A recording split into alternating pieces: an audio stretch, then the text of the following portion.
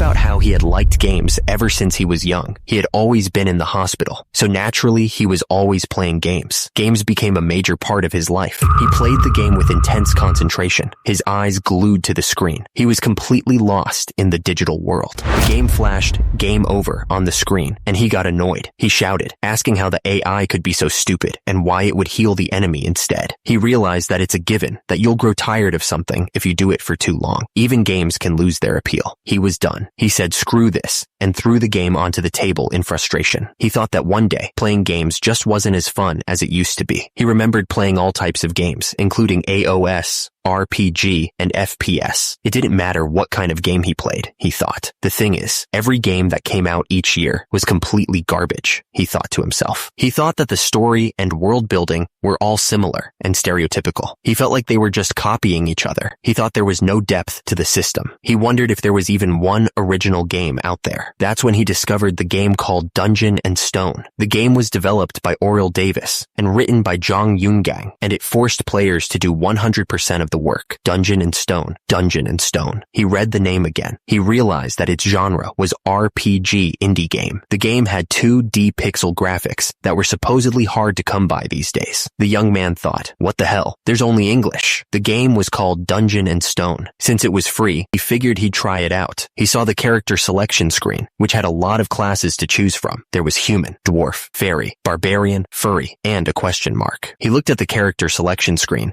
and saw the barbarian class. He figured he wasn't going to play much, so he'd just choose whatever. It had been a while since he played a vertical scroll game. The screen showed his character's stats, level 1, with skills like roar. The game suggested he find a right companion, and the young man realized that's what he was supposed to do. He thought the illustration was nice, but soon enough, he was getting really into the game. He looked focused and determined. He glanced at the clock and was shocked. What the hell? When did it get so late? He hadn't realized how much time had passed. He became obsessed with Dungeon and Stone. The game was so much fun. He was completely hooked. Dungeon and Stone had some interesting features. Some might call them unique. Others might call them absolutely garbage. The game required a NPC teammate. And in this game, when you die, you are really dead. No coming back. The only options were to start a new game or delete it. You had to start all over again. At first, it was fun. The young man yelled, saying he died because of the priests when he was almost there. He was furious. A woman in the room asked him to please be quiet. He apologized, saying he was sorry. He looked a little embarrassed. The young man muttered to himself that there was a trap, calculating that he needed to go up 3, left 4, and down 1. He looked focused, trying to figure out the solution. And later, he was just too stubborn trying to beat the game. He wasn't going to give up. Turns out it was such a failed game that there were no tutorials, neither in Korean nor English. Then, however long it takes, he would beat it on his own. He was determined to finish it. The young man looked serious, ready to face any challenge. He wasn't going to back down now. He thought back to when he first started playing the game in the hospital. He had no idea how much it would consume his life. From getting drafted as a public service worker to going back to university, graduating, going to interviews, getting assigned to a company, and going to and from work, he always had the game on his mind. He was obsessed with selecting his character, Furion or Polly, Barbarian Furion or Polly. He always continued to play Dungeon and Stone. It was the one constant in his life. He would always die and see the "you died" message. That's insane. He would just press the button to start a new game and keep playing. He died again and again and again. He checked the level and stats of his character. Level 7, ability 50, vitality 4, HP 140, comprehensive battle index 53. Then he died again at level 25. He just kept playing. 9 years passed in the blink of an eye. He had been playing this game for almost a decade. Finally, after all that time, the moment had arrived. He was so close to the end. It was the final boss room. He was about to finish the game. The gate of the abyss, Usaos, loomed before him. He could almost taste victory. He asked if anyone had seen that, if there were any other players who had gotten this far. He was the best. He shouted that he had sacrificed his 20s for this game. 9 years. He was so ready to finally beat it. Up on the screen, a message popped up. It asked if he wanted to enter the boss room. Of course, the answer was yes. The game warned that he might never come back if he went in there. It asked if he really wanted to enter. He wondered if it was because it was the final boss that it felt so ominous. The young man was not intimidated at all. He thought there was no way he wouldn't go in after getting this far. The screen flashed as it started loading. He didn't expect to win on his first try. He was going to gather as much info as possible to plan a strategy. The young man wondered how many patterns the boss would have and what its attributes were. It probably had an ultimate move too. He wondered what would happen if he just killed the boss in one go after all this prep. But then he was like, huh? Was it already done? That was why. The screen flashed a message. He had reached the abyss. He had been slow to catch on. The tutorial was complete.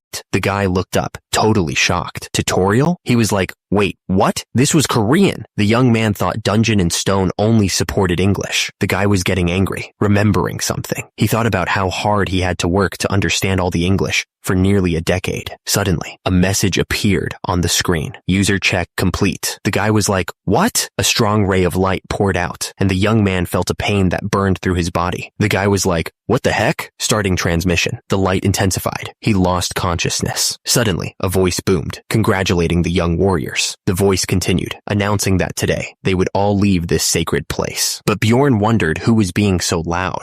The voice boomed again, saying that when they opened their eyes again, they would become proper warriors. The warriors looked up, ready for anything. Bjorn was completely confused by what was going on. Turns out, he was faced with an unbelievable situation. Bjorn looked around and realized that they were using torches instead of LED lights. He was still trying to figure out what was going on. He noticed that there were muscular barbarians everywhere he looked. It was quite a sight. A weird man was giving a speech, telling them to pick a weapon that fit them. The speaker seemed very excited about it. Bjorn wondered what the man was talking about. He realized he was understanding a language he had never heard before, and he was confused about why he was even there in the first place. Bjorn told himself to calm down. He was clearly overwhelmed by the situation. Bjorn was trying to figure out what he was supposed to do, since this felt like the start of a really hard game. He was sweating a bit, trying to stay calm. Suddenly, a thought popped into his head. He needed to understand the situation and get as much information as he could. Bjorn started checking his body, but he was confused. He didn't understand what was happening. He noticed that he had rough hands, strong muscles, and tattoos all over his body. The young warrior realized his body was moving freely. Bjorn stood there, trying to get a grip on the situation. He looked around, trying to understand where he was. Bjorn was shocked. He looked at his hands and wondered what was going on, asking himself if this was really his body. Bjorn realized this was really him, and he looked up with determination. He shouted for those who were called to come forward, his voice echoing through the area. Bjorn was confused by the situation, but he kept his cool. He recognized one of the men as Karak, Venon's third son, and wondered what the hell was going on. The tension was thick in the air as Karak stood face to face with another warrior. The two men were ready to fight, the fiery background adding to the intensity of the moment. The warrior's hand tightened around his weapon, preparing for a fight. He wasn't going to back down, no matter what. The guy with the beard grinned, showing off the double-headed axe. He seemed pretty happy with his choice. The man in the back looked on with a smirk. The man shouted that Vanon's third son, Karak, was now a warrior. His voice boomed through the area, and immediately, he called for Feneline's second daughter, Einar, to step forward. The man looked off to the side, his brow furrowed. He thought that this situation seemed familiar. Something about it was making him uneasy. Turns out, young warriors were picking their weapons. The whole scene was like a deja vu moment for the man. The man with the spear was told it was a fitting weapon for a bright man like him. He seemed pleased with the compliment. On the other hand, the woman with the sword grinned confidently. The narrator continued, saying that being acknowledged as a warrior was a great honor for the young warriors. He spoke with such force, it seemed to echo through the room.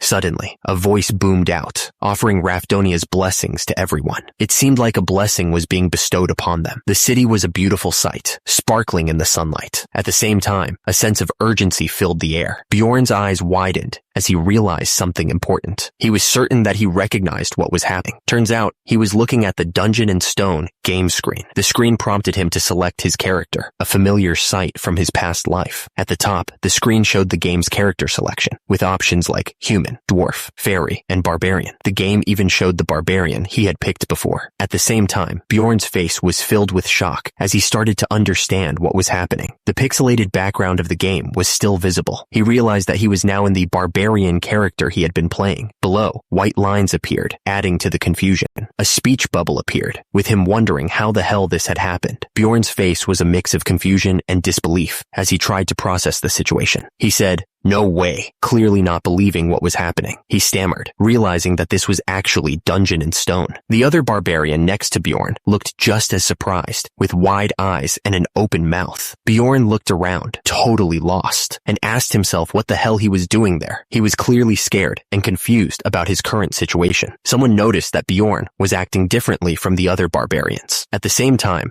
Einar looked down, lost in her own thoughts. Bjorn realized he wasn't the only one who had been pulled into the game. He wondered who had just spoken out loud. The tension in the air was thick as the old barbarian watched everything unfold. His expression was serious, like he knew something was about to happen. The old barbarian asked when he had arrived, wondering if Bjorn was the other person who had entered the game. He stared intently, waiting for an answer. The man yelled, filled with rage. His face was red, and sweat dripped down his forehead as he screamed. He continued, blaming everything on some stupid dude. The man pointed with fury. His eyes narrowed. Then, the text bubble appeared, indicating someone was about to speak. Someone apologized nervously, looking scared. He was sweating, and his eyes were wide with fear. The first man accused someone, saying it was them. His face was full of anger, and he glared intensely. Bjorn looked around, his eyes wide with disbelief. He asked if this place was really Dungeon and Stone. The warrior was clearly not expecting this. Then, a voice responded to him, asking what he was talking about. The question hung in the air, unanswered. At the same time, a barbarian swung his axe down with incredible speed. Bjorn looked up, seeing the attack coming right at him. Bjorn stared, his eyes wide with shock. He couldn't believe what he was seeing. Bjorn's eyes widened even further, his face contorted in disbelief. He exclaimed, "What the hell?" The young man was completely taken aback by the scene. Bjorn was bleeding, but he kept his cool. He told himself to calm down, and immediately after, the young man realized he would be dead if he showed any emotion. The man declared that Kadua's son, ORM, had been possessed by an evil spirit. His voice was filled with anger. The guy put his hand on another man's shoulder. He ordered everyone to erase what the evil spirit had said from their memories. Bjorn was standing there, looking at the scene. He realized that they were going to continue with the coming-of-age ceremony. The young warrior understood what was going on. Bjorn was thinking about what it meant to be an evil spirit in this world. He realized that people like him, those who came into the game, were labeled as such. The young man's expression was one of dawning understanding and concern. He knew he had to be careful. He understood that if anyone found out he was an evil spirit, he would die. The warrior's eyes widened with fear at the thought. He shuddered, thinking about what almost happened. It could have been his head rolling on the ground right then and there. The thought terrified the young man. Bjorn steeled himself, knowing what he had to do. He needed to get through this without being found out. The young warrior focused on the task ahead. Suddenly, the speaker announced the next participant.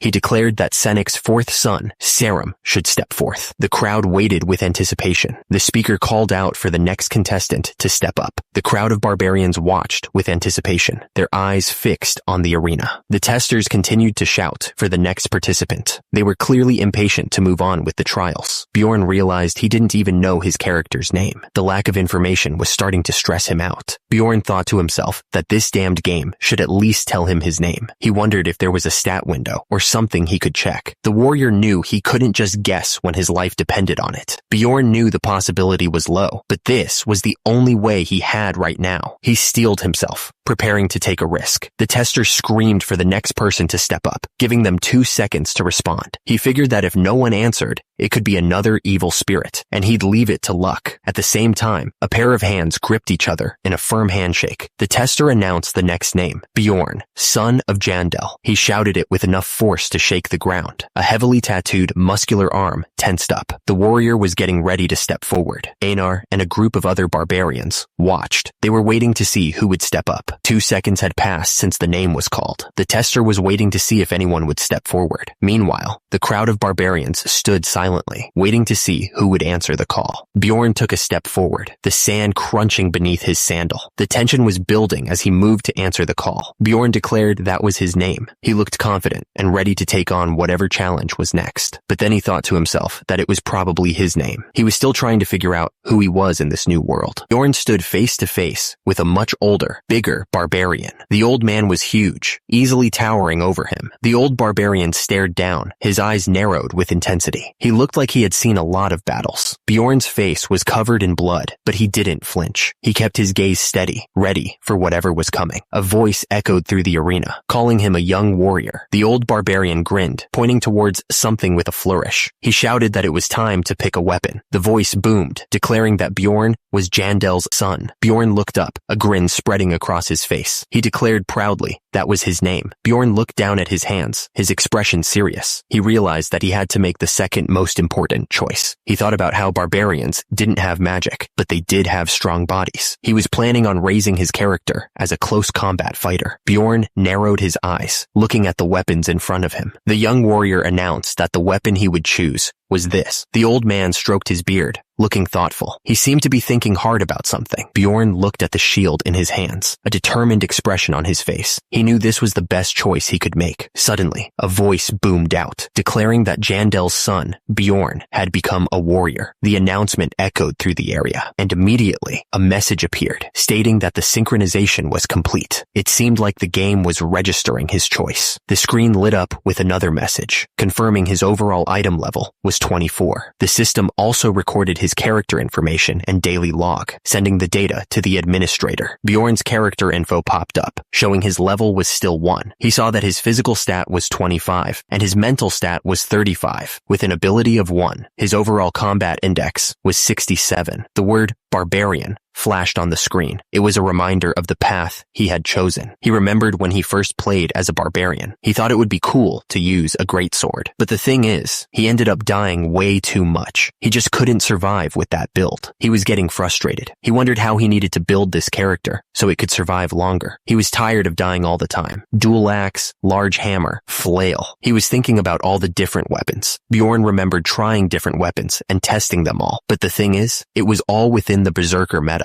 And one day, he had this thought. He was looking at the weapons, trying to figure out a new strategy. He wondered if a barbarian had to be played as a dealer. Barbarians are a race with high vitality and strength, after all. While it might not be as good of a tanker as a dwarf, it still possesses the base for a tanker. He realized a shield might be the answer. Bjorn admitted he didn't really like doing this, since this combat method needed a lot of training. Still, he figured it'd be a pity to waste all his research efforts so far, so he decided to give it a shot. And immediately, a massive explosion erupted. The force of the blast shook the entire area. Bjorn stood tall, his shield covered in blood. The enemy was down for the count, clearly defeated. A disembodied voice stammered, clearly shocked by the turn of events. The word clear echoed in the air. At the same time, a game screen popped up, showing his stats. It showed player level 35, body 82, mentality 82, agility 45, item level 10, and comprehensive 225. The screen showed he did damage to the cockatrice, and the cockatrice did 7 damage, but it bounced off. And the screen showed that he got 1 experience for his skill, Smash. The screen said it was effective, and he knocked down a cockatrice. And the final text read, "What an OP character." Bjorn looked determined. He thought to himself that this current decision was the most rational one that he could make right now. He was trying to calm himself down and prepare for what was about to happen. He psyched himself up, declaring that he wouldn't regret it. He had to be strong and face whatever came next. There was no turning back now. Bjorn shouted for them to open up the gates. The heavy chains started to move, signaling the beginning of the ceremony. The atmosphere was tense as everyone waited for the entrance to open. The massive gates slowly creaked open, revealing a dark and ominous path. The air grew heavy with anticipation as the moment of truth approached. Everyone watched, holding their breath. The narrator explained that barbarians who had gone through the coming-of-age ceremony would enter the labyrinth. The young barbarians looked nervous, but they knew this was their destiny. They had to prove themselves. The man declared that they would go to the city with a labyrinth. His face was full of anger, like he was ready to fight. The warriors began to depart through the massive gates of Rafdonia. The chains rattled as they moved, creating a sense of foreboding. The man shouted that their fate lay in that place. He looked intense, wanting to make sure they understood the importance of their mission. The crowd of barbarians charged forward, their faces filled with determination. They were ready to face whatever challenges lay ahead. Bjorn thought to himself that he would run along with them for now. The young man's expression was serious, knowing that he had no other choice but to join the others. The barbarians kept running forward, but some started to wonder if they even knew where they were going. They looked around nervously, realizing they might be lost. Suddenly, a loud voice boomed out, telling everyone to stop. The sudden command echoed through the area. The man shouted that he thought they had lost their way. He looked really worried. The man continued, saying that Karak, Venom's third son, had led them in the wrong direction. He didn't think that Karak deserved to be their leader and needed to take responsibility. All right, Karak told everyone to stop. He admitted that he wasn't qualified to be the leader and would step down. Einar stepped up and shouted that she would be the one to lead everyone. She looked confident and ready to take charge. Einar was wise and should be able to lead everyone to the right path, she thought. The barbarian woman smiled, feeling confident in her abilities. Meanwhile, one of the guys admitted that he thought he was lost. He looked at Einar with a worried expression. Einar looked shocked and asked if it was happening to him too. She clearly didn't expect another person to be lost. The men shouted, wondering how this could be. They needed to get to the labyrinth within the time limit. People started arguing that Einar didn't deserve to lead. They thought that Jin, Tatron's second son, should be the one in charge. Others disagreed, and the whole situation was quickly turning into a mess. The arguing was getting out of hand, and one of the guys thought they were all brainless. He realized that if this kept going on, they might never reach the labyrinth. However, he didn't want to attract attention just yet. Einar suddenly called out, saying, "Hey." She was trying to get someone's attention. Bjorn was standing in front of her. Einar asked Jondel's son if he was also there to blame her. She looked worried and defensive. Bjorn denied it. He told her that he was there to tell her how to get to the labyrinth. The young man seemed serious and determined to help. Bjorn put his finger to his lips, signaling her to be quiet. He didn't want anyone to hear them talking. Einar looked surprised and asked how. She really wanted to know how to get to the labyrinth. Bjorn told her that she just needed to follow those guys. He pointed towards a group of people walking away. One of the people in the group said that there were barbarians swarming over there. He called them foolish savages and said they wouldn't get anywhere so late at night, all armed. Einar said that she understood and would give it a try. She looked determined to follow Bjorn's advice. Einar announced that she had found the way to the labyrinth. The crowd cheered and said that she was wise, but Bjorn wondered if they were really not brainless. Einar shouted to follow her. Her voice echoed through the night sky. The labyrinth was right in front of them. It pulsed with a strange energy. The crowd cheered as they saw the labyrinth, calling it the sacred dimension of battle. Down below, Bjorn cursed under his breath, realizing that it was really the labyrinth. Bjorn wondered if it was really the right decision to enter the labyrinth. He looked worried. Bjorn stood alone for a moment, thinking that nobody would even notice if he just walked away. He knew he could slip away without anyone even realizing it. He thought back to his life before, when he had been sick all the time. He remembered being stuck in a hospital bed. Bjorn wondered how someone like him, who had never even thrown a punch, could possibly survive in the labyrinth. He looked up, his eyes narrowed, questioning if he was strong enough. Bjorn cursed the taxes of Rafodnia, wondering if there was any other way to pay them besides risking his life in the labyrinth. The system seemed designed to screw everyone over. It was one of the worst systems in the game, Dungeon and Stone. All citizens had to pay taxes from the age of 20, or they would be executed. The whole thing was messed up. There were a few ways to get money in this world, but the most common way was to go into the labyrinth and fight monsters. It was a dangerous job, but it paid the bills. Another option was to work at places like the village bars. It was safer than fighting monsters, but the pay wasn't as good. The thing is, Bjorn declared that he was a barbarian. The people in charge were not impressed and said they didn't hire savages. They were worried he would destroy their things, and they had no work for foolish barbarians. He realized that in this game, a barbarian couldn't do any normal work. Because of that, the barbarian class was the only one that received a weapon as soon as they started the game. If that wasn't the case, he wouldn't have to fight monsters. Time was running out fast. There were only 10 minutes left before the labyrinth entrance shut down. Bjorn realized that he had a big problem. He didn't know what to do. The biggest issue was that the labyrinth only opened once a month. If he missed this chance, he would be stuck.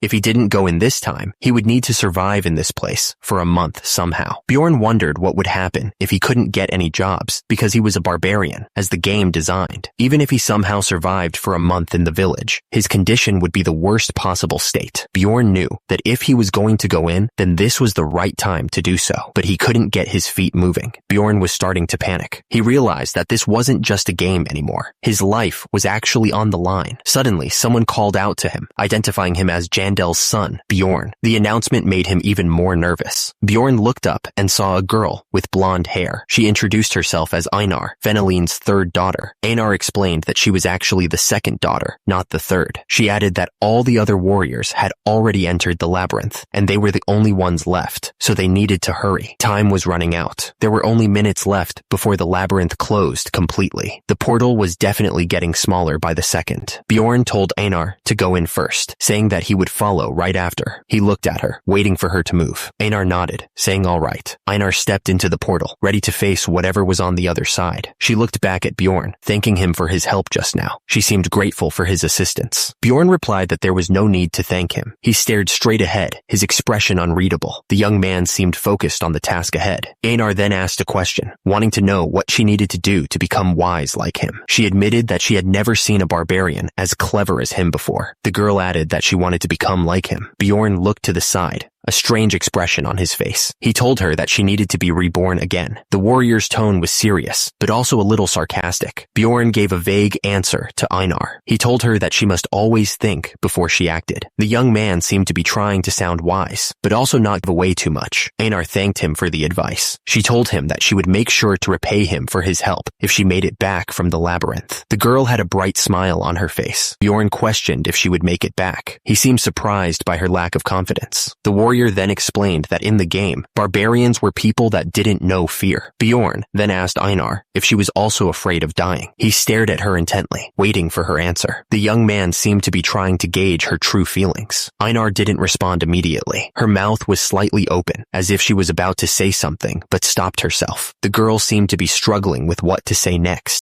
Einar said that it was natural. She seemed to be agreeing with Bjorn's point about fear. The girl looked up at him, waiting for his reaction. Bjorn then spoke about his own fears. He admitted that he was afraid of dying, but he had been born as a warrior. The young man seemed to be trying to come to terms with his situation. Bjorn continued, explaining that he would die if he didn't fight. He then asked Einar if it wasn't the same for her. The warrior was trying to understand if they were in the same boat. Bjorn realized that it was. He thought that they were the same as him, and they simply had no choice but to fight. The young man seemed to be finding some comfort in that realization. Bjorn explained that if they didn't kill monsters, they wouldn't be able to survive in the city. He knew that the only way to live was to keep fighting. The warrior looked determined. Bjorn declared that they should survive and meet again. He added that barbarians learned to overcome their fear and push forward, and that they were truly amazing. The young man looked determined to live. Bjorn then declared that he, too, was a barbarian. He raised his shield higher, showing his resolve. The warrior seemed ready to face whatever came next. Suddenly, a warning appeared, saying that there was only 1 minute left until the labyrinth closed. The foot seemed to be hurrying, trying to get out in time. Bjorn admitted that he was scared, but he was trying to push through it. He looked determined, despite the fear in his eyes. The young man knew what he had to do.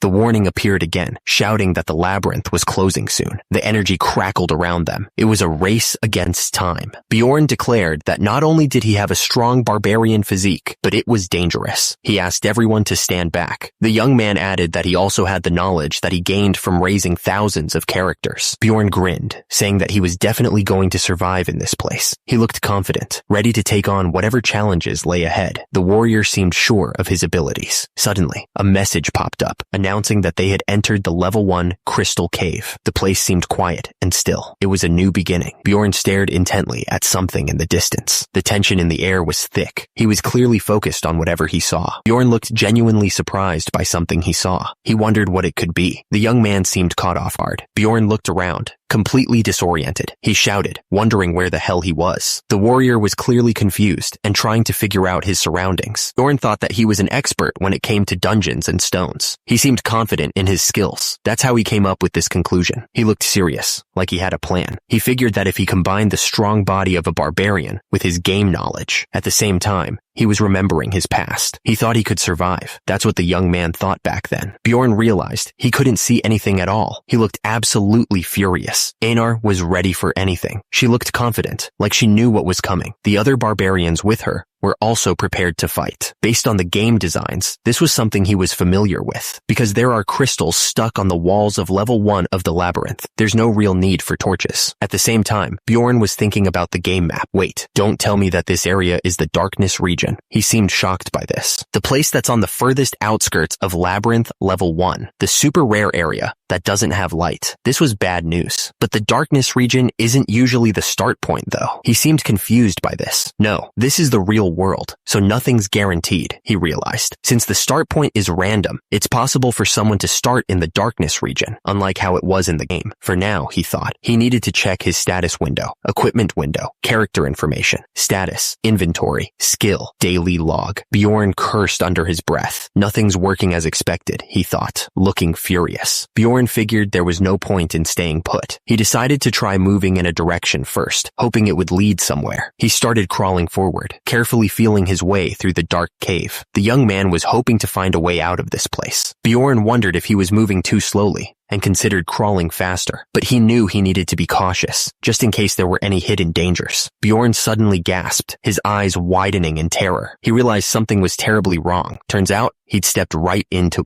a goblin trap. The warrior was completely caught off guard. The trap clamped down hard on his foot, drawing blood. The pain was intense, but he knew he couldn't afford to make a sound. The system then flashed a message, confirming the obvious. He'd stepped into a goblin trap. This was just great. Bjorn gritted his teeth, trying to endure the pain. He told himself he needed to calm down and not panic. He knew he couldn't let out any sound, no matter how much it hurt. Silence was his only defense right now. He knew goblins were the kind of monsters that used traps on level 1. Bjorn figured the scumbag who laid this trap was probably waiting somewhere nearby. Bjorn's face was a mask of pain and concentration. Sweat dripped down his forehead as he tried to stay quiet. He kept his eyes narrowed, trying to stay focused. Bjorn wondered if the goblin was even nearby. He told himself that might be the case. If he was lucky, the goblin might have gone away for a moment. Bjorn gripped his shield tightly. He knew such relieved thoughts were the most dangerous ones. He thought to himself that if there's a trap, there must be a goblin nearby. The young man realized that if a goblin heard his scream, Bjorn coughed, realizing that a goblin had spotted him after he got caught in the trap. At the same time,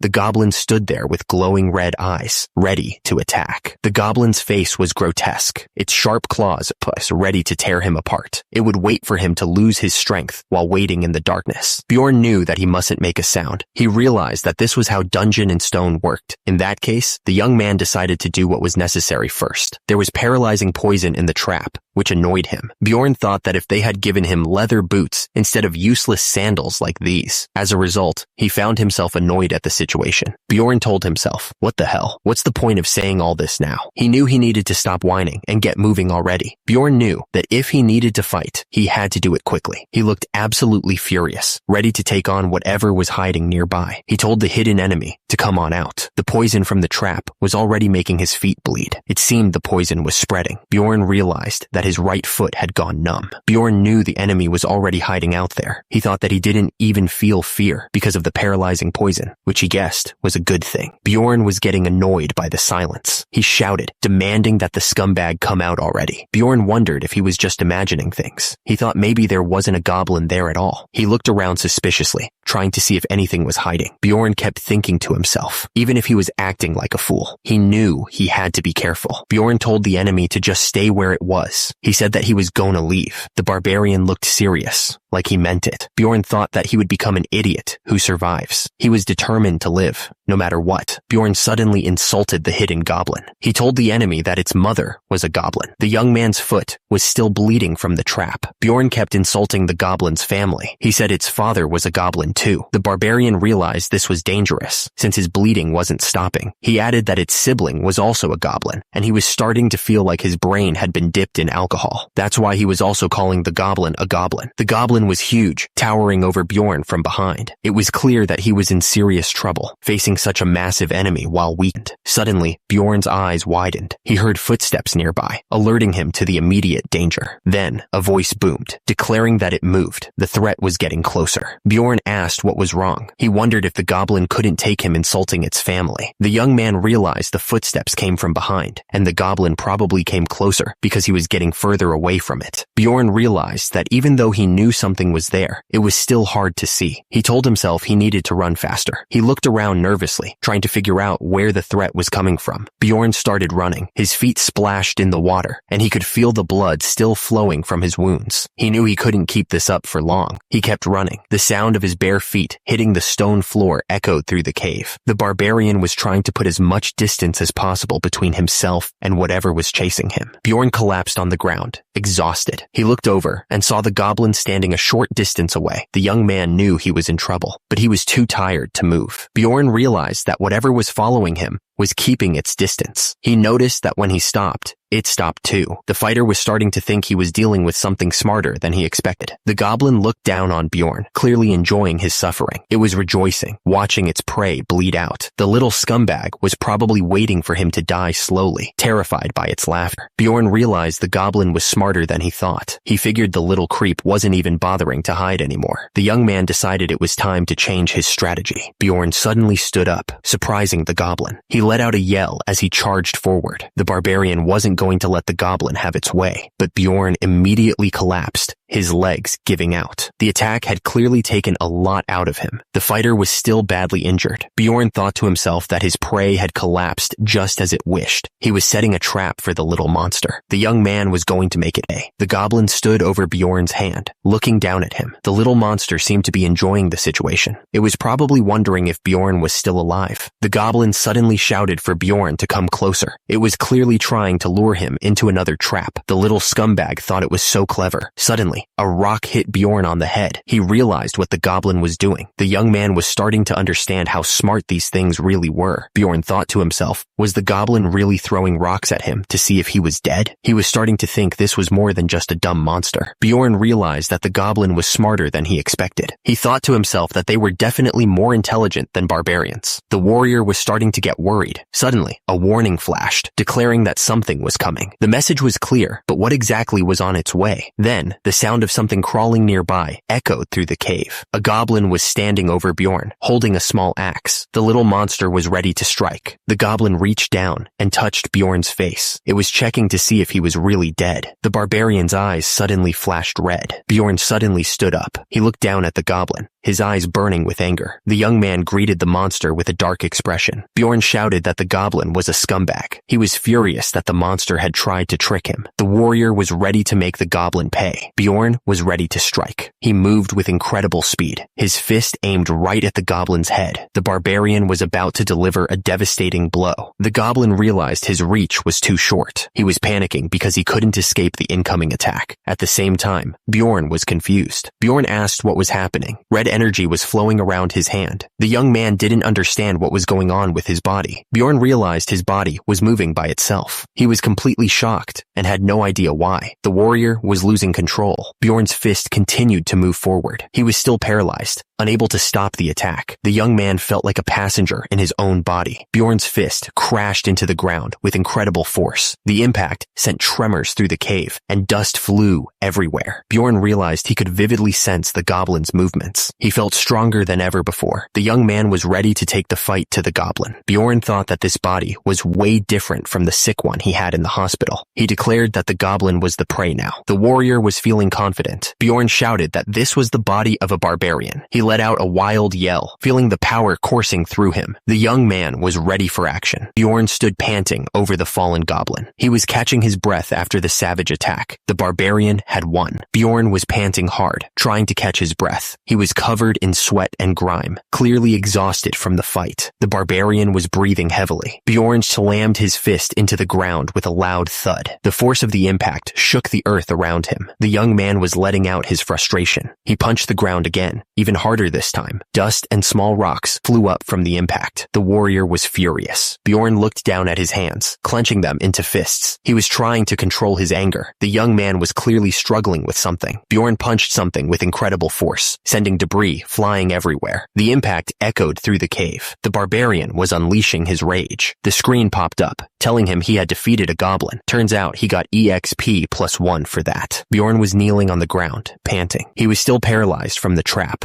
but at least the goblin was dead. Bjorn's eyes widened. He noticed the goblin's body was starting to disappear. He was shocked by this. A bright flash filled his vision. It was just like in the game, he realized. And then a crystal appeared on the ground. He wondered what it was. Bjorn was thinking about money. The currency that's being used in Dungeon and Stone was. Bjorn stared at the crystal. It was a grade 9 magic crystal. Its value was. The crystal was worth a piece of bread. He couldn't believe it. Bjorn's face was filled with disappointment. A tear rolled down his cheek as he realized the value of his reward. Bjorn was furious. He thought to himself that this was what he got for going through all that garbage. Bjorn was still stuck in the trap. He thought to himself, right. The screen went black. The text simply said, "This place." At the top, the panel showed several monsters. Below, the text explained that it was a world where labyrinths and monsters existed, and that dead monsters would leave items behind before disappearing. Meanwhile, the image shifted to a city. The text explained that outside the labyrinths, there were familiar game sceneries and other races living together. The screen changed to red. Bjorn realized that this was definitely the world within the game that he knew. Bjorn was still stuck in the trap, and he was in pain. He thought to himself, but he was determined. Bjorn told himself that he would never confuse his reality by thinking it was just a game. Bjorn finally managed to get free. He started walking deeper into the cave, but the blood on the ground made him nervous. The system kept telling him that he was still bleeding. It was like the game wanted to make sure he didn't forget his situation. The message appeared again. He was still bleeding. The blood trail he was leaving behind was getting bigger. Bjorn was lying on the ground, panting heavily. He was clearly exhausted from crawling, but he kept pushing himself forward. Bjorn was breathing hard. He cursed, realizing that he was still bleeding, but at least nothing was broken. He kept crawling. Bjorn admitted that giving up his pride as a human had its perks. Since he wasn't using his injured leg, it didn't hurt as much, and he was actually moving faster than he thought. Bjorn was thinking about how great it would be to not step on any more traps. He really wanted to be done with those things. But then, crap. Bjorn realized he was caught in another trap. He cursed, saying there was another one. Bjorn was trying to stay positive. He told himself that other parts of his body were hurting now, but he could endure it to survive. At the same time, the system kept reminding him that he was still bleeding. The bleeding just wouldn't stop. He could see the blood flowing from his leg, and just to make sure he didn't forget, the system repeated that he was still bleeding, over and over. Bjorn was breathing heavily, clearly in a bad spot. He realized that this was dangerous, and he needed to find someone who could help him, fast. Bjorn was still crawling through the darkness, trying to find a way out. He was breathing hard and sweating, but he told himself that if he kept going in one direction, he would get out of there. Bjorn wondered what had happened to that other guy from before. He was curious if he had died, or if he had woken up back in his original body. Bjorn kept thinking about his situation. He figured he was bleeding so much he understood why humans had religions. At the same time, the system kept reminding him that he was still bleeding. The system kept repeating the same message over and over. It warned him that there was less than 5% of his vitality left. In a moment of despair, it provided a distraction. The system warned that if he didn't get treatment soon, he might die. He was in serious trouble. Bjorn was thinking about his situation. It was just like him to be in a mess like this. Bjorn kept crawling forward. He was leaving a trail of blood as he went. Bjorn figured he was doing well because it was getting brighter. He added that the entire first floor couldn't be covered in darkness. Bjorn knew he needed to get to a lighter area. He could see the light at the end of the tunnel. Bjorn was sure there were 1 or 2 people who could help him, but he immediately realized what a joke that was. Bjorn was standing over another person. He looked down with a smirk, like he knew something the other didn't. The barbarian was clearly enjoying this. Bjorn was still seeing things. He asked himself why anyone would help a dying barbarian like him. The young man wondered if he needed to be a beautiful woman or an intelligent man to get help. Bjorn thought he was going insane. He said that he guessed he was pretty smart, since he was talking to himself. The fighter wondered what he was going to do if he didn't keep going forward, saying he needed to do something. He figured he was seeing illusions now. He had to push forward. Bjorn was starting to lose it. He figured he would probably run into a monster before he encountered a human. The young man hoped he would at least have better vision than now. Bjorn was sure he was going crazy from losing too much blood. He told himself that he needed to survive no matter what. Then he questioned himself, wondering how he could possibly do that in his current state. And immediately, he heard a voice in his head calling him a loser and saying he was about to die. It told him to just give up and be comfortable. Bjorn refused to give up no matter what. He wouldn't let this beat him. The barbarian was determined to survive. Suddenly, a light appeared. A warning popped up, saying that less than 4% of his vitality remained. Bjorn was breathing heavily, his eyes wide with fear. He pleaded for anyone to help him. Suddenly, a group of adventurers appeared above him. They were all staring down, seemingly surprised by what they saw. One of the adventurers, Drouse, pointed down. He told the others that there was a dying barbarian over there. Another one asked if it was a barbarian. A warning popped up, saying that less than 4% of his vitality remained and that he was still bleeding. Then another warning appeared, saying that less than 2% of his vitality remained. But he got an achievement. His mental stat would keep rising by 1. Bjorn looked up at the adventurers with a pained expression. He thought to himself that the guy looked like a novice. The barbarian then pleaded for them to help him, calling them jerks. One of the adventurers wondered if it was suspicious. The situation seemed strange to the group. One of the adventurers looked down, confused. He wondered out loud how a novice could have gotten there faster than they did. The adventurer seemed annoyed by this. Back on the ground, Bjorn was struggling to speak. He tried to say something, but all that came out was a pained groan. It was getting harder to stay conscious. Bjorn's face was covered in blood and sweat. He gritted his teeth, trying to endure the pain. Every breath was a struggle. Meanwhile, the adventurer was still staring down at him. Bjorn, desperate, cursed and demanded that they stop staring and help him. He was running out of time. The adventurer looked down with a sly smile. He seemed to be enjoying Bjorn's suffering. Something wasn't right about this guy. One of the adventurers asked Priestess Ursina if she could heal the injured man. Bjorn, who was lying on the ground, was shocked. He thought to himself, "What? A priestess? There's a priestess in your party?" The priestess looked down, and Bjorn realized that if they had a priestess, they must be pretty strong. He thought he was saved, but then he immediately refused the help.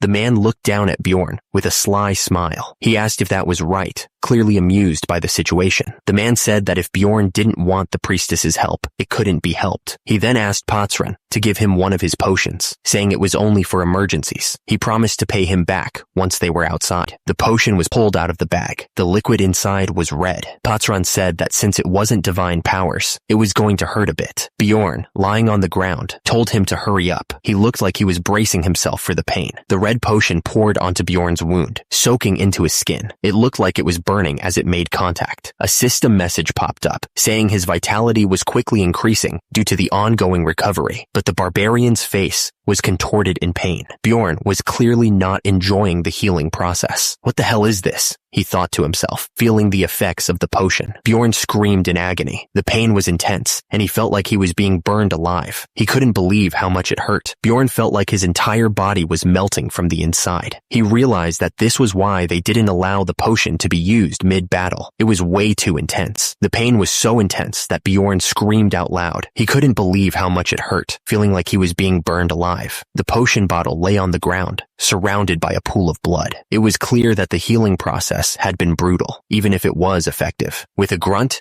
Bjorn pushed himself up from the ground. He was still breathing heavily, but he managed to get back on his feet. Bjorn stood there, catching his breath. The barbarian still felt the after effects of the potion, but he was ready to move on. Bjorn's face was covered in sweat. He thought to himself that he really thought he was gonna die. The barbarian was clearly shaken by how close he had come to death. Someone spoke from the shadows, demanding to know how a novice like him had gotten there before them. The voice sounded suspicious, like they didn't believe he was telling the truth. A figure in full armor stood over Bjorn, casting a long shadow. The armored warrior looked down on him with a cold, assessing gaze. Bjorn looked up at the armored figure, who made it clear that they were willing to pay for information about a secret passage. The barbarian realized that was their real objective all along. Bjorn explained that it was probably for the best, since goodwill without a reason was suspicious. He added that he didn't know how he got there. He just stepped into the labyrinth and ended up in that place. The armored figure considered what Bjorn had said. He explained that due to the dimensional instability, people could fall into the outskirts of darkness sometimes. He added that the probability was so low that it only happened once every 100 years. Bjorn listened carefully. He repeated, questioning if it only happened once every 100 years. The barbarian was surprised by how rare the event was. The mage and priestess stood side by side. They had a mage and priestess in their party, which meant they were at least mid to high level. The pair looked like they had seen their fair share of battles.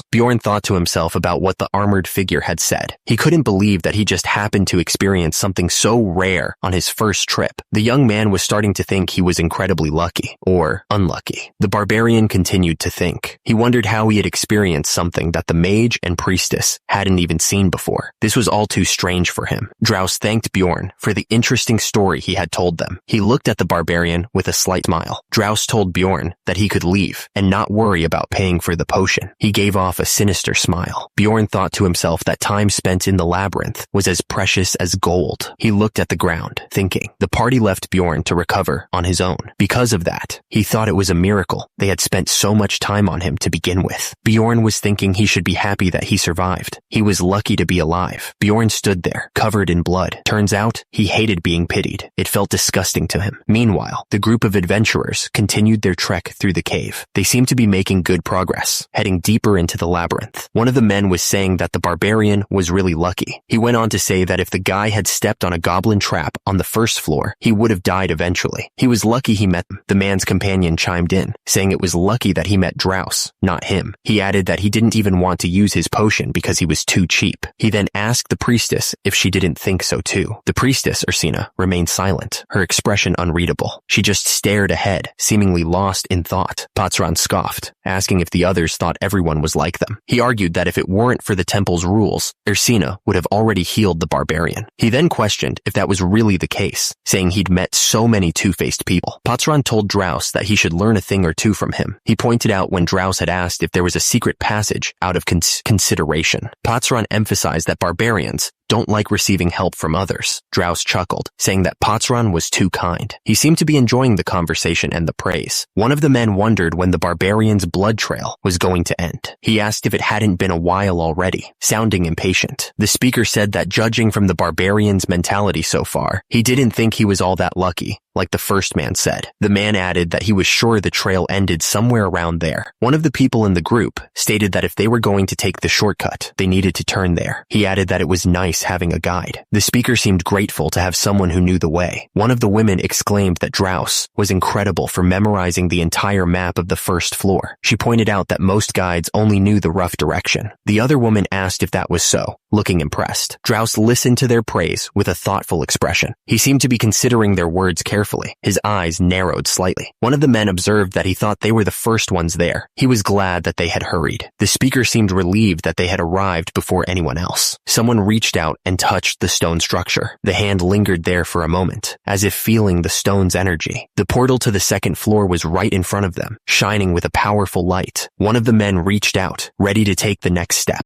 The man declared that the portal would take them to the second floor. He told everyone to go, smiling confidently. One of the women started walking towards the portal, ready to go to the second floor. She seemed eager to continue the adventure, but someone suddenly yelled for them to wait. The group stopped, turning to see what the problem was. One of the people pointed out a sandal on the ground, covered in blood. She recognized it as the one the barbarian had been wearing earlier. The man with the white hair looked up, realizing something important. He said that he thought the other person was right, with a serious look on his face. The camera panned down to the dark cave, showing a faint light source. The cave looked dangerous and mysterious. Back with the group, they all looked worried. They seemed to be discussing the missing barbarian and what might have happened to him. Draus asked how long it would take to get back to where they found the barbarian. He wanted to know the distance, especially if they didn't take the shortcut. The man smiled creepily, finding something funny. He thought it was amazing that the barbarian had crawled so far in the dark, calling the guy a monstrous scumbag. Ursina stared at Draus, saying that the barbarian had to be out of his mind. She asked Patran if he agreed with her, looking at him expectantly. Draus thought to himself, wondering if he would have crawled for hours without any certainty. He couldn't imagine doing that. Patran looked up, realizing something important. He mentioned that, thinking back on it now, the barbarian was holding out his right hand toward them. The group remembered that he showed them the magic crystal. At the same time, the barbarian was still clutching the crystal tightly in his hand. Patran realized that even after crawling that entire time, the barbarian didn't forget his trade item. He was impressed by the man's dedication. The man's expression twisted into a sly grin as he realized something. He admitted that he was wrong before, because the barbarian wouldn't have had anything else to trade. Then, another voice broke the silence. He asked Draus what the barbarian's name was. Another voice boomed out, rejecting the idea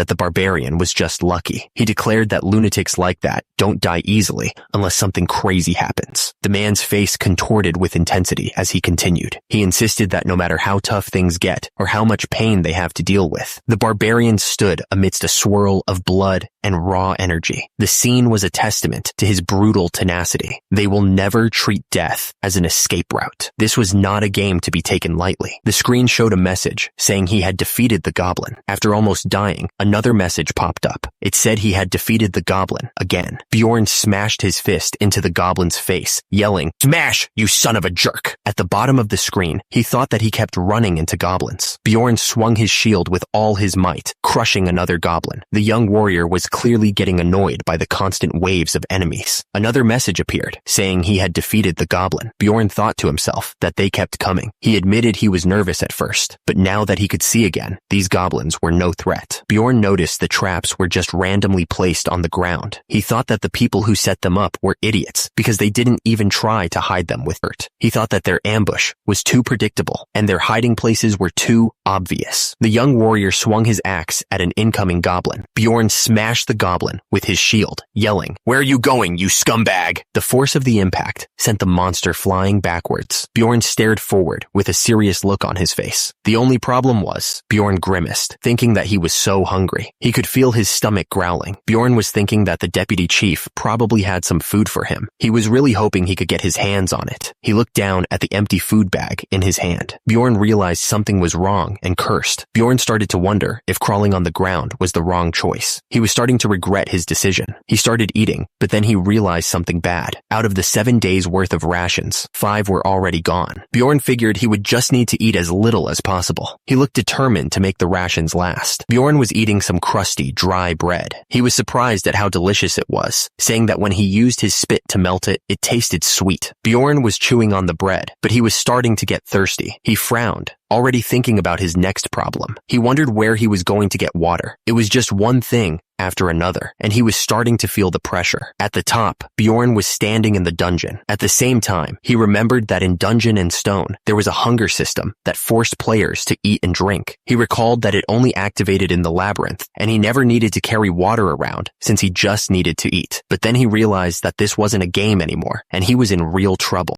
Bjorn was covered in blood and looked frustrated. He thought that the game was already hard enough, but now that it was real, the difficulty was insane. He glanced around. Still covered in blood. It was just another world that happened to be similar to a game that he knew. Since the deputy chief didn't give him water, Bjorn was sure there was a supply of water somewhere in the labyrinth. He was determined to find it. Bjorn heard something. He knew it. It was the sound of water, finally. Bjorn walked forward and saw a person. He was surprised. The man looked around suspiciously. He seemed to be listening for something, his expression tight with concern. Bjorn recalled that, aside from the Blondes group, this was his first real encounter with other adventurers. He was starting to get a feel for how things worked in this world, but there was no conversation, he realized. Bjorn stood on the stairs, surrounded by glowing crystals. Another man walked away without a word. He kept his head down, focused on moving forward. It was as if there was an unspoken rule not to interact with other adventurers unless it was absolutely necessary, Bjorn thought. He wondered what was behind that. Bjorn counted the red gems one by one, his fingers stained with blood. He muttered the numbers under his breath, focusing on the task at hand. The barbarian sat cross-legged, looking down at the pile of gems with a satisfied expression. He thought that he had collected a lot. He started thinking back on how he was dying, which was an impressive situation. But there was another problem. Bjorn was so tired. He had hunted so many goblins, so it was a given that he was really sleepy now. There were 2 ways in which you can sleep in the labyrinth, he thought. First, you leave your life in the hands of God and sleep. Or second, Bjorn looked at the group and proposed that they become allies. He suggested that they find allies to protect each other in this dangerous place. One of the group members stammered, apologizing to Bjorn. He seemed nervous and scared. Another member of the group interrupted, saying that they already had all the necessary members for their party. He looked at Bjorn with a mix of fear and annoyance. The group stated that their party was full and they weren't keen on barbarians. One of them even complained about the stench of blood coming from him. Bjorn was left standing alone, the rejection hanging in the air. He didn't say anything, but the silence spoke volumes. Bjorn was thinking about how he couldn't believe he was rejected by everyone. He was clearly upset by their decision. Bjorn was looking absolutely furious. Blood splattered on his face. He cursed those scumbags under his breath. He thought to himself that it wasn't like he was asking to join their party officially. The barbarian just wanted to be temporary allies to spend the night. Suddenly, someone called out to Bjorn. He turned around, curious about who was talking to him. The person asked if he was perhaps. The man approached Bjorn with a smile, asking if he was looking for an overnight companion. He seemed friendly enough, but there was something off about his eyes. Bjorn looked absolutely furious. Blood still splattered on his face. He asked what the man had just said, wondering who the hell this guy was. The man kept smiling, saying he guessed Bjorn wasn't looking for an overnight companion after all. He had thought he could get some sleep, since the barbarian seemed reliable, but apparently not. Bjorn realized that was what the man meant. He thought to himself that the guy should have just said so. Bjorn looked directly at the man, stating that he was indeed looking for an overnight companion. He was trying to figure out what the guy's angle was. Turns out, in the game, a night companion is a real thing. It's an actual job. Hans seemed relieved to hear that. He invited Bjorn to stay with him, explaining that he had been thinking it was something else. The guy admitted that hearing it in person made it sound kind of perverted. Bjorn agreed to stay. He introduced himself as Bjorn, the son of Jandel, trying to sound as barbarian-like as possible. Hans said he would just call him Bjorn. He added that it was best to have 3 night companions, but he didn't want to waste time looking for another one. Hans wondered why the two of them didn't just spend the night together. He immediately realized how that sounded, and he looked absolutely mortified. Hans thought there was something strange about Bjorn's way of speaking. He couldn't quite put his finger on what it was, but something felt off. Bjorn suggested that they play rock, paper, scissors to decide who would get to sleep first. The barbarian seemed pretty confident about his chances. That's how they decided to spend their first night together in the labyrinth. Hans immediately realized how weird that sounded. Hans was happy because he won. He asked if that meant he could sleep first. Bjorn reluctantly agreed. The big guy knew he was going to lose because he had no luck. Hans told Bjorn to take the item, explaining that it was a watch. He said that the barbarian could use it to wake him up when the shorthand reached a certain spot. He held up the watch, which looked pretty old school, with Roman numerals. Hans figured that Bjorn probably didn't even know how to read time anyway. Hans asked if Bjorn understood what he was saying. He offered to explain it again, but was clearly getting annoyed. He was thinking, what the hell? Hans figured that was probably how most people saw barbarians, in dungeon and stone. They just assumed they were all dumb. Bjorn looked at the watch and thought it looked pretty expensive. It felt like trash to him, but he was sure there would come a time when he could use it to his advantage. Hans was sleeping soundly, completely comfortable. Bjorn watched him, wondering if that was what an experienced adventurer was like. Bjorn wondered if Hans would even lend him his sleeping bag if he asked. He was really getting tired of just sitting there. Bjorn complained that it was so boring, since there weren't any goblins or adventurers around, though he admitted that it was convenient. Bjorn glanced at the watch Hans had given him, thinking that time needed to hurry up. He was so ready to get some sleep. The hands on the watch were slowly inching closer to the mark. He was really looking forward to getting some shut-eye. Bjorn woke Hans up, telling him to get up. He was making sure that Hans was awake and ready to take over watch duty.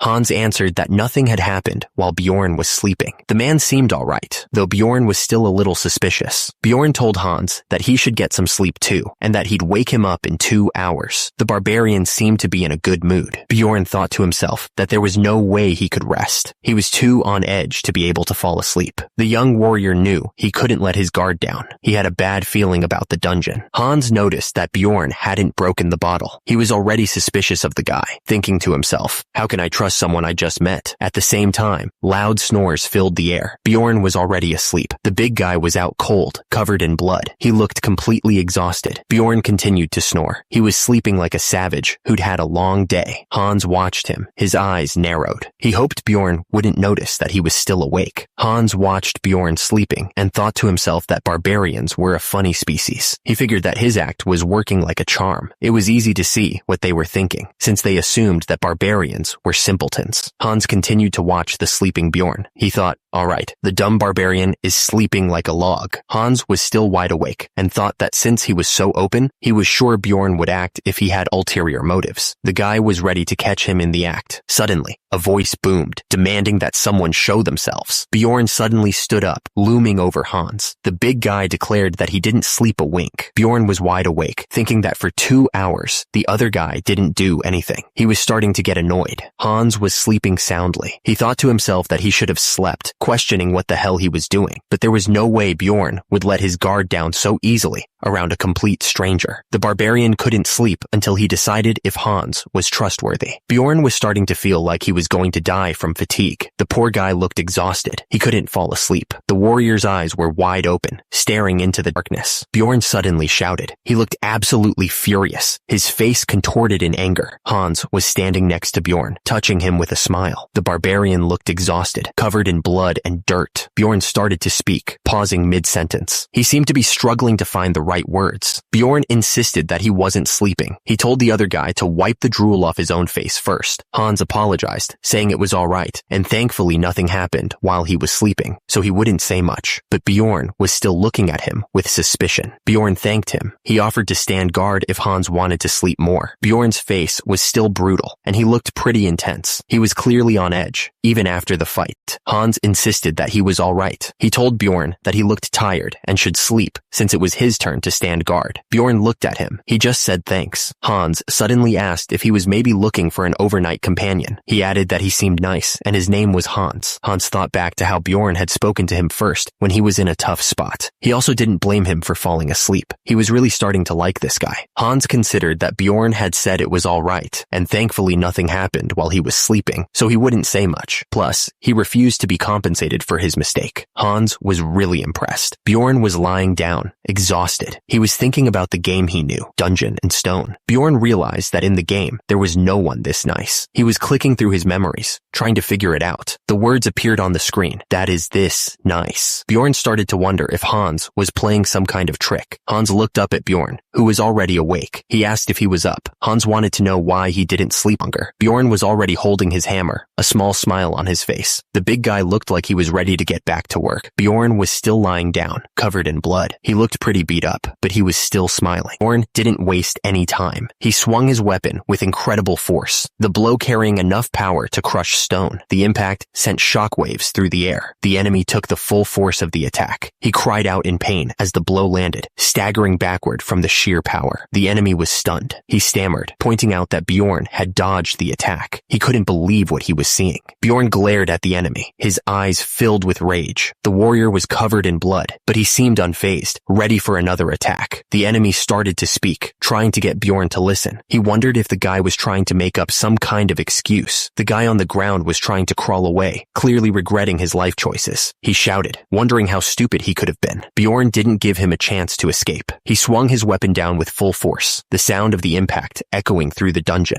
The man coughed up blood, his face contorted in pain. He was shocked by the power of the blow, asking if Bjorn thought he was a barbarian. Bjorn stood over his fallen opponent, towering over him. The guy was still trying to explain himself, but it was clear he was running out of time. Bjorn thought to himself that the guy didn't die with one hit, unlike the goblins. He realized he needed to strike him one more time to finish the job. Bjorn brought his shield down on the guy while yelling that he was going to smash him. The force of the blow looked absolutely devastating. The impact sent the guy flying through the air. He was completely helpless, unable to do anything to stop himself. The guy landed hard on the ground and tried to catch his breath. He was clearly in a lot of pain. Bjorn stood over the guy, his shadow looming over him. The enemy started begging for forgiveness. The guy pleaded with Bjorn to let him live, his voice trembling with fear. He was desperate to escape the situation. The injured man looked up, his face covered in blood. He was asked why he had done it, looking nervous and scared. The guy stuttered, trying to explain that he only wanted Bjorn's magic crystals. He claimed he was just going to knock him out and take them. The injured man was asked if he was really going to kill a barbarian for a few magic crystals. He admitted that he was also after Bjorn's shield, since barbarian equipment sells for a good price. The man was then asked if that was really all. He started begging to be let go, looking up with hopeful eyes. Bjorn didn't buy it for a second, realizing that the guy was still hiding something. He struck the guy hard, leaving the guy gasping for air. Bjorn stood over the injured man, his foot pressed against his chest. He told him that this was the last time to be honest, looking down with cold eyes. The injured man was reminded that killing another adventurer in Dungeon and Stone was a serious crime. Bjorn pressed him to reveal the real reason he attacked, focusing on his heart. The guy looked up, clearly confused by the question. He asked what Bjorn meant, his eyes wide with fear. The injured man started talking, admitting that barbarian hearts were being sold for a high price. He was trying to justify his actions, but his voice trembled. Turns out, they were being used as ingredients for a new spell. The heart glowed with an eerie light, surrounded by a strange, magic circle. Bjorn realized something about the situation. He finally understood the other guy's point of view. To that man, Bjorn was just another monster to kill. He was nothing more than a goblin in his eyes. He was tough to catch, like a slippery fish. The goblins were all around him, but he was too strong for them. But he was precious enough to give a big reward if someone managed to take him down. As a result, Bjorn wondered why the guy had waited until now to attack. Bjorn pressed the man against the wall, asking why he didn't attack when he was asleep. He added that he needed to sleep too, looking down at the man with a serious expression. The man on the ground tried to justify himself. He said he was just a pest, but an effective one. He asked if Bjorn would forgive him since he had told him everything. Bjorn looked down at the man, his expression unreadable. The barbarian was covered in blood, but seemed completely unfazed. A sinister smile crept across Bjorn's face. He looked like he was enjoying the situation way too much. The man on the ground looked up, waiting for an answer. Bjorn asked if he really thought he would forgive him. He added that he would probably run into more people like him, and they would all say the same thing. Bjorn continued, asking if the man really thought he was going to. The rest of his sentence was cut off. Bjorn stared down at the man with cold eyes, covered in blood. He asked if he was supposed to forgive people like him every single time. The man on the ground looked up, terrified. He quickly denied it, saying he wasn't like those other people at all. The man begged for his life, trying to bargain with Bjorn. He offered to give him everything he had. He pleaded, saying he didn't have much right now, but he would give him everything once he got back to the city. He begged Bjorn to give him just one more chance. He promised that Bjorn wouldn't regret it. But little did he know, it had only been one day since the barbarian entered this game world. The man's hand lay limp on the ground, surrounded by a pool of blood. The scene was gruesome, showing the finality of what just happened. Bjorn stood tall, covered in blood. He muttered to himself that he had killed a man. The system notified him that he had accomplished an achievement, his first murder. As a reward, his mental stats would increase by 1. 2 days had passed since Bjorn entered the game. The system informed him that he had equipped a shoulder pad, increasing his overall item levels by 13. Bjorn was now carrying a backpack, which increased his inventory limit. He also equipped a hammer and leather boots, which increased his overall item levels by 30 and 5 respectively. Bjorn thought about how he had graduated from living like a savage. He had started drinking water from his bottle when he was thirsty. He also used his compass when he needed to know which direction to go. The barbarian looked at his pocket watch when he wanted to know the time, and he could even treat injuries with bandages and potions. Bjorn thought about how ironic it was, and then he said that it was only when he killed a man that he was able to start living like a man. He walked away into the darkness. Bjorn checked his stats again. He saw that his mental stat had increased by 1, and his item level had jumped to 72. His overall combat index was now 81. Bjorn swung his hammer with incredible force. The goblin didn't stand a chance, disappearing in a cloud of dust after the powerful hit. Bjorn thought about how the goblin disappeared with just one hit of his hammer. He wondered if he should have chosen weapons from the start. He didn't know he'd be so good at fighting back then. Bjorn stood in the cave, his back to the viewer. 2 goblins stood before him, ready to attack. The tension in the air was thick. Bjorn realized that since it was the second day, the goblins had started appearing in pairs. He gripped his weapon tighter, ready for the fight. Bjorn thought his battle stats had gone up thanks to his new weapon. 2 goblins approached him, looking angry and ready to fight. Bjorn kept punching the goblins. The force of each blow was enough to make them disappear in a flash of light. Bjorn continued his relentless assault. He thought to himself that his progress was going smoothly so far. Bjorn knelt down, looking around at the crystals scattered on the ground. The scene was covered in blood. Bjorn was starting to feel the strain. He thought that he was going to die from fatigue, since he had been battling goblins non-stop since meeting Hans. He knew he wouldn't last much longer and needed to sleep soon. Bjorn mused that he might not have an overnight companion, but he figured he might be better off alone anyway. Bjorn stood there, looking down at the ground. He was thinking that getting stabbed by the goblins' daggers would be safer than what he was about to face. Bjorn's face was filled with anger. He cursed under his breath, clearly frustrated by the situation. Suddenly, a couple of goblins appeared, holding their daggers. Bjorn complained that the scumbags decided to show up as soon as he started to doze off. Bjorn yelled at the goblins, his face red with fury. He was pissed that they showed up after only 10 minutes. Everything went silent. A big question mark appeared, showing the confusion. Suddenly, there was a huge explosion. The force of it shook the entire area, leaving nothing but dust and debris. Bjorn's back muscles tensed as he spoke. He was saying that he had killed everyone he could see. Bjorn was lying down, looking exhausted. He begged them to stop showing up, wishing he could just get a little bit of sleep.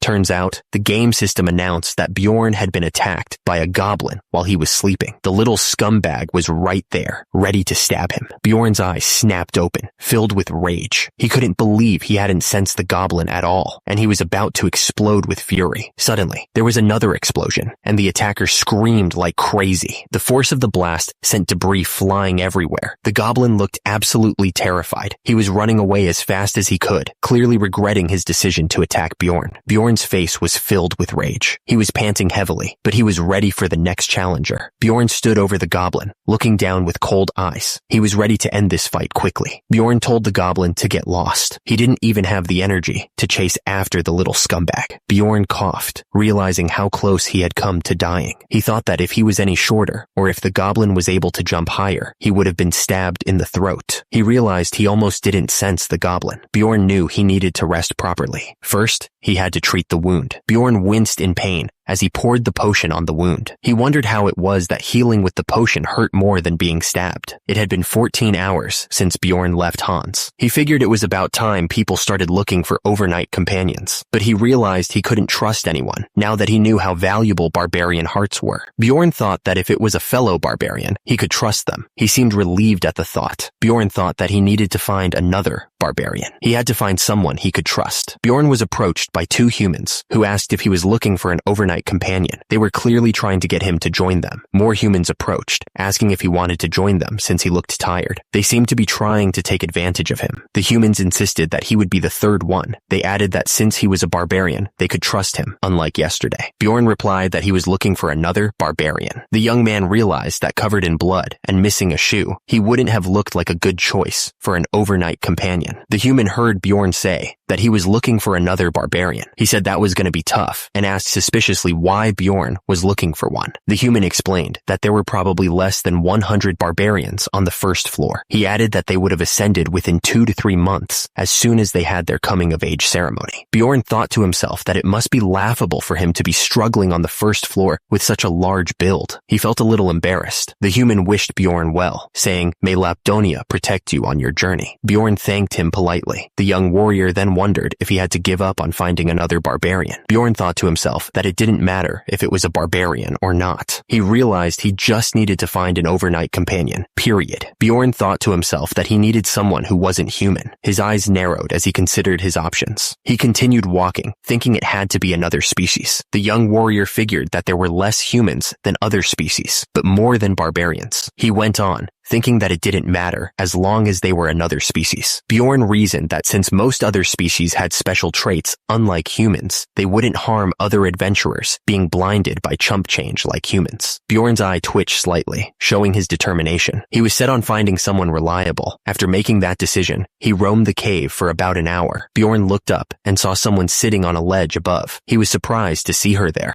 The elf looked absolutely terrified. She was shivering, clearly scared of something. The elf's eyes widened as she noticed Bjorn. She looked like she was about to run. Turns out, he had found an injured elf. This could be useful. Bjorn looked at the elf and asked if she was alone. He wanted to know if there were any other threats nearby. The elf was super on guard. It made sense, since anyone would be intimidated by a big barbarian when they were injured and all alone. The elf was hurt on her stomach, and it didn't look like she was stabbed by a goblin dagger. Bjorn looked down at her and asked if a human had hurt her. He was trying to figure out what had happened. Bjorn started walking toward her. The sound of his footsteps echoed through the cave, making the elf even more nervous. The elf begged for help, calling him Mister. She looked up at Bjorn with pleading eyes, hoping he would show her some mercy. Bjorn looked confused by her reaction. He hadn't expected her to beg like this. At the same time, The elf kept begging him to let her go, calling him a barbarian. Bjorn thought to himself that he was surprised. What the hell? What kind of elf has no backbone? He had assumed that she would be cold, like the elves in the game. He realized that he would have approached her differently if he had known her personality. The warrior decided to get rid of the misunderstanding by giving her a smile. Bjorn reassured her, telling her not to worry. He was hoping to calm her down and gain her trust. Bjorn was smiling, trying to look friendly. At the same time, the elf was staring up at him, probably trying to figure out what he was planning. Bjorn told her that he had no intention of killing her, but the word liar appeared on the screen, so he was definitely lying. Erwin begged him to let her live, just this once. She was clearly terrified of what he might do to her. Bjorn wondered what the hell all barbarians do. He was starting to get annoyed. Bjorn was thinking about why she was so intimidated by just one sentence. He thought, what the hell is with their image? Bjorn suggested that she should treat her wound first, and they could talk later. Erwin looked at the bandages in surprise, wondering what they were. Bjorn knew that those were lyco leaves. He had been worried that they were poisonous, but now he knew that she could use them safely. Erwin asked him why he was giving her those. She looked confused, wondering what his angle was. Bjorn said that there must be a reason to help someone. He thought to himself that there definitely was a reason. Bjorn told her that he would stand guard so she could treat her wound. The barbarian wanted to become overnight companions with the elf. Bjorn thought to himself that it might sound bad, but it wasn't exactly the worst situation for her either. He was trying to figure out the best way to approach her. Erwin was injured and fatigued. She had been through a lot, and it was starting to show. Bjorn knew that Erwin was in a much worse situation than he was. The barbarian knew that she had a beautiful appearance. She finished treating her wound. Erwin had cleaned and bandaged it as best she could. Bjorn thought to himself that she seemed to be less guarded now. He figured that they should probably make their introductions now. The young man was ready to start talking. Bjorn decided to formally introduce himself, trying to ease the tension. He stated that his name was Bjorn, the son of Jandal. Erwin seemed a little surprised by his sudden formality. The elf quietly responded with her own name, barely above a whisper. Bjorn wondered why she was so afraid of him. The barbarian asked if it was because he was a barbarian and she was an elf. He tilted his head, confused by the situation. The scene flashed to a battle between elves and barbarians. The two groups were locked in a brutal conflict, each side fighting with savage intensity. The flashback continued, showing the deep-seated hostility between the two races. It was clear that there was a lot of bad blood between them, and it wasn't going to be easy to overcome that. Bjorn seemed to be getting a little annoyed. He stated that it was relevant to the conversation they were having. The barbarian continued, saying that this was the first time he was hearing about the hostile relationship between elves and barbarians. He thought they had good relations in the game before. Erwin stammered nervously, denying everything. The elf insisted that the war ended 10 years ago, and that she harbored no ill will towards barbarians. Erwin insisted that she didn't want to fight Bjorn. She wondered how much time had passed from the game that he was aware of. Either way, the woman said that she had no time to find anyone else right now. Erwin seemed relieved that Bjorn didn't harbor ill will either. She asked if that was so, her face lighting up with hope. Bjorn looked down at Erwin. He asked if she wanted to be his overnight companion. The barbarian seemed serious, but the question was still kind of weird. Erwin seemed surprised by the question. She said that she was really tired and suggested that they just cooperate for today. The elf looked like she was trying to avoid something. Erwin looked shocked, her eyes widening. She seemed to be thinking hard about something. The woman was definitely nervous. Erwin hesitated for a moment. She then asked if he could swear on his warrior's honor that he wouldn't hurt her. The girl looked up at him with pleading eyes. Bjorn looked thoughtful for a second. He said that he would swear on the name of his tribe. The barbarian admitted that he didn't really care about warrior's honor, but he could use it from time to time. Bjorn looked at Erwin. He told her that he wanted to go over something first. The barbarian seemed serious, like he was about to explain something important. Bjorn looked annoyed. He said that he wasn't Mr., but Bjorn, the son of Jandal. The young man seemed to be correcting her on his name. He continued speaking. Bjorn insisted that he was only 20 years old. The warrior seemed to be emphasizing his youth. Bjorn looked determined. He swore upon his warrior's honor. The barbarian seemed to be making a serious promise. Erwin looked equally determined. She swore upon the name of her tribe. The elf seemed to be returning the promise in kind. Bjorn vowed not to harm the other party during the night, promising and swearing it. He could finally get some sleep after all this. Erwin seemed relieved to hear that. Erwin told him that she would sleep first, figuring that he would prefer that too. Bjorn looked at her, thinking that wasn't exactly what he wanted, but if she wanted to, he would let her. The elf seemed to be trying to take advantage of his offer. Bjorn gave her a pocket watch, warning her that it was expensive and she should handle it with care. Erwin looked surprised, but promised that she would be careful. The barbarian seemed to be trying to make her feel more comfortable.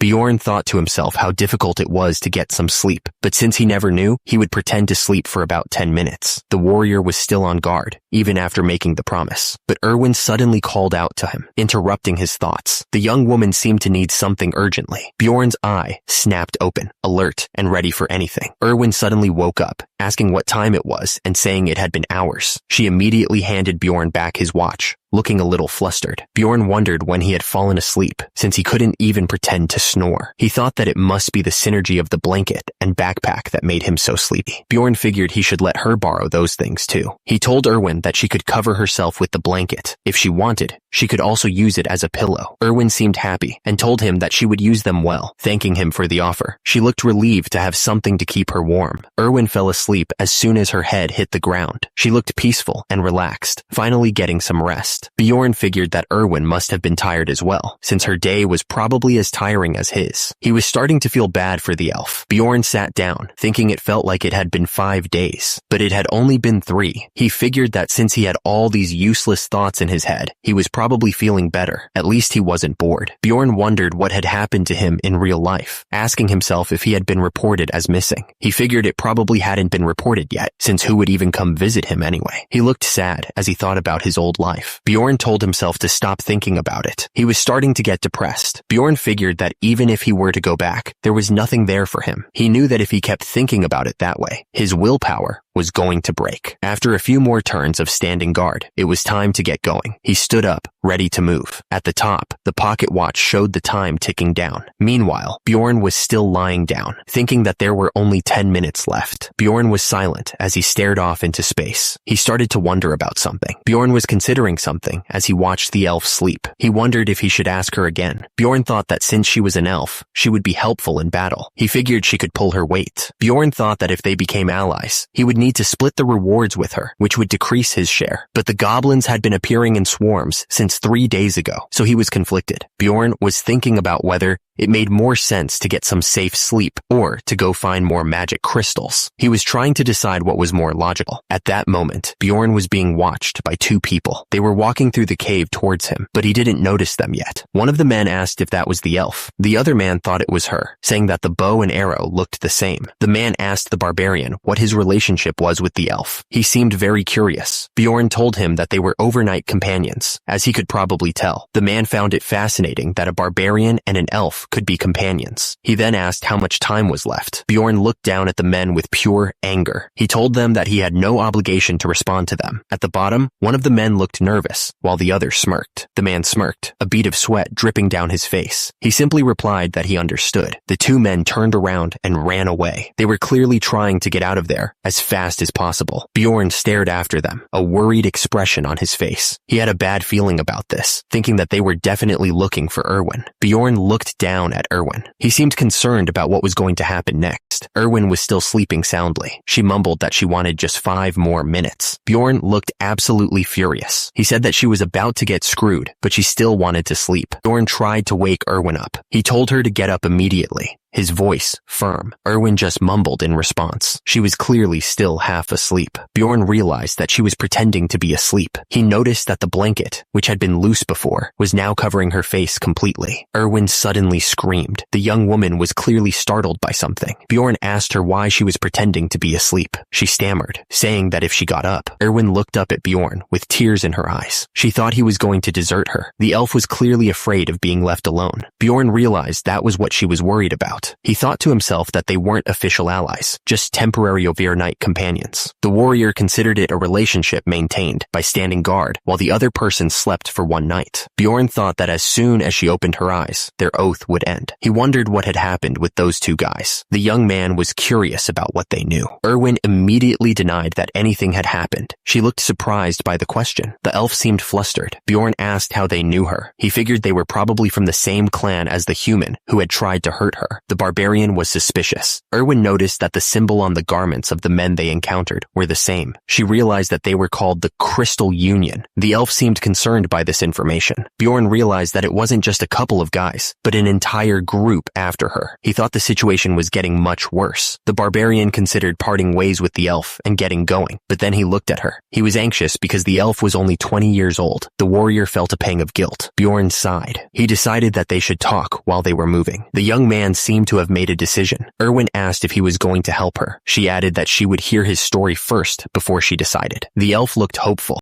Erwin agreed that she would listen while they moved, since they were behind schedule. The elf looked happy to finally be doing something. Erwin started to tell her story. She had met them on her first day inside the labyrinth as overnight companions. The young woman explained that she had sensed something strange, so she opened her eyes while she was asleep, trying to figure out what was going on. Bjorn was standing over her. He asked if she was awake, sounding a little concerned. The barbarian told her that she could sleep a bit more. He seemed to be trying to be nice for once. Erwin explained that she only found out later that he was the manager of a clan that did business on the first floor. They were running as she spoke, trying to get away. The elf managed to escape somehow, but the people from his group kept attacking her. That's when she got hurt, she said, looking down a little. Bjorn, who had been listening intently, asked how they had attacked her. He looked a little confused. Erwin thought that they used message stones to keep chasing her. The young woman explained that message stones didn't exist in the game she played, and she needed more details about them. She explained that message stones were mystic devices that allowed people to talk to each other when they were linked. Their range was about 300 meters, she added. It was like they had walkie-talkies, the voice in the bubble thought. They had nowhere to run, lots of people, and mystic devices that let them talk to each other. Bjorn's face was set in determination. He realized that if he left Erwin, she would be caught for sure. Bjorn asked why the members of the Crystal Union were still chasing her, since it didn't seem like she had done anything wrong. He looked at her questioningly. Erwin looked a little scared. She wondered if they were trying to shut her up, but she didn't think that was the only reason. Erwin explained that when she was escaping the first time, she flung her knife around, and it happened to. Bjorn charged forward, thinking he had hit the guy somewhere bad. He was ready to keep fighting if he had to. Bjorn looked confused and asked what she meant by somewhere bad. He was curious about what she was implying. Erwin stammered, trying to explain what she meant. She was a little embarrassed to say it directly. Erwin giggled as she revealed that she had heard it was completely lost. She continued, saying that the guy couldn't even attach it back with potions. Bjorn looked at her with disbelief. He exclaimed that that was more than enough of a reason to chase her, calling her an idiot. He was shocked that she was laughing about it. Erwin giggled nervously and said that it could be called karma. Bjorn looked at her with a slightly concerned expression, wondering what she was implying. Erwin spoke up, telling the barbarian that someone was following them and that he shouldn't look behind him. She seemed pretty serious about it. Erwin continued, saying that the person was about 150 meters behind them. She looked focused, trying to pinpoint the exact location. Bjorn and Erwin started running faster. He thought that the distance was far enough that he wouldn't sense anything, but it didn't seem like she was lying. Bjorn asked if she was good with increasing their speed. Erwin quickly replied yes, but added a "for now" at the end, sounding a little unsure. Erwin kept running, even though her wound had reopened. She didn't complain, showing her determination. Bjorn thought to himself that she had insides. The elf was pushing herself, even in this terrible condition. Erwin reported that the distance between them and the person chasing them was still about 150 meters. She sounded a little worried. Bjorn noticed that even though they were running faster, the distance wasn't increasing. He looked frustrated, realizing they weren't getting away. He figured that the person chasing them was probably telling their friends where they were. The barbarian knew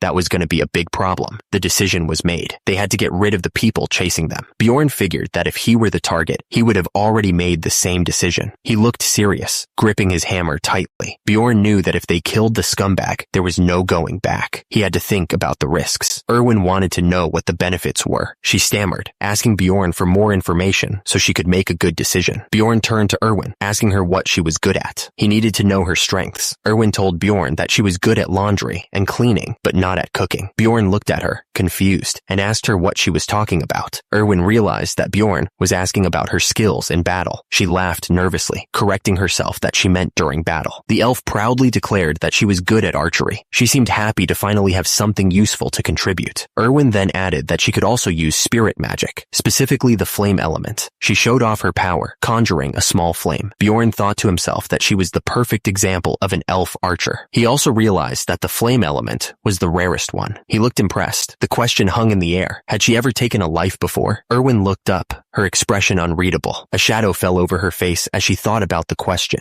Below, her hand tightened around her bow, but she answered simply, denying any past kills. But she hesitated. Something was clearly bothering her. She declared that she could do it, whatever it was. Bjorn looked up at the elf, considering her words. He finally spoke her name, grabbing her attention. Bjorn was making her an offer. He asked if she wanted to be his comrade. Bjorn continued, laying out the terms of their deal. He'd get 9 shares of the profit, and she'd get 1, and that was final. And immediately, Erwin agreed to his terms. Her face flushed. Bjorn seemed satisfied with her answer. He asked how far away their pursuers were. The reply came back, 100 meters. The voice on the other end sounded stressed. He said they were running as fast as they could, but the Crystal Union was still gaining on them. The voice paused, thinking out loud. He suggested that they stop running. Bjorn told Erwin that they were going to veer off. He ordered her to summon the spirit right now. He looked focused and determined. Erwin agreed to do it. She started to summon the spirit, her face showing concentration. A small fire spirit appeared next to her. Erwin thought to herself that she couldn't believe she was back here on her own. She felt their pursuers getting closer. The small spirit floated between her and Bjorn. Erwin then canceled the summon. She looked a bit nervous, but she followed Bjorn's instructions. The fire spirit disappeared. Bjorn and Erwin continued moving through the cave. The air was tense, and they knew their pursuers were close. They had to be careful. Someone realized that the pursuers had come in, even though they couldn't see. They stopped right by them, which was bad news. Bjorn remained under the blanket, pretending to be asleep. As he stayed still, he figured that the pursuers must have some proper tracking methods to find them. Erwin spoke his name, probably to get his attention.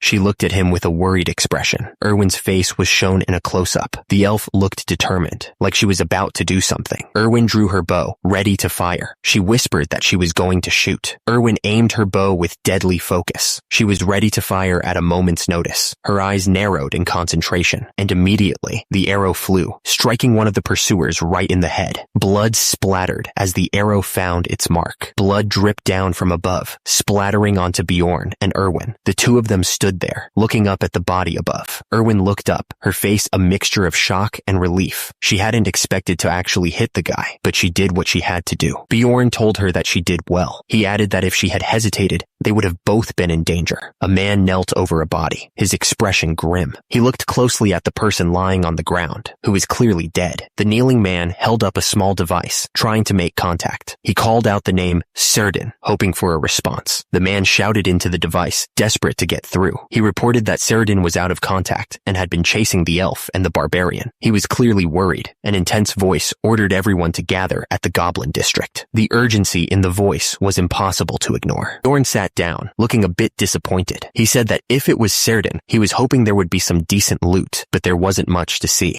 The loot consisted of a hefty pouch of magic crystals, 2 daggers, and 1 potion bottle from his waist belt. It wasn't much, but it was something. Bjorn then mentioned the clothes Serdin was wearing. He added that he had changed into them, but it felt a bit weird. Erwin replied that the leather top and bottom would be much better than the rags he was wearing before. She seemed pleased with the change. Erwin thought that since her clothes changed, her aura did too. She looked thoughtful, considering the implications. Erwin mentioned it was a good thing. She then asked Bjorn how to use the message stone. The elf figured there had to be a button somewhere on the side, and just like that, someone pressed a button on the side of the message stone. It seemed like it was now activated. The message stone crackled to life, and a man's voice boomed out. He repeated that Serdin, who had been chasing the elf, was defeated. The guy added that the elf was hiding in the Goblin District with a barbarian who used a hammer and shield. Erwin's eyes went wide as she heard the message. She stammered, clearly terrified by what she was hearing. Bjorn reassured Erwin, telling her not to worry. He told her to summon the spirit, as they were going to travel along the outskirts to stay safe. Erwin told Bjorn that they were going to the 2nd floor. She sounded a little nervous as she asked, "What?" Bjorn continued walking forward. He didn't seem to care about Erwin's reaction as he kept moving. Erwin asked Bjorn if they were really going to the 2nd floor by themselves. She seemed a little unsure about the whole plan. Bjorn looked at Erwin. He simply said that was right, confirming their destination. Erwin mentioned that the 1st and 2nd floors were completely different. She asked if Bjorn knew that. The big guy responded that he was aware of the difference. Bjorn told Erwin that they would be alright if they stayed near the entrance. He thought that they were a pretty good match, actually. Erwin looked up, surprised by what she heard. She stammered, asking if they were were a good match, blushing as she did. Bjorn explained that a melee tanker and a long-range dealer had always been a good match. He added that if he was going to form a party with Erwin, the first floor wasn't going to give them enough profit. Erwin looked worried. She said that this was their first time, so how could they go to the second floor already? It felt as if they were going into an orc lair to avoid goblins. Someone shouted that if they found the elf scumbag, they would give them first dibs on enjoying her, on top of the 10,000 gold. Erwin gasped, clearly disgusted by the offer. Erwin looked at Bjorn and told him not to worry. She wasn't going to leave him. She seemed determined to stick with him, no matter what. But the man interrupted them, saying that it was a pretty good deal. He wondered if the elf was too resistant. Could he cut off one of her arms and legs? He added to make sure to leave the important bits, laughing like a maniac. Erwin looked terrified, but she said that she would go to the second floor. She seemed to be forcing herself to agree. Bjorn thought to himself that was good timing. He realized that he didn't need to convince her anymore. Bjorn thought that he always liked helping those in need. He added that it was only when it was beneficial to him, of course. Bjorn was walking with Erwin, thinking to himself. He thought that if he could screw over such disgusting trash, it would be great. At the same time,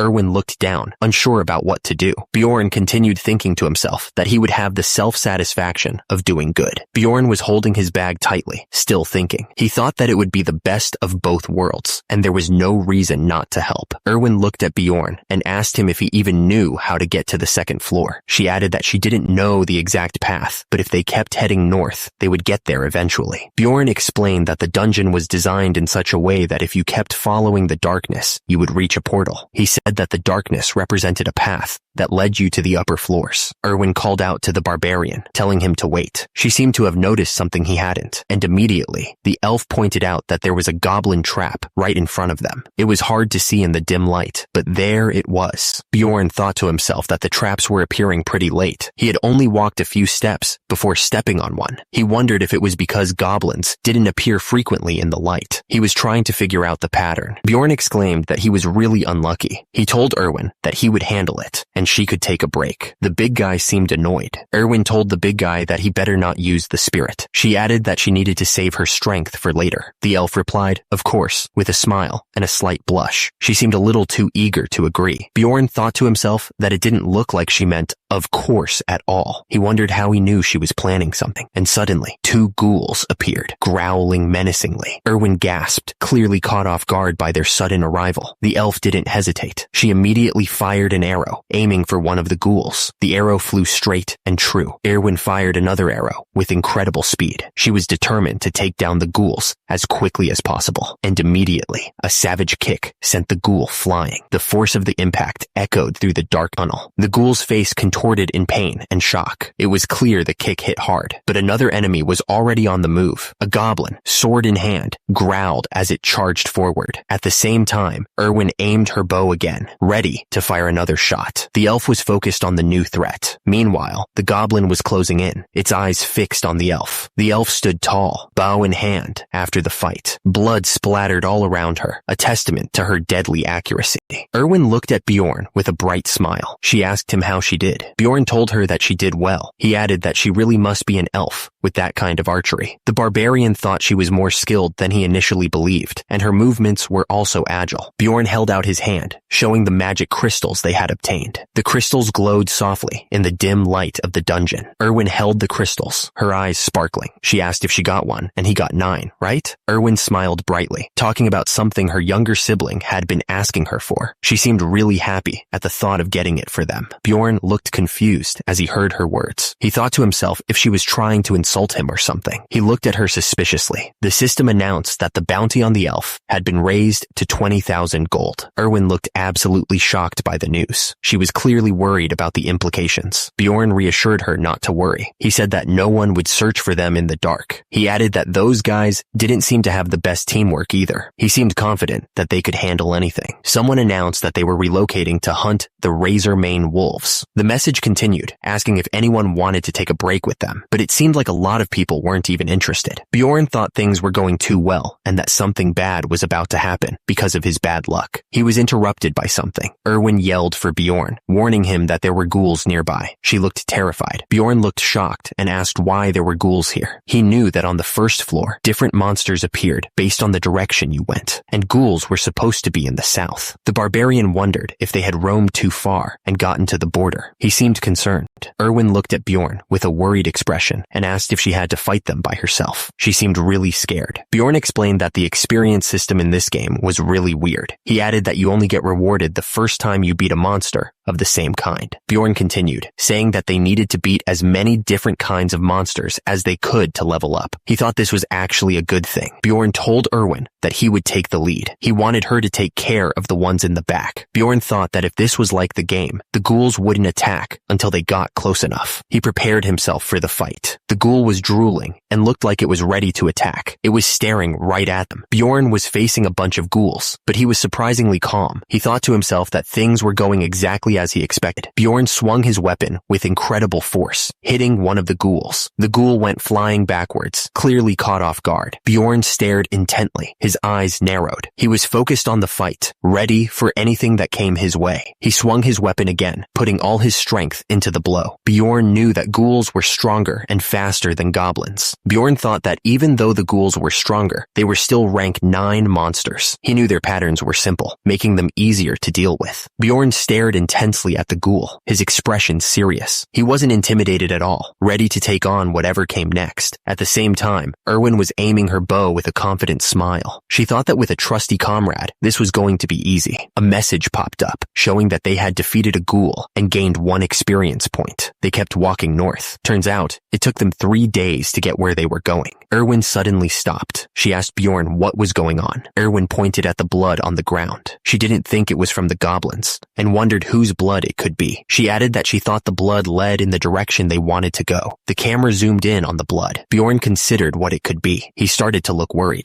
Bjorn looked up, his eyes wide. He thought it couldn't be, right? He seemed really nervous about something. The blood trail continued across the floor. A bear trap was visible, suggesting someone had been caught in it. Bjorn stared at the blood trail. He seemed to be contemplating something important, his face unreadable. Bjorn remembered the first place he stepped into in the labyrinth. He focused, trying to recall every detail. He remembered that the portal was right behind it. Bjorn and Erwin stood before the glowing gateway, ready to move on. The scene shifted to a man lying on the ground, defeated. He was clearly in bad shape. Bjorn looked absolutely furious. He shouted, "Are you kidding me right now?" Erwin, seeing Bjorn's anger, immediately apologized. She said she was sorry for whatever was happening. Bjorn was furious, realizing the portal was so close to where he started. He shouted that this was insane, wondering how he could have such bad luck. Erwin looked up at him, worried. She asked if she had done something wrong, clearly nervous about his reaction. Bjorn quickly reassured her that it wasn't her fault. He told her not to worry about it, trying to calm her down. Erwin looked shocked. She saw the words blood, bread, sandal near her, realizing the expression he was making. Erwin gasped, realizing Bjorn had gone through so much. She wondered if she had finally figured out why he was acting that way from this situation. Erwin clasped her hands together, thinking that Bjorn must have lost a precious comrade there. She was sure they went to heaven, but she immediately dismissed that thought, admitting she didn't believe it. The elf realized she was definitely misunderstanding the situation. Bjorn asked if she was ready to go up. At the same time, Erwin admitted that she was a bit scared, but she didn't think she would die if she stayed with him, mister. She looked at him with a smile.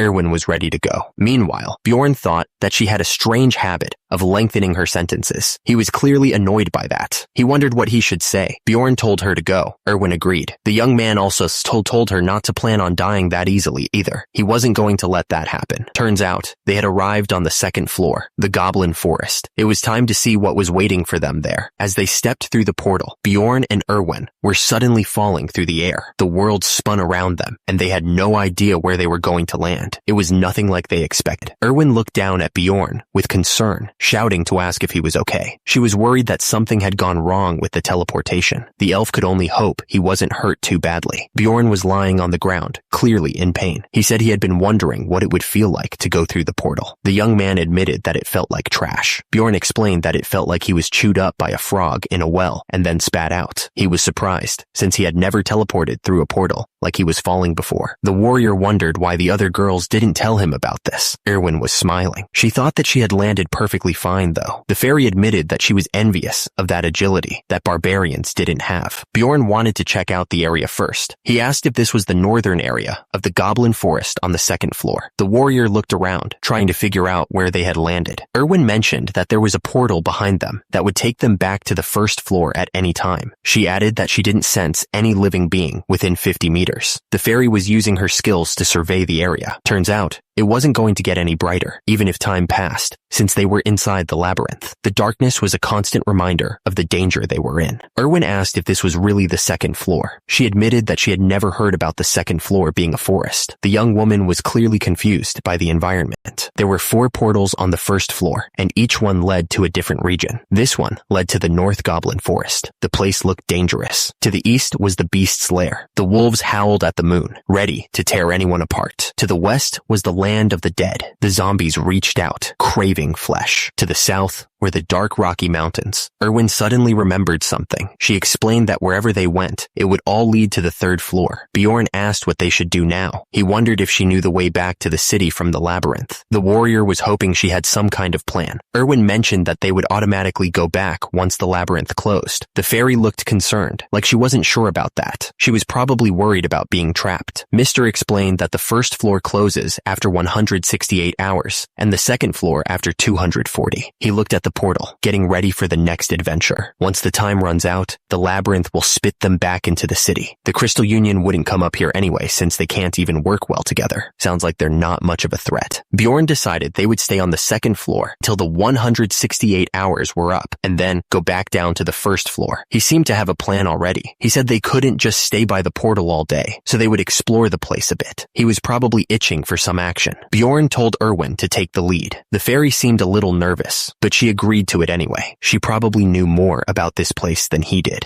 Erwin looked around at the forest, saying it felt nostalgic to be there. She was really enjoying the vibe of the place. The fairy added that even though she knew there were only monsters around, it still felt a bit like the fairy shrine. She seemed to be in a good mood, despite the danger. Bjorn warned that there were traps around, telling Erwin to try to follow his footsteps. He was being cautious, looking out for any potential dangers. The barbarian pointed out that there was a trap there too. He seemed pretty confident in his ability to spot them. Erwin looked around, saying she didn't see anything. The fairy seemed a little confused. Maybe the traps were hard to spot. Erwin told Bjorn to look over there, under the leaves, and to pay attention. She seemed pretty sure of herself, and immediately, a trap was triggered, kicking up leaves and dust. The sudden movement was a little startling. Erwin asked if it was her detection ability that found the trap. The fairy seemed pretty proud of herself. Bjorn thought to himself that she was suddenly looking pretty reliable. He didn't expect that. Bjorn simply grunted in agreement. The barbarian was still processing the fact that she found a trap. Bjorn told Erwin that she was good at throwing rocks, but there was no need to praise her. He seemed to be trying to downplay her accomplishment. Erwin was surprised and asked if that was it. She seemed a little disappointed by his lack of praise. Bjorn replied that it was always her duty to find the traps. Bjorn told her not to get so excited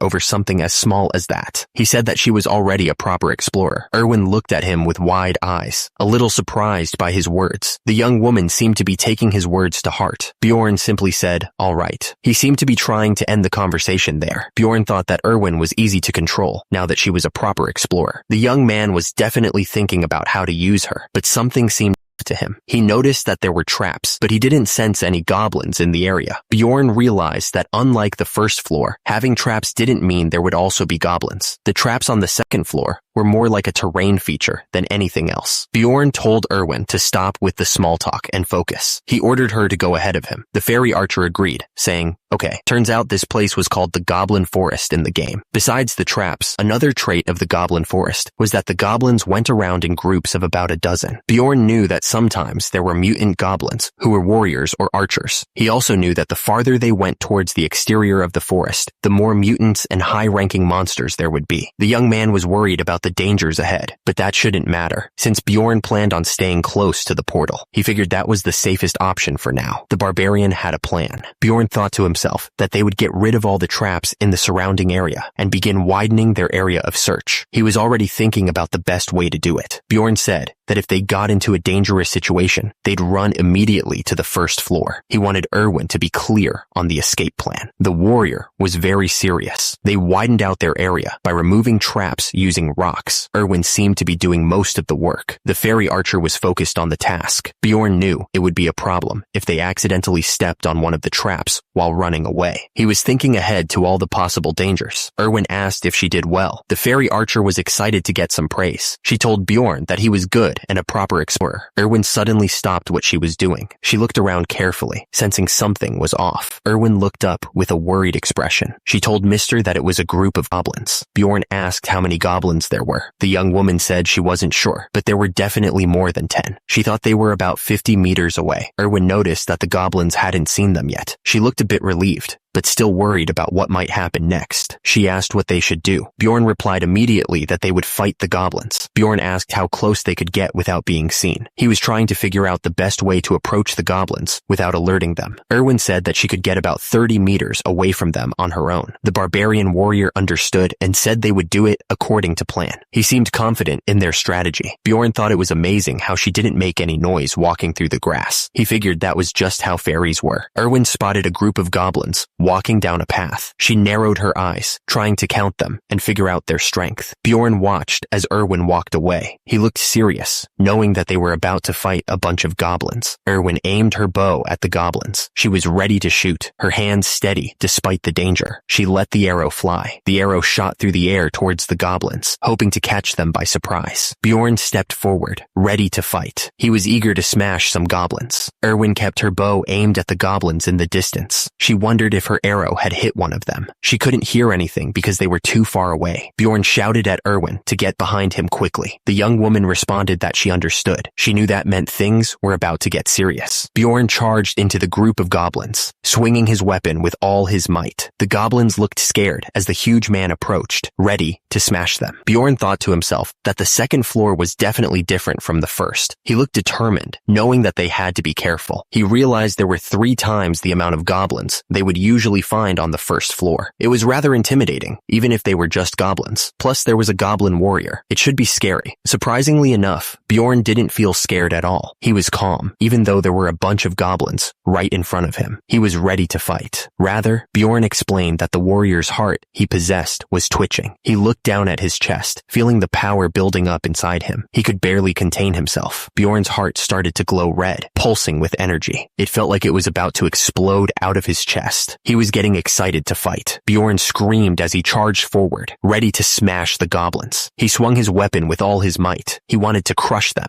The goblins went flying as Bjorn's weapon hit them. They were no match for his strength. The force of the blow sent them crashing into the trees. Bjorn slammed his shield forward with incredible force. The impact sent a shockwave through the air. He was going all out against these goblins. Goblins flew through the air after getting hit, but more goblins were coming at him from every direction. They were attacking from both sides, trying to overwhelm him. Bjorn roared as he swung his weapon again, hitting more goblins. His eyes glowed with a fierce intensity. The warrior was not backing down. Bjorn smashed another goblin with his shield. The sound of the impact echoed through the forest. He was determined to take them all down. Bjorn's eyes narrowed, focusing on the next target. He was breathing heavily, but his determination didn't waver. The young man was ready for whatever came next. The blow landed with savage force. The impact sent blood and debris flying everywhere. It was a near thing. The attack was so close, it was terrifying. And immediately after, the warrior's eyes widened in shock. He grunted with effort. It was a struggle to keep fighting. A goblin was about to feel the full force of his axe. The strike was coming down fast. Bjorn stood tall, breathing heavily. He realized that was way too close for comfort. The young man muttered that his head would have gone flying if he had reacted a second slower. Bjorn was surrounded by goblins and didn't even have time to catch his breath. He thought that even if they were normal goblins, more than 5 was pretty scary. He figured he would just have to put up with being injured. It was unavoidable, but that was only if he was alone. He knew he wasn't. Bjorn swung his weapon, and the goblins went flying. He was ready to take on all of them.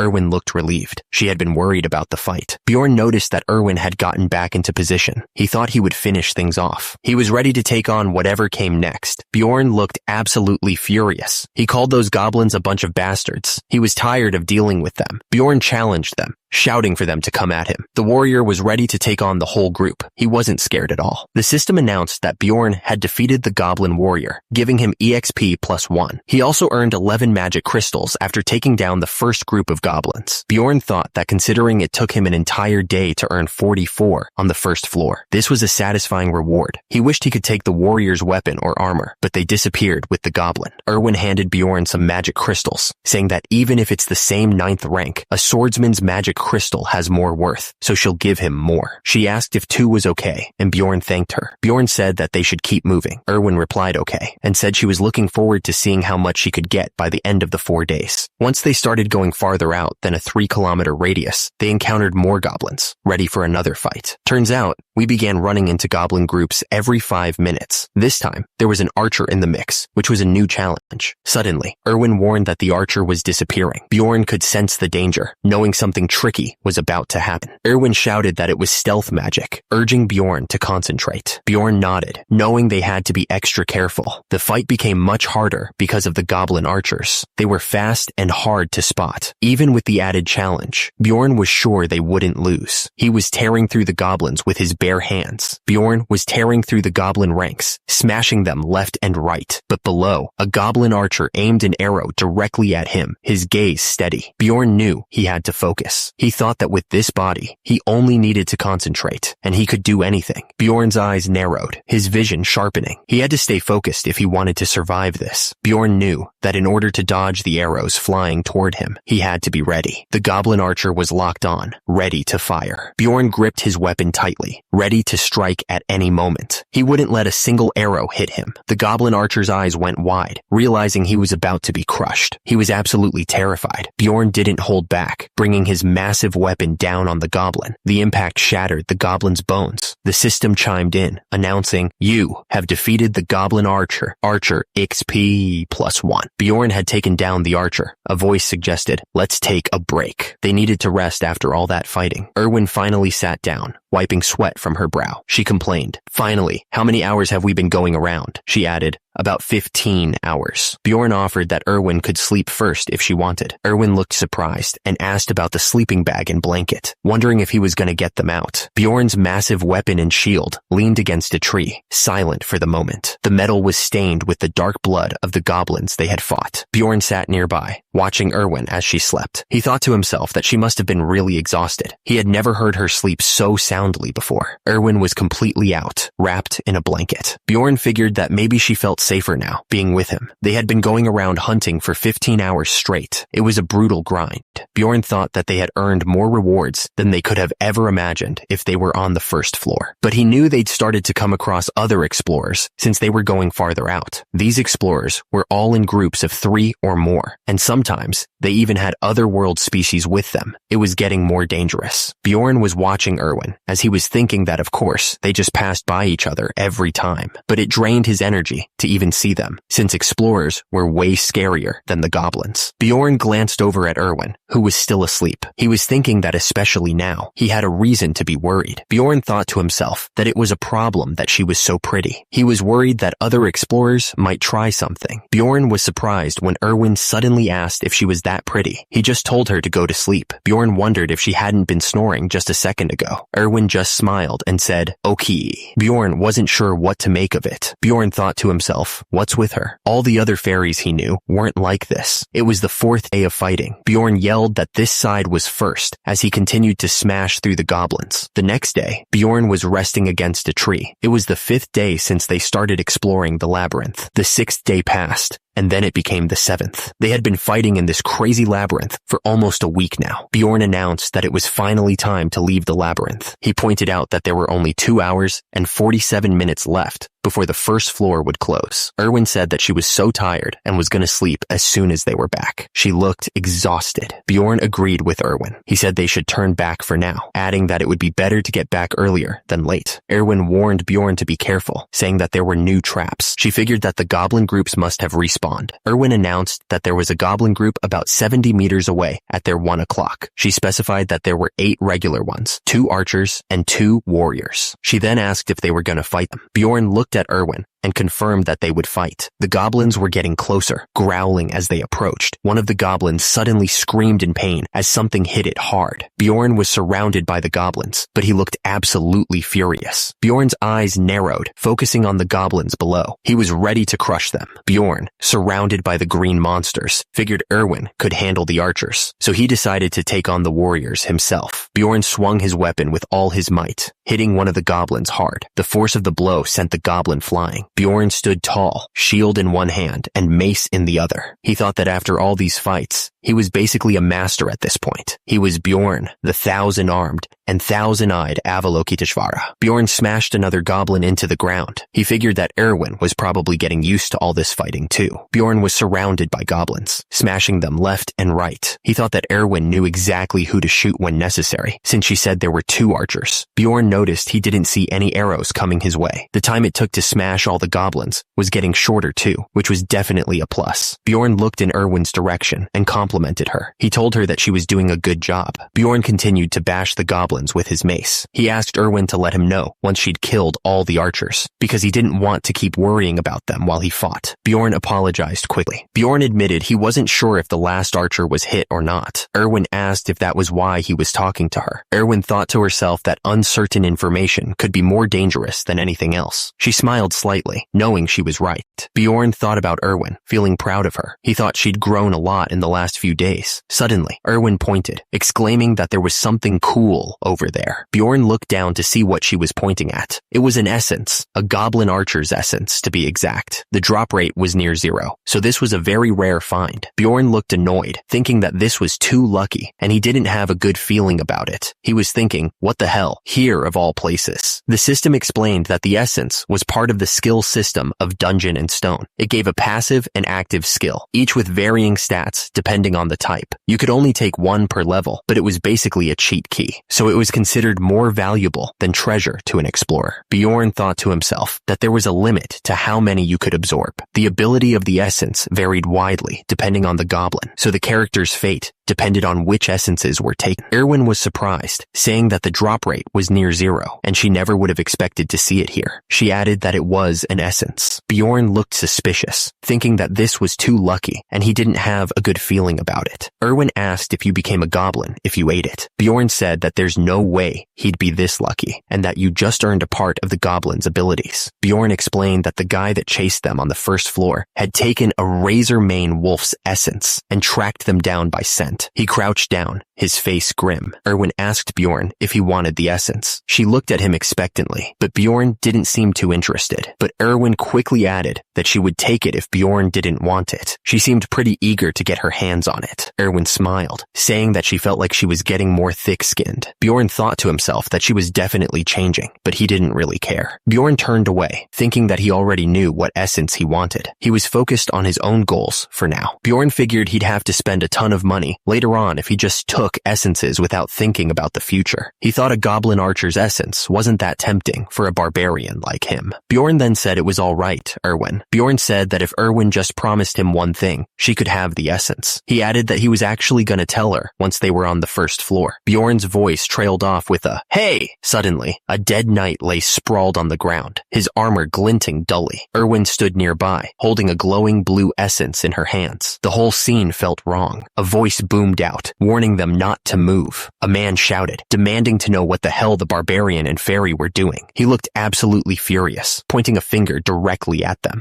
Erwin looked up, confused by the accusation. She started to say, asking what the man meant and that they were just hunting. Bjorn cut her off, realizing something was very wrong. He warned Erwin that they had been too lucky and that she shouldn't answer them. Erwin looked up at Bjorn, even more confused than before. She didn't understand why he was suddenly acting so strange. Suddenly, Erwin screamed as she was blasted backwards by some unseen force. She flew through the air, completely helpless. A blast of pure energy erupted from the attacker, sending Erwin flying. The air crackled with power, and the ground trembled from the force of the blow. The attacker looked absolutely furious. He yelled, asking what the hell Erwin had done and how she could eat it. The attacker continued to shout, claiming that the essence belonged to them. He looked like he was about to explode with rage. The rest of the group watched silently, their eyes fixed on Erwin. The air was thick with tension, and nobody dared to move. Erwin looked up at Bjorn, weakly thanking him. She said she had been expecting to run into people like this. The attacker glared at them, explaining that they probably rushed over when they sensed the essence. He looked like he was ready to fight. The attacker grinned, looking way too confident. He wondered what Bjorn and Erwin could even do to stop him.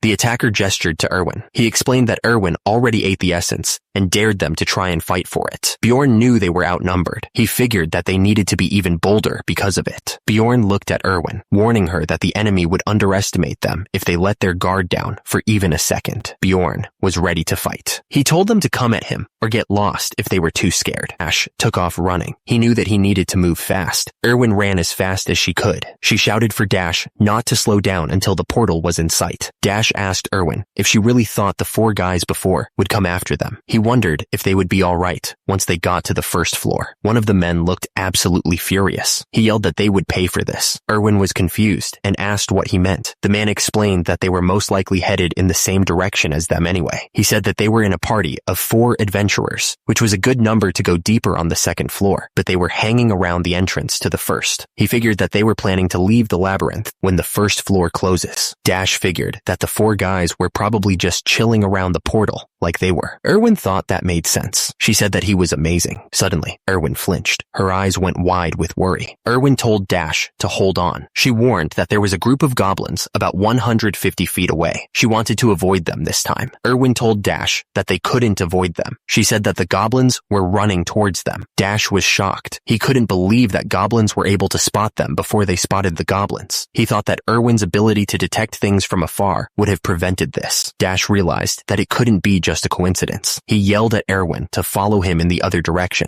Erwin agreed, but then she suddenly froze. Something was coming right at them. Yikes. Something flew right past them. Dash and Erwin barely managed to dodge it. Dash sweated. He realized that the shot wasn't fired by a goblin archer. Someone else was after them. Dash coughed. He could have dodged that, but he was still hurt. He realized it was them from before. What the hell? Dash realized that they must have lured the goblins this way. He figured they were probably lying in wait on the other side, ready to ambush them. This was not good. Dash was furious. He realized they wanted to wear them down with the goblins before facing them directly. He yelled that they had to fight right there, and Erwin should use her special ability. Erwin looked confused. She asked what special ability he was talking about. Dash told her to think about the essence she had just taken from the goblin. The system explained that each essence contained a special ability related to the monster that dropped it. It said that if Erwin used the essence correctly, she would not only get permanent boosts to her stats, but also learn a new active and passive skill. Agility, stealth, and accuracy all went up. Dash realized that Erwin probably didn't even know how to use the new skills. He just glanced at her, hoping she would figure it out. There you go. Suddenly, Erwin was surrounded by a blue glow. The system announced that she had just activated the Thief Step skill, which would allow her to move in stealth mode. Dash was surprised. He wondered if the skill was activated just by thinking about it. He thought it was pretty cool. Erwin looked just as surprised as he was. Dash handed Erwin something. It was hard to see what it was, but he seemed to be trusting her with it. Dash declared that he would take care of the goblins by himself. He told Erwin to find the crossbowman who had fired the bolt, since he could only use his right arm now. Erwin looked worried. She asked if he was sure, since it was going to be dangerous if he went alone. It was a dangerous plan. Dash spoke with urgency, telling Erwin to stay hidden and to shoot the crossbowman down on his signal. He emphasized that she had to kill him with that one shot, or they were screwed. Erwin, still cloaked in stealth, confirmed that she would stay hidden until then, but she was confused and asked Dash what kind of signal he was even talking about. Dash suddenly stopped, planting his feet firmly on the ground. He muttered that this spot should do just fine. He pointed towards the distance. There, he said, was the group of goblins they'd been trying to avoid. Dash cursed under his breath. Those jerks weren't showing themselves after firing that crossbow bolt, he said, clearly annoyed. Dash swung his hammer down with incredible force, crushing the goblins beneath him. He declared that he would take care of these goblins right here and now. Dash was completely surrounded, outnumbered by at least 15 goblins. The air was thick with the stench of their crude weapons and rotten teeth. Dash continued to fight, carefully observing the goblins' movements. He noticed that 2 of them were wielding swords, and he thought it was safe to assume that that there were no archers among them. Suddenly, an arrow struck Dash's shield, throwing him off balance. He realized he spoke too soon, way too soon. Another goblin lunged forward, stabbing Dash in the side with a rusty blade. He knew he had to pay attention to the arrows, or he was done for. Dash swung his hammer, pushing back the goblins that swarmed him. He was trying to fend off the melee attacks, while keeping them at bay. Dash knew he had to deal with more than just the goblins in front of him. He thought about the adventurer crossbowman, who could fire at any moment, and he had to do it all without Erwin's help. Dash panted, feeling the damage start to build up. He could feel the cuts and bruises stinging, and it was getting harder to breathe.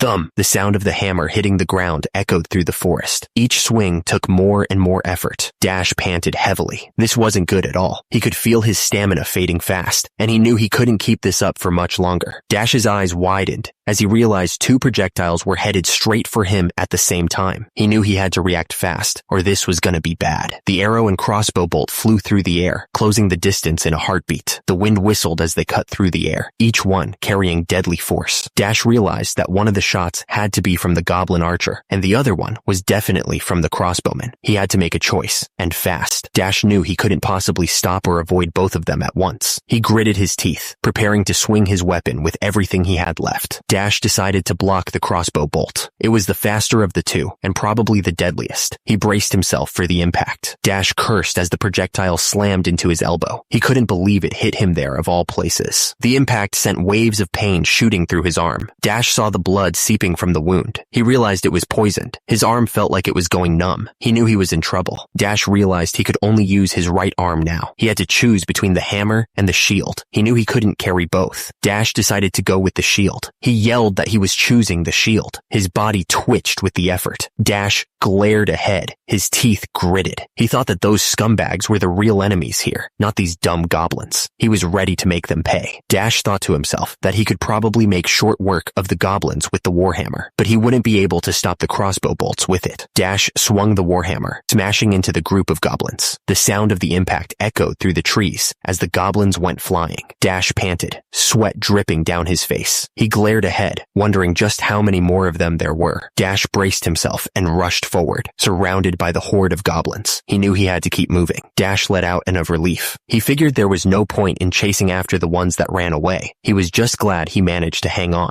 The rustling of the trees filled the air as the attacker spoke. He sneered, commenting that he didn't think Dash would be able to take care of all those goblins by himself. The attacker spoke again, admitting that Dash was better than he expected. He was standing with two other men, one of whom was holding a katana. Dash glared at the group. He demanded to know where the crossbowman was hiding. One of the men smirked, confirming that it was them. He then asked what had happened to the elven girl, using a nasty word. Dash's face twisted in rage. He told them to forget about it and come at him. The attacker was breathing heavily, sweat dripping down his face. He admitted that barbarians were not to be taken lightly, especially after fighting a whole bunch of goblins. The attacker chuckled darkly, his eyes gleaming with malice. He noticed that Dash was badly hurt and offered a deal. Tell him where Erwin was hiding, and he'd let him go. Dash smirked to himself, a dark amusement flickering in his eyes. He thought, they'd let me go free if I tell them? They must really think I'm a freaking dimwit. Dash's expression hardened, his grip tightening on his weapon. He told them that if they thought this was funny, they were wrong. He warned that he was going to make short work of them first and then ask questions. One of the men warned the others not to let their guard down. He told them to think of Dash as a big monster to be hunted down, steeling themselves for the fight.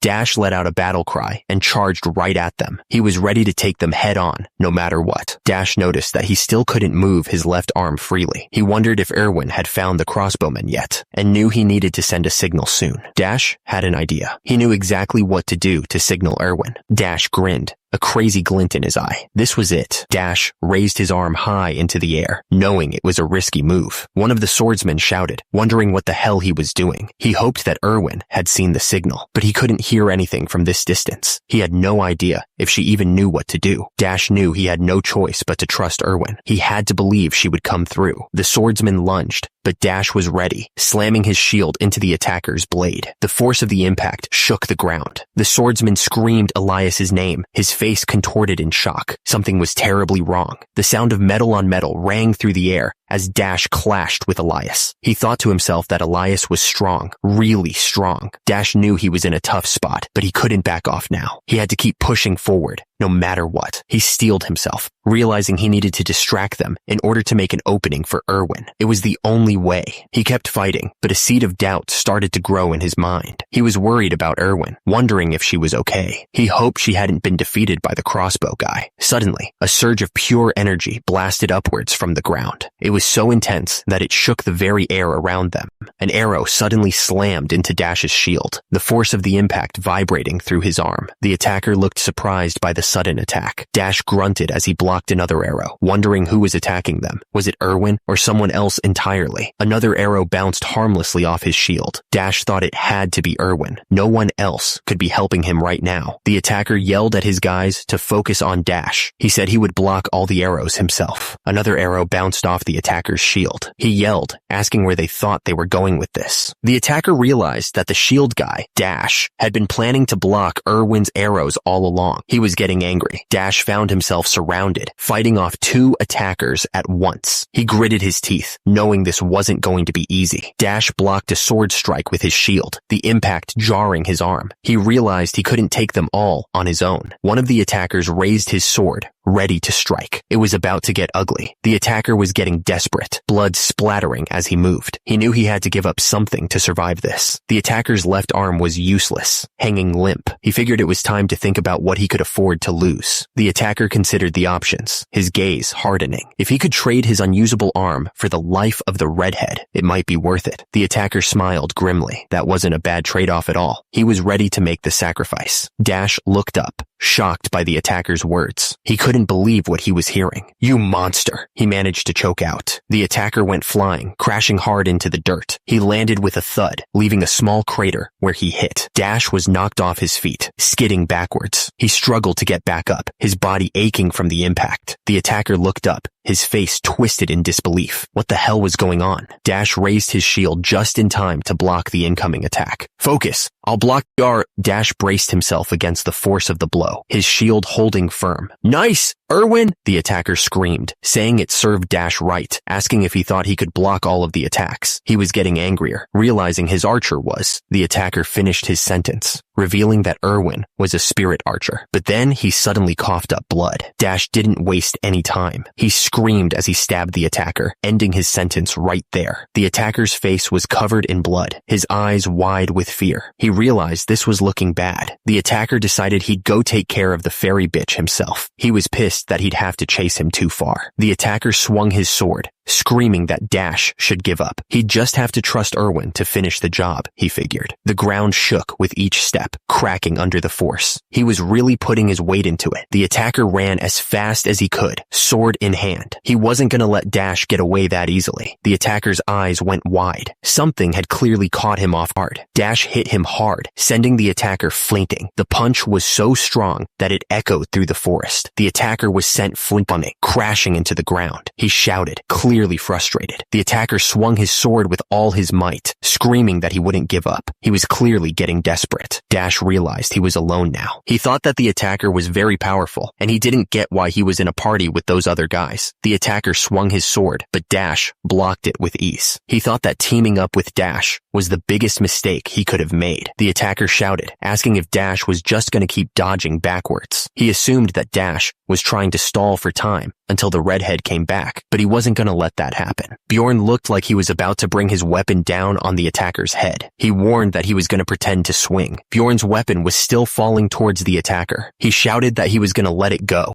Bjorn's attack landed right on the attacker's face. The force of the hit sent him flying backwards. The attacker's face was covered in blood after that hit. He was clearly in a lot of pain. Bjorn looked down at the attacker, who was still trying to get up. Now was his chance to finish this. Bjorn's fist slammed into the attacker's face with incredible force. The impact echoed through the forest as the attacker's head snapped back. The attacker's eyes widened in shock as Bjorn's fist connected. His teeth rattled and a searing pain shot through his skull. The attacker screamed, denying everything. He asked if they really thought he'd die in a place like this. Bjorn kept punching the attacker, not giving him a chance to recover. Blood splattered everywhere as he continued his relentless assault. Bjorn stood tall over the attacker, who was now lying motionless on the ground. He had won this fight, but something felt wrong. Bjorn spat on the ground, trying to get the taste of blood out of his mouth. He was beat up pretty bad, but he had won. Suddenly, Erwin came running through the trees, shouting for Bjorn. She looked really worried. Erwin looked relieved to see that Bjorn was still alive. She asked if he was okay, mentioning that she thought Erwin had won his fight too. Erwin insisted that Bjorn's injuries were bad. She told him to hurry and drink a potion. Erwin said it was better to drink the potion than to pour it on the wound. She added that he was poisoned, telling him to hurry up. Bjorn reluctantly agreed. The empty vial lay discarded on the ground, a few drops of the potion mixing with the dirt. The stuff seemed pretty strong. Bjorn felt like his insides were on fire. He could feel the potion coursing through his veins. The pain spread to every vein in his body, and his skin felt hot and itchy. He was trying his best to ignore it. Erwin looked at Bjorn with worry. She asked him what time it was, clearly anxious about something. Bjorn told Erwin that it was 11:20, which meant they only had 40 minutes before the first floor closed. He added that they didn't even have time to rest. Bjorn suddenly told Erwin to strip. She was completely caught off guard by the order, and her face turned red with embarrassment. Erwin was confused. She wondered if he had a reason for saying that so suddenly. Then she realized he wasn't talking about her, but the dead explorers around them. Bjorn said that there wasn't any time to waste. They would just have to take the dead explorers' equipment, magic crystal bags, and backpacks. He told her to also grab the redheads and the crossbowman's things, and to be fast about it. Erwin called out to Bjorn, her voice filled with urgency. She was clearly worried about something. Suddenly, a massive portal opened up in front of them, shining with bright light. It was their only way out of this mess. Bjorn yelled that they were going in. He didn't even hesitate before jumping straight into the portal, pulling Erwin along with him. They were pulled through a swirling vortex of light and energy. The system showed that there were only 40 seconds left on the clock. The system announced that their entry to the first floor was a success. Bjorn landed hard on the ground, but Erwin somehow managed to land perfectly on her feet. Erwin was smiling brightly as she told Bjorn that he did a good job. She seemed genuinely happy to be out of that mess. Bjorn told Erwin that she did well too. He asked if there were about 30 seconds left. That was way too close for comfort. Bjorn suddenly remembered something important. He said that he remembered the essence and that Erwin had asked him to promise something earlier. Bjorn said that they didn't have much time to talk about it now, but they could discuss it once they were out of here. He seemed to be thinking hard about something. The system showed that there were only 10 seconds left. Bjorn was starting to panic. He asked what the name of the tavern was again, trying to remember where they were supposed to meet. Bjorn was gritting his teeth, pushing himself to remember. Erwin just looked at him, waiting anxiously for him to recall the name. With just 1 second left, Bjorn shouted that it was the Black Whale Tavern. He said that they should meet there, relieved that he remembered in time. The system announced that the labyrinth was closing. It was pulling everyone back to the city, whether they liked it or not. The system chimed in again, saying that the character was being transported to Rafdonia. The city walls grew closer as the light pulled him in. Bjorn let out in of relief. He was glad to be out of that crazy labyrinth. Bjorn took a deep breath and said that he was back. He could feel the familiar energy of the city. Bjorn looked around and realized he was in Rafdonia. He was back in the familiar city, but something felt different. It made sense that all the explorers were gathering in one place, given the circumstances. But damn, there were a lot of people. The city was packed. The thing is, time in the labyrinth flows differently than it does in the city. No matter how many days you spend in the labyrinth, once you come back to the city, it's always noon the next day. So you have to reset your clock so that it points to noon. Someone in the crowd shouted, calling out Jandel's son, Bjorn. He wondered who that was again. Some name starting with W. Two guys bumped fists, happy to see each other again. One of them said that it was Vanon's second son, Karak. Well, actually, Venon's third son. Venon's third son, Karak, was glad he was fine. Then another voice called out, saying it was Senec's fourth son, Sarum, and that he'd come back alive too. It was a regular reunion. It turned out Naren's son, Farman, was okay too. The barbarians cheered him on and one of them asked Karake how the labyrinth was. The guy was popular, that was for sure. He added that those razor-mane wolves were nothing, believing in Karake's courageous axing skills. Another barbarian wondered if they were having a whole reunion there. He asked where all these barbarian guys were popping up from. Then he challenged Karake to a duel of bravery at the checkpoint. The challenged barbarian accepted, saying he would prove his courage as a warrior. He said they should go, and that he probably earned the most magic crystals. Someone shouted, asking Bjorn if he wasn't coming. Bjorn said that he was coming. The system showed that Bjorn had 24,476 stones. The woman struggled to hold the bag, which contained 28,420 stones. No, wait, 41,498 stones. The weight of the crystals was almost too much for her. The other barbarians were going wild, celebrating the warrior's haul. They shouted that it was more than 40,000 stones, and that he was amazing. One of them declared that Venon's third son, Karake, was the warrior of warriors. The bags were overflowing with magic crystals. Someone asked if they all contained magic crystals, and the answer came back immediately. Yes.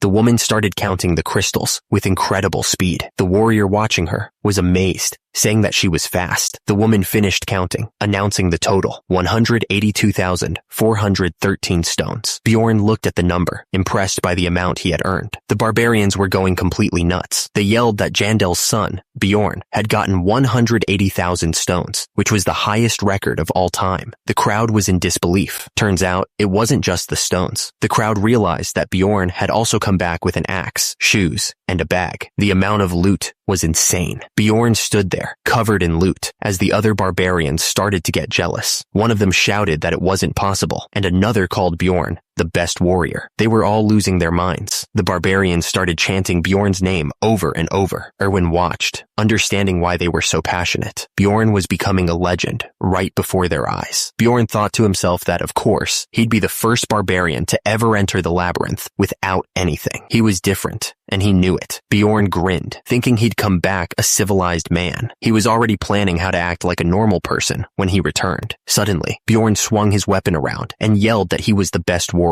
He was so loud that everyone could hear him. The crowd went wild, chanting Bjorn's name over and over. Bjorn realized he couldn't be so loud, but it was too late. Someone told the crowd to quiet down, but it was hard to get them under control. The city checkpoint was always loud, but this was insane. The barbarians were sitting around, talking about their adventures in the labyrinth. The whole city was buzzing with excitement. Bjorn figured he should probably stick with the other barbarians. He thought there might be something he was missing, so he decided to wait for them all to come back before following. Bjorn paused, looking around. Wait a minute.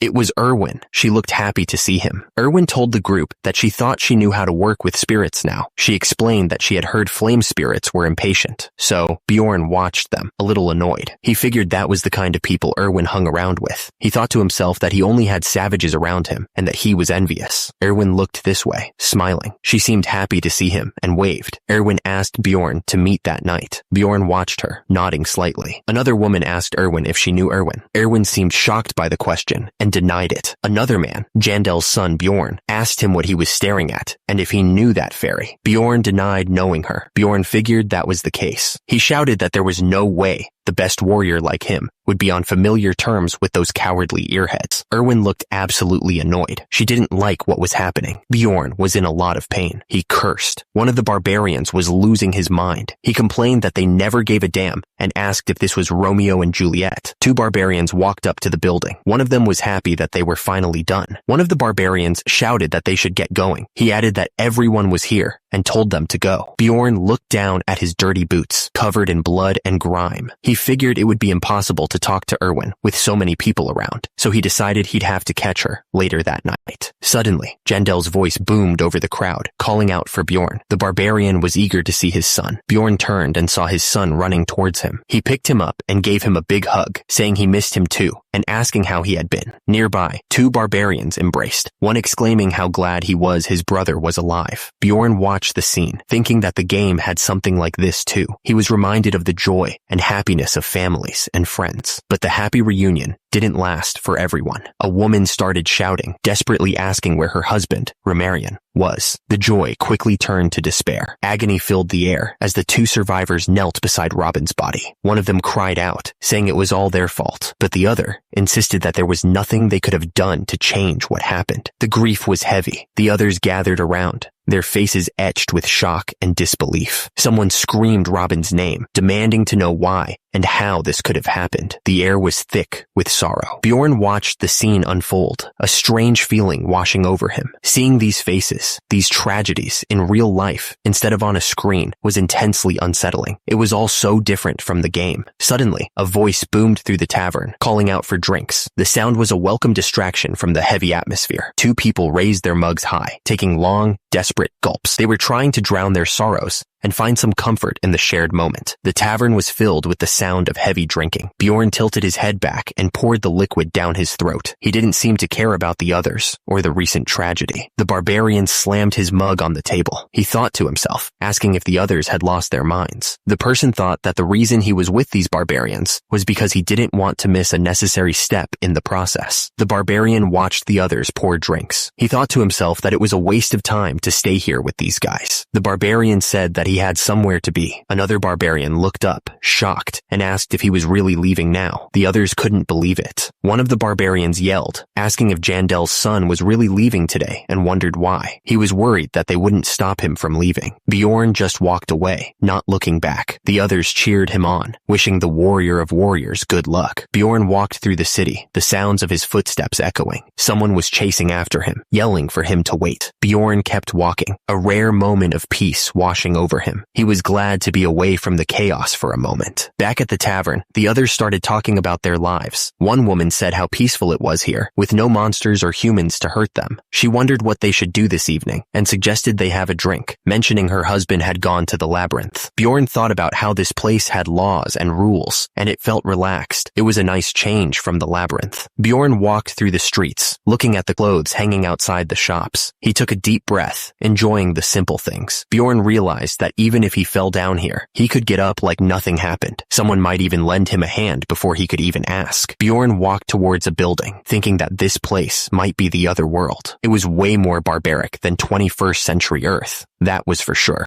Bjorn looked up at the sign. Despite everything, he felt a sense of anticipation. The hot water poured over Bjorn's skin, washing away the grime and sweat of the labyrinth. He could feel the tension slowly leaving his muscles. Bjorn relaxed under the water, letting it all sink in. He thought that it was peaceful here, and living in this city might not be too bad after all. Bjorn stepped out of the shower, drying his hair with a towel. It felt nice to finally be clean. Bjorn flopped onto the bed, completely exhausted. His body ached from the fight, but it was a good kind of ache. He closed his eyes, trying to stay awake, but sleep was already pulling him under. He knew he should probably get up and figure things out, but right now, rest was more important. Bjorn lay on the bed, staring up at the ceiling. He thought to himself that he really wanted to go home. To be honest, Bjorn really wanted to go home. He thought. Even if there wasn't anyone to greet him when he got there, he still wanted to go back. Bjorn sat up in bed, looking around the room. The system flashed the current time, 21:18. Bjorn thought that he had come out of the labyrinth at noon, so he must have slept around 4 to 5 hours. Bjorn figured he'd get going to the Black Whale Tavern to meet Erwin. He was hoping to find some answers there. The man with the bag said that the Black Whale Tavern disappeared 10 years ago. So much for meeting Erwin there, I guess. The man looked up, a bit surprised by the question. He was carrying a big bag of potatoes, but his face was serious. The man with the bag explained that the owner's son got into gambling, so the name and owner both changed. He added that it was a shame because the place had done well for generations. Bjorn thought that he expected it, but the world in the game must be years behind this one. He wondered what the new name of the tavern was. Suddenly he remembered the new name, Python Puth. He stared up at the building. Bjorn looked up at the building, thinking it didn't look like the Black Whale Tavern from the game. He was relieved that he could at least read the language, and he figured he'd have to find a library later. The tavern was a mess of people and drinks. A tavern worker welcomed him, shouting for more drinks and asking where Erwin was. Someone shouted, "Here!" Bjorn looked over and saw Erwin with another woman. It was the same woman from before. The woman with short white hair looked at Bjorn seriously. She said that he was that barbarian. Bjorn asked who she was. She said that she was Erwin's older sister. Teresia scoffed, asking if he thought her older sister was her name. She told him to call her Teresia. then revealed that Erwin's real name was Erwin Fornaci de Tercia, guessing that she didn't want to tell him her full name. Teresia leaned forward, her expression serious. She asked Bjorn why he was here, adding that she had a question to ask him. Teresia's eyes narrowed, her voice dropping to a low, dangerous tone. She asked why he had asked to see such a young girl. Teresia continued, her gaze intense. She wanted to know why he'd asked to see such a young girl so late at night in a tavern like this, implying something bad. Exploded, accusing Bjorn of calling Erwin to such a shady tavern the previous night. She then demanded to know what his purpose was, considering that he had stood her up and made her stay out all night. Erwin's face contorted with anger. She called Bjorn thick-skinned, her voice dripping with scorn. Bjorn looked completely lost. He asked what they meant by last night, his brow furrowed in confusion. Erwin glared at him suspiciously. She asked if he was trying to play dumb. Her eyes narrowed. Bjorn turned to Erwin, his voice laced with urgency. He asked how long it had been since they left the labyrinth. Erwin replied, seeming just as confused, that it had been about 30 hours. Bjorn's eyes widened as the words sank in. He repeated the number, completely shocked that it had been 30 hours. Bjorn's voice rose with incredulity. Not 4 hours, but 30? He couldn't believe how much time had passed. Bjorn suddenly understood why he felt so refreshed when he woke up. It was because he had slept for over a day. He was still standing at the table, and he was shocked. Erwin looked at Bjorn with a mix of concern and guilt. She blurted out an apology, her voice filled with sincerity. Bjorn lowered his head slightly, a rare sign of remorse on his face. He apologized, explaining that he had been asleep the entire time. Erwin was completely taken aback, her eyes wide with surprise. Teresia was just as shocked as she whispered, wondering if Erwin had ever seen a barbarian apologize before. Erwin's expression hardened, her eyes narrowing with suspicion. She spoke, her tone sharp, saying that she hadn't expected Bjorn to even be on time, given that he was a barbarian, and demanding to know why he had called her there. Bjorn smirked slightly, his eyes glinting with amusement. He admitted that he could give many reasons, but he had no obligation to tell her. He suggested that she could ask Erwin if she was so curious. Teresia's face twisted into a sneer, her eyes filled with disdain. She scoffed, saying that she knew these barbarians were so interesting, adding that Bjorn was just a beginner. Teresia's voice dripped with sarcasm as she questioned what that had to do with anything. She warned Bjorn that he should throw away that attitude unless he intended on taking care of Erwin all her life, calling him savage. She then turned back to Bjorn, calling him Mr. with a questioning tone. A hand shoved a heavy pouch forward, the grip tight around it. Here, take this. It's 350,000 stones. Bjorn held out the pouch, his expression serious. He explained that it was the amount Erwin had earned for the essences they collected. Erwin looked at the situation with a strange sense of familiarity. She thought to herself that she felt like she'd seen this kind of thing in K-dramas. Bjorn suddenly grabbed Erwin and shoved the pouch into her hands. Take this money and get away from Erwin, he yelled. Erwin stared back at Bjorn, completely baffled. She asked him why he wasn't taking the money. Teresia stared intently, her eyes narrowed. She asked if Bjorn had another purpose, just like she suspected. Bjorn looked at Erwin, pausing for a moment. He asked if Erwin agreed with Teresia's suspicions. Bjorn's face was tense as he leaned forward. He explained that the deal for giving him essences was that he would help until Erwin got the amount she wanted. Bjorn looked at Erwin, his expression softening slightly. He confirmed that was all, and that they would split the profits 5 to 5. Erwin's eyes widened, and her face lit up with a bright smile. She seemed genuinely surprised and pleased by the arrangement. Erwin's eyes widened slightly, her face showing a hint of surprise. She muttered softly, barely audible. Bjorn looked at Erwin, a hint of regret in his voice. He apologized, saying that they were a pretty compatible duo. Bjorn turned to Teresia, his expression firm. He declared that from now on, Erwin would accompany him into the labyrinth. Erwin looked down, her expression unreadable. Bjorn explained that they were just following tradition in letting her go alone, since it was her first time, but he never intended on letting her go alone otherwise. Teresia's face twisted in anger, her eyes narrowing. She realized that Erwin already had someone to carry her, and muttered that she didn't care about personal connections. Mr. held out a pouch, telling Erwin to take it if she understood the terms. Erwin paused, doing some quick math in her head. She asked if the 350,000 stones were half the essences, and if so, she was still short 280,000 stones from their deal. Erwin gave a wide, fake smile. She acted like she almost forgot. Mr. reluctantly handed over the 280,000 stones. He thought to himself, wondering if she was trying to con him somehow. Mr. was getting annoyed. He muttered about how he now understood why barbarians hated fairies. He then asked if she was done and could leave, as he had something to talk to Erwin about. Erwin looked at Mr., her expression impatient. She asked if he still had something to say, sounding sounding a bit annoyed. Erwin softened her tone, trying to be polite. She told the other woman that she appreciated her concern, but she could leave now. Erwin said she needed to thank Mr. and say goodbye. Erwin's expression hardened, a hint of defiance in her eyes. She stated firmly that she wasn't a kid anymore, as if trying to prove a point. Suddenly, the barbarian woman pointed down at Bjorn, her voice rising. She demanded that he swear on this, then paused, seemingly at a loss for what to ask. Einar's face turned red with anger. She shouted that Bjorn had to swear he wouldn't sleep with Erwin, and if he did, she would leave right away. The demand was completely out of left field. Einar's face was red with fury, her eyes blazing. She stammered, asking what Bjorn thought he was doing, and if he wasn't sleeping with Erwin, did that mean everything else was okay? The question hung in the air, thick with tension. Bjorn stared up at her, his expression unreadable. He didn't even hesitate before swearing. Bjorn ripped his shirt open, swearing on a warrior's honor. Then, he immediately admitted he didn't give a damn about warrior's honor. He looked around confused, calling out for Mr. Einar smirked, clearly satisfied with Bjorn's oath, however sincere it was. She announced she was leaving, calling Erwin sis as she turned to go. Erwin looked stunned. Einar paused, her eyes narrowing. She'd almost forgotten something. Erwin looked up at Bjorn with a smirk, thanking Jandel's son for saving her. Her eyes held a glint of something I couldn't quite place. Bjorn loomed over Erwin, his massive frame casting a shadow over her. He didn't say anything, just stared down at her. Erwin wrung her hands together, looking really nervous. She wondered aloud what she should do, admitting she'd never spoken up to her sister like that before. She asked if Bjorn thought Einar was mad. Bjorn shrugged, telling her she didn't look that mad, considering her smile. He told her not to worry. He started to say he was glad, but then stopped himself.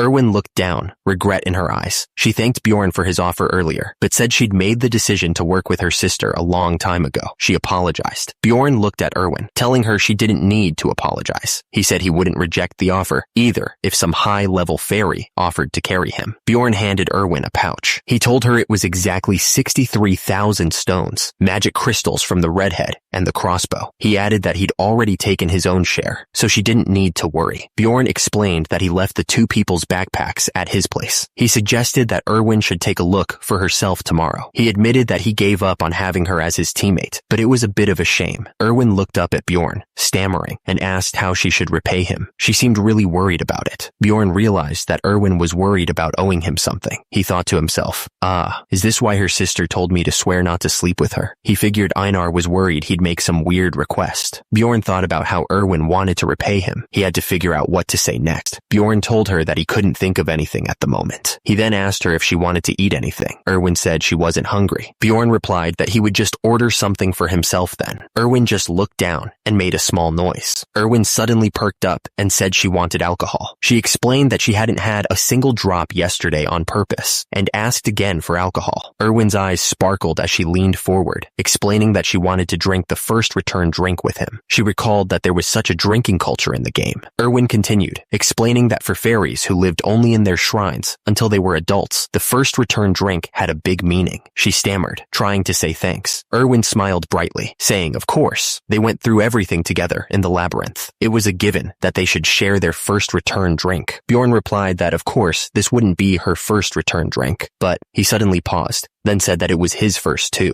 Erwin looked at him, shocked. She thought she had told him she was 22. She then asked if he wasn't joking. Bjorn smiled slightly, admitting that it was his first time in the labyrinth too. It was a rare, genuine moment from the big guy. The table was piled high with food, a welcome sight after the dangers they had faced. It was a feast fit for heroes. Erwin smiled brightly, raising her mug. Mister, you did great, she said, clearly impressed by his performance. Bjorn grinned back, raising his own mug. You too, he said, before they both shouted, cheers. The drinks splashed as their mugs clinked together. The table was a mess of plates and half-eaten food, signs of a celebration well underway. Erwin smiled, pointing out that Mr. was wearing a shirt today. Bjorn grinned back, joking that she was wearing a skirt. It was a rare moment of lightheartedness between them. Bjorn took a massive gulp from his mug, emptying it in one go. Erwin watched him, clearly impressed. He was so good at drinking. Bjorn's expression turned serious. He reminded Erwin that she had wanted to repay him earlier. He revealed that he had thought of a way for her to do so.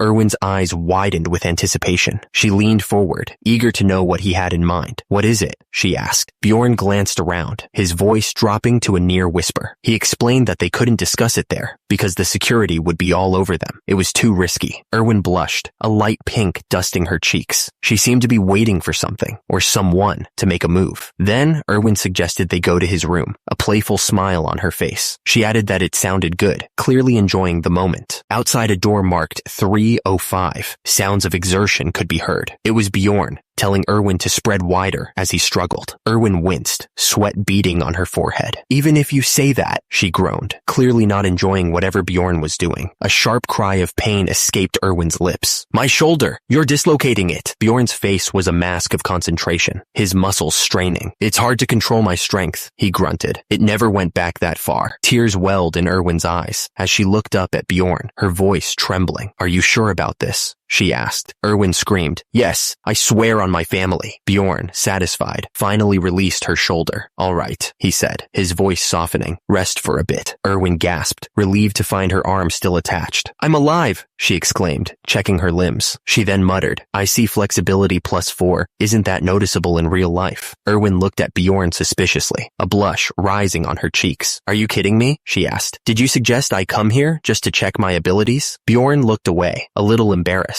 Yeah, ability use isn't allowed within the city, he admitted. I just wanted to check the difference in the essence between the game and real life. I didn't know. The system displayed a screen showing the game stats for Dungeon and Stone. Anyone could tell just from looking that it was not an user-friendly game. The main stats were body, mind, and ability. The system then zoomed in on the stats, showing height, weight, muscle, fat, stamina, fitness, weakness, strength, bone strength, and grasping. But if you press the plus sign on the side, there were thousands of detailed stats. Bjorn explained that if stamina were to increase, one could carry heavier items. Not only that, but it would also improve performance in physical attacks. Bjorn continued, saying that different characters were capable of different things, despite having the same number of stats. He added that he learned about all this by putting thousands of hours into the game, mentioning that his body stat was 50. Bjorn admitted that there were stats whose effects he still didn't know about after 9 years of playing. He cursed the damn developers under his breath. Bjorn mentioned that one of the stats he didn't know much about was obsession. He explained that it was a stat that came with the essence Erwin ate. Bjorn explained that he didn't know anything about the obsession stat, except that it counted as a lower ranking stat in the mind stat. He then asked Erwin if something had changed for her after leaving the labyrinth. Erwin wondered if the obsession stat had something to do with overthinking or maybe even patience issues. She admitted that she wasn't sure what it did though. The thing is, Erwin had been craving cookies ever since she came back from the labyrinth. She never used to eat them much before, but now she couldn't get enough. Bjorn watched Erwin and thought maybe the obsession stat increased desire. That would explain why it didn't do much in the game, he figured. Erwin realized that there could be other new stats she didn't know about. She knew she should take those into consideration when, suddenly, she was interrupted by someone. Erwin yawned, admitting that she was sleepy now. She still wanted to check a few things, but she figured it could wait. The candle flickered, casting long shadows across the room. All right, let's sleep, Bjorn said, already thinking about the next day's hunt. He closed his eyes, ready to drift off. But then Bjorn suddenly opened them again. Wait, he muttered to himself. Bjorn glanced over at Erwin, who was already asleep. He remembered Einar's warning, don't sleep with her. Bjorn stared at the ceiling, thinking. Well, he figured it didn't really matter. He assumed Einar meant the other kind of sleeping together. The next morning, Bjorn was already awake. He looked over at the pile of gear they'd brought back from the labyrinth. So, this is the loot, he said to himself, assessing the value of their haul. Bjorn looked at the pile of loot, impressed. Whoa, that's a lot. It was worth going early to my lodgings. Are you gonna sell all this? Erwin nodded, already eyeing the pile. Everything except for a few. Erwin's eyes lit up. Then can I have this leather outfit and the belt? Bjorn didn't even hesitate. Sure, if you subtract it from your share. Erwin grinned. Okay, a merchant with a calculating look approached them. I'll give you 350,000 stones for this. He paused, adjusting his glasses. It all totals up to about 150,000 stones. Bjorn watched as the merchant counted the stones. 250,000 stones total. Bjorn stared at the bags of stones, impressed. He thought to himself, I earned a total of 1,450,000 stones. Bjorn stared at the bags of stones in disbelief. disbelief. Mister, this isn't a dream, right? He wondered how much it was all worth. After subtracting Erwin's share, Bjorn realized he'd earned 1,400,000 stones, which was way more than he'd ever earned when he first played the game. Bjorn smirked, feeling satisfied with his progress. He thought to himself, nice start. Bjorn turned to Erwin. All right, then let's part here. He noticed Erwin's surprised expression. What's wrong? There's nothing more for us to do. Erwin looked down, trying to hide her disappointment. We're taking the same path, so we can walk to the central square together. She agreed to walk together, but secretly wished she could spend more time with him. The crowd was buzzing with anticipation. The air was thick with tension, as everyone waited to see what would happen next. Bjorn was walking with Erwin when he noticed a crowd. Huh? Why is there a crowd here? He started to say, but then his face went pale. That's a guard in shining armor stood tall, a spear in his hand. That's an execution. Everyone, back off! The crowd gasped as the massive guillotine came into view. The heavy blade glinted ominously in the dim light. The guard stood before the crowd, his voice echoing through the square. These people haven't committed serious crimes like murder, rape, or arson. The executioner raised his hand, the signal clear. Their crime is failure to pay taxes. I will begin the execution. Rafdonia was the last city standing after a witch's curse destroyed the other world. The only way to get resources in this limited space was the labyrinth below. The weapons of those who dared to venture into the labyrinth lay piled together. They were a grim reminder of the constant struggle for survival. The executioner's logic was simple. Those who couldn't pay taxes would be executed. It was a brutal way to decrease the number of mouths to feed. A man screamed, "I'm first! Move!" People were rushing towards the guillotine, desperate to claim their fate. Someone cried out, "Ah, dear God." People were eating bread, their last meal before facing the executioner's blade. Bjorn looked around in disbelief. Are you kidding me? Why are they dipping bread into the blood? He remembered a legend about people drinking the blood of the executed to gain financial luck. Bjorn turned to Erwin and asked how much the taxes were for the first year. Bjorn listened intently. The answer was 700,000 stones for non-humans. It's a bit off from the game, but it's similar enough. Bjorn asked what the taxes were for the second year. Erwin replied that the taxes were 800,000 stones. There are fees when exchanging too, same as in the game. Bjorn realized that taxes increased each year he worked, so he needed to become much stronger within the year. The pressure was already building. Bjorn thought to himself that if he couldn't return to his old life and he hadn't been training, he would be in serious trouble. He had to prepare for the worst. Bjorn's face was grim as he imagined the worst possible outcome. My blood might end up being the blood that those people are dipping their bread into, he thought, picturing the gruesome scene. Bjorn knew he had to avoid that fate at all costs. In order to avoid that, I need to save money, he thought, his mind already racing with plans. The 6th floor of the dungeon was his goal. He clenched his fists, his resolve hardening. He had to reach that level, become strong enough. He had to survive in this crazy world and avoid execution. The next morning, Bjorn found himself standing inside the city library. The library, he mused, looking around at the towering shelves. The library was even bigger than he remembered from the game. He suddenly realized people were staring at him. Why are people staring so hard? Well, I guess it's rare to see a barbarian in the library. Bjorn was looking around the library when he noticed Einar lying on a table. She was out cold, muttering something about being someone's second or third daughter. It was hard to make out the words. Bjorn leaned over, looking at her with concern. What's she doing here? Bjorn wondered, trying to figure out what had happened to her. Einar's eyes fluttered open, and she looked around, confused. She seemed disoriented, unsure of where she was or how she had gotten there. Bjorn towered over her, a hint of relief in his voice. Jandel's son, Bjorn. Glad to see you're doing fine, he said, trying to sound casual. Einar grinned, her eyes sparkling with excitement. Same goes for you too, Jandel's son Bjorn, she exclaimed, her voice filled with genuine happiness. Einar's booming voice echoed through the library, causing Bjorn to wince slightly. Lower your voice, she said, quickly apologizing. She admitted that she never expected to run into another barbarian here. Bjorn, curious, asked what she was doing there. Einar looked down at the book, her brow furrowed in concentration. You said I should think before acting, she explained, so I thought I needed more knowledge in order to think. Bjorn was impressed, even though he didn't show it. He thought to himself that was commendable. She's definitely a bit different from the other barbarians, he mused. Einar continued, her voice taking on a serious tone. She explained that she also realized while going around the labyrinth that the monsters aren't the only enemies. Something must have happened in the labyrinth, she said, adding that other barbarians would have just bragged about their experience. Einar looked down at the book in her hands, a frustrated expression on her face. Yeah, that's why I've decided to study, she said, pausing. Reading is so hard. Is that the problem? Einar looked up at Bjorn, a serious expression on her face. She explained that she was thinking of going to the shrine to learn to read and write from the elders. Einar's voice echoed, impatient and urgent. She needed to act now, before her resolve faded. Einar sighed, a hint of sadness in her voice. Barbarians are a sad species. The more I learn about them, she said. She remembered her promise to repay Bjorn for his advice if they made it back alive. Einar looked at Bjorn with genuine gratitude. If you ever need help, come to the Angry Bull Inn, she offered. I'll do my best to help you. Bjorn nodded, his expression unreadable. He simply said, all right. Bjorn made sure Einar wouldn't forget. Don't forget this promise in a couple days, Einar, he said, his voice firm. Einar turned to leave, her broad shoulders and blonde hair catching the light. I think I'm gonna, she muttered, ready to head to the shrine. Bjorn watched her go, adding, need your help soon. He had a feeling he'd be calling on her sooner rather than later. Bjorn stepped into the library, his eyes widening at the sheer size of the place. Anyway, how do I find the book I need in a place this large? He wondered. It's humongous. A librarian sat at the front desk, quietly reading a book as the light streamed in through the windows. The air was still and quiet, the only sound the turning of pages. Bjorn stared at the woman behind the desk. She must be a librarian, right? He thought, noticing she was asleep on the job. He loudly cleared his throat, hoping to wake her. The librarian slowly started to wake, her eyes fluttering open. She looked around, still half asleep and a little confused. The librarian blinked a few times, finally focusing on Bjorn, standing in front of her desk. What is it? She asked, her voice still thick with sleep. Bjorn towered over the librarian and asked, what is it? I'm looking for a book. Where can I find books related to Hister? Suddenly, the librarian's eyes glowed with power. She muttered, Fartitiev. Bjorn stared at the librarian, completely dumbfounded. Did she just use magic on me? He wondered, his brow furrowed in confusion. The librarian looked at Bjorn, her expression unreadable. But what changed? You'll be able to find the books you want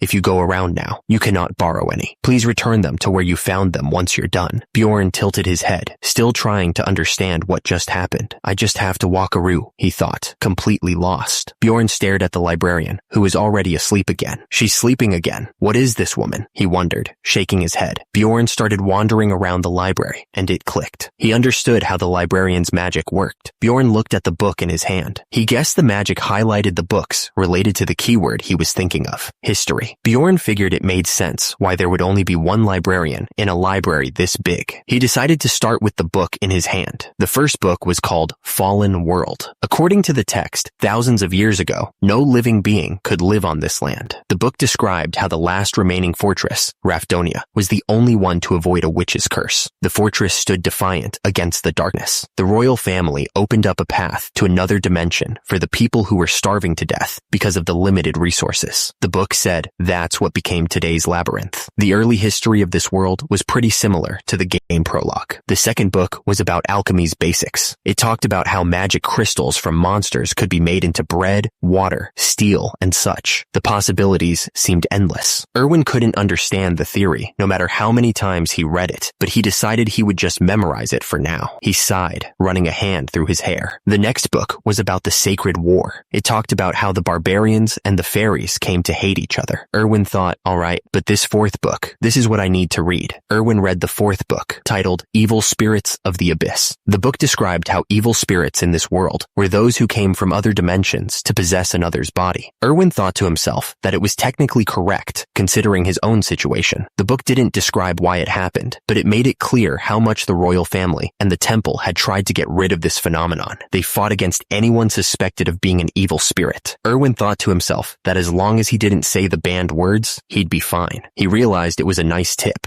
since he was the evil spirit in question. The fifth book was titled On the Death of the King. It talked about the first ever king, also called the Immortal King, Levigen. His death was 150 years ago, according to the book. The system informed him that the game started the day after Levigen's death, so this was 150 years after the game's timeline. Erwin guessed that was why the knowledge he had from the game kept contradicting the reality in this world. Bjorn flipped open the next book, the title reading Dimensions Instability Observation Records. He wondered if this was the same book that the blonde warrior who saved him had read. Bjorn remembered Einar's words about his situation being rare. He knew what he went through wasn't normal. The book mentioned a theory that entering a portal as it closed could cause dimensional instability. Bjorn realized this might explain his situation. Bjorn realized ending up in this world was basically his own fault. He thought, That's insane. This is getting depressing. I'm gonna stop thinking about this. It was already dark outside. Bjorn decided he'd read the rest of the book later. Bjorn lay in bed, staring up at the ceiling. It had been 3 days since he'd managed to escape the labyrinth. Bjorn did some quick math in his head. A month here was 30 days, right? The labyrinth opened every first at midnight, so he figured he had 27 days until he had to go back. Bjorn's eyes narrowed slightly as he made a decision. He'd start looking for a new teammate tomorrow. Bjorn's eyes snapped open, his body tensing up. Bjorn was shaken awake. Mister, wake up! It was Erwin. Bjorn was about to ask, what brings you here so early in the morning? Suddenly, Bjorn was blasted in the face by a gust of wind. He was caught completely off guard. Erwin was beaming with pride. I succeeded with the contract. Look, I tried like 10 times with the spirit stone my sister bought for me, and it worked, Erwin continued. Plus, it's wind. It works great with fire. She looked extremely happy. Bjorn stared back at her. That's lucky. The system displayed the description of the spirit stone, an item that could be used to sign a contract with a spirit with a 10% chance of success.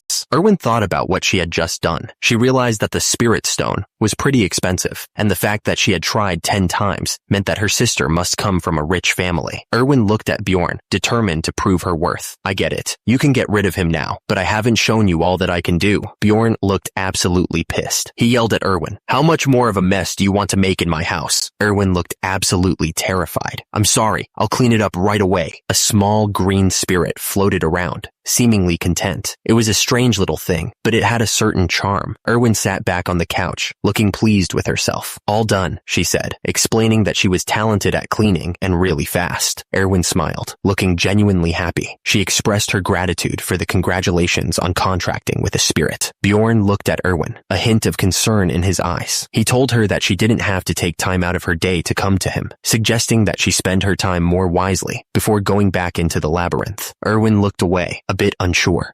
That's true, but she stammered, not really having a good answer. Erwin was practically bouncing with excitement. She told Bjorn that she had come running to him because she wanted him to be the first to know. Bjorn asked if he was her first colleague. Erwin seemed to think that she had some kind of tie to him. She showed off her new wind spirit, asking how much stronger he had become. But Bjorn thought that this kind of relationship was better kept at a business level. Bjorn added that he planned on staying there permanently, so if Erwin had any problems, she could come find him there. He then said that he planned on staying friends with Erwin. Erwin looked at Bjorn and said that they were fellow comrades. Erwin looked pleased with herself. She said that it was good to have connections. Only 26 days remained until he had to go back into the labyrinth. He wondered how he would use that time. It could feel like a long time or a short time, depending on how you looked at it. Bjorn knew how to use this time most effectively. He wondered if this was the Angry Bull Inn, where all the barbarians stayed. Bjorn turned his head slightly, sensing someone was watching him. He narrowed his eyes, trying to get a better look. The guy shouted, asking who Bjorn was. He realized that it was the strongest warrior, Jandel's son, Bjorn. He said that he had heard stories about him, and they were as loud as ever. The guy asked what brought Bjorn here, wondering if he wanted to stay there too. He thought it was a good idea, since the place was only 300 stones a night. He then asked why it was so cheap. The innkeeper gestured around the room, explaining that normally 10 warriors crammed themselves into 5 beds, but for Bjorn, they could make an exception. That's why it was so cheap. Bjorn corrected him, saying he was there to see Fenelon's third daughter, Einar. The innkeeper quickly corrected Bjorn, explaining that Einar was Fenelon's second daughter. Einar looked at Bjorn and said that she was Jandel's son, Bjorn, and that she was Fenelon's second daughter, Einar. She added that it was good timing that Jandel's son, Bjorn, had come to see her. Einar looked at Bjorn, clearly curious. She asked him what he wanted. Bjorn looked at Einar and said he had a favor to ask. He wanted to fight her for training. He explained that he needed to train. Einar looked worried as she realized that she wouldn't be able to win duels based on combat skills alone. She thought to herself that it wasn't really a favor to ask. Looking out at the training field, Bjorn realized he didn't need Einar's permission to train. He could just go out there himself. Einar looked at Bjorn, agreeing to fight him whenever he wanted, as long as it wasn't in the mornings. She seemed pretty confident. Bjorn grinned, his eyes full of excitement. He told Einar they'd start right away, wasting no time. A crowd started to gather, buzzing with excitement. Everyone was talking about how Einar and Bjorn were about to fight, and they didn't want to miss it. Bjorn stared down Einar, His eyes narrowed. He declared that he came to learn, but he had no intention of losing. Einar didn't wait a second longer. She swung her sword down at Bjorn with all her might. Einar's eyes burned with determination as she swung the blade. The air crackled with the force of her strike. Bjorn lay on the ground, completely battered. A voice from the crowd yelled that Einar was now the best warrior. Someone shouted that Einar was the best warrior ever. Bjorn, still on the ground, said he was okay and agreed that she was really good, adding that it was a good way to spend his time. Bjorn's face was covered in sweat and bruises, but he didn't care. He was determined to keep going, demanding one more round. Einar didn't hesitate for a second. She swung her sword with incredible speed, the force of the blow creating a gust of wind. Einar kept attacking, not giving Bjorn a chance to breathe.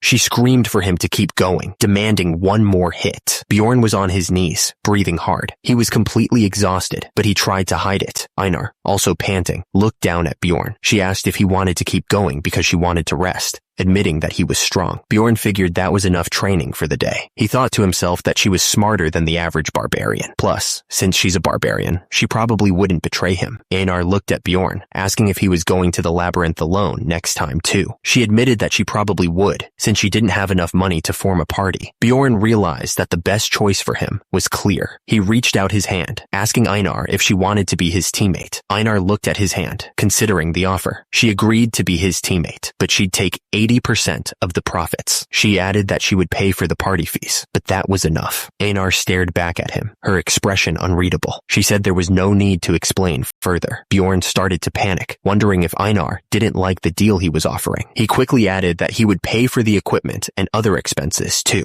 Bjorn reached out to shake Einar's hand to solidify their agreement. He could feel the strength in her grip as they clasped hands. Einar smiled, telling him that she wouldn't understand even if he tried to explain it to her. She said that she'd trust him, Bjorn Jandel. Bjorn grinned, saying he was looking forward to working with her. He was excited, realizing that he finally had a friend now. The next day, they arrived at the Barbarian shrine. The air was still and quiet, a stark contrast to the bustling city. Einar and Bjorn walked toward the Barbarian shrine. The building was massive, but the air felt heavy, like they were being watched. A man with a long white beard greeted them, saying, "Welcome, Feneline's second daughter, Einar, and Jandel's son, Bjorn. I didn't want to come here because of him, but I had no choice." The man continued, "It's rare for a warrior who's left the shrine to come back. Have you come to learn to read and write like Einar?" He paused, then answered his own question. "No." Bjorn stared at the man and cut to the chase. "Then what are you here for?" "I want the spirit seal." Bjorn continued, "To be more precise, I want the undead's seal. This is an OP skill I need to take if I want to clear the labyrinth. Turns out, every species in this world has a special trait that makes them unique. Fairies, for example, borrow powers from spirits through contracts. Dwarves get the blessing of armor, which makes their items stronger, and therianthropes can make deals with ancient spirit beasts. Finally, there are the barbarians. They have something called the spirit seal. The man with the long white beard seemed taken aback. "Ooh, how did you find out about that?" The man continued, "That's not something a young warrior would know about, is it?" Bjorn was getting nervous, thinking, not again with the suspicions. Bjorn looked determined. He didn't care what they thought. He was going to get stronger. That's why he went to the library to find out about the spirit seal. Bjorn looked them dead in the eye. "I read about it in a book," he said, not backing down. The man with the long white beard was shocked. "I heard that spirit seals were greatly helpful in the war against the fairies. Is that how you knew? You read a book? How interesting," he exclaimed.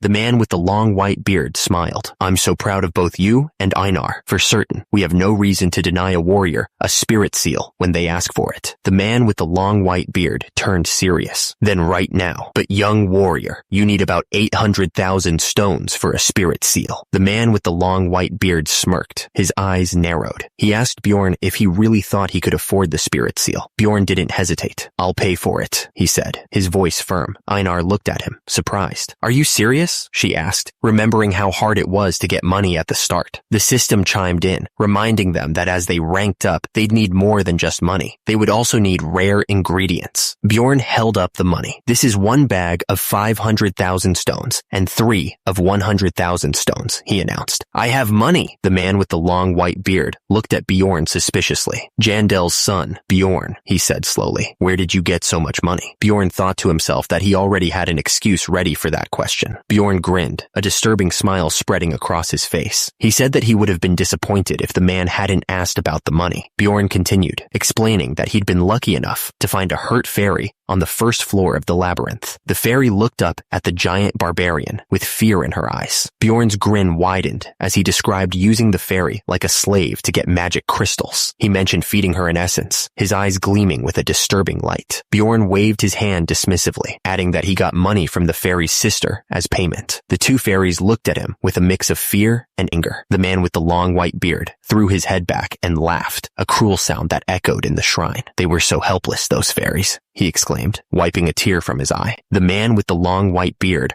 roared with laughter, shouting that Bjorn had ripped off those cowardly earheads. He seemed genuinely impressed. The man with the long white beard continued, saying that Bjorn was probably the first to ever do that. Other barbarians crowded around, their faces showing a mix of resentment and satisfaction at the mention of fairies. The man with the long white beard placed a heavy pouch into Bjorn's hand. He announced that it was a gift for showing such great potential. Bjorn stared at the coins in his palm, his eyes wide with disbelief. He thought to himself, "Are you kidding me? I just earned 200,000 stones just from telling a story. This guy is amazing."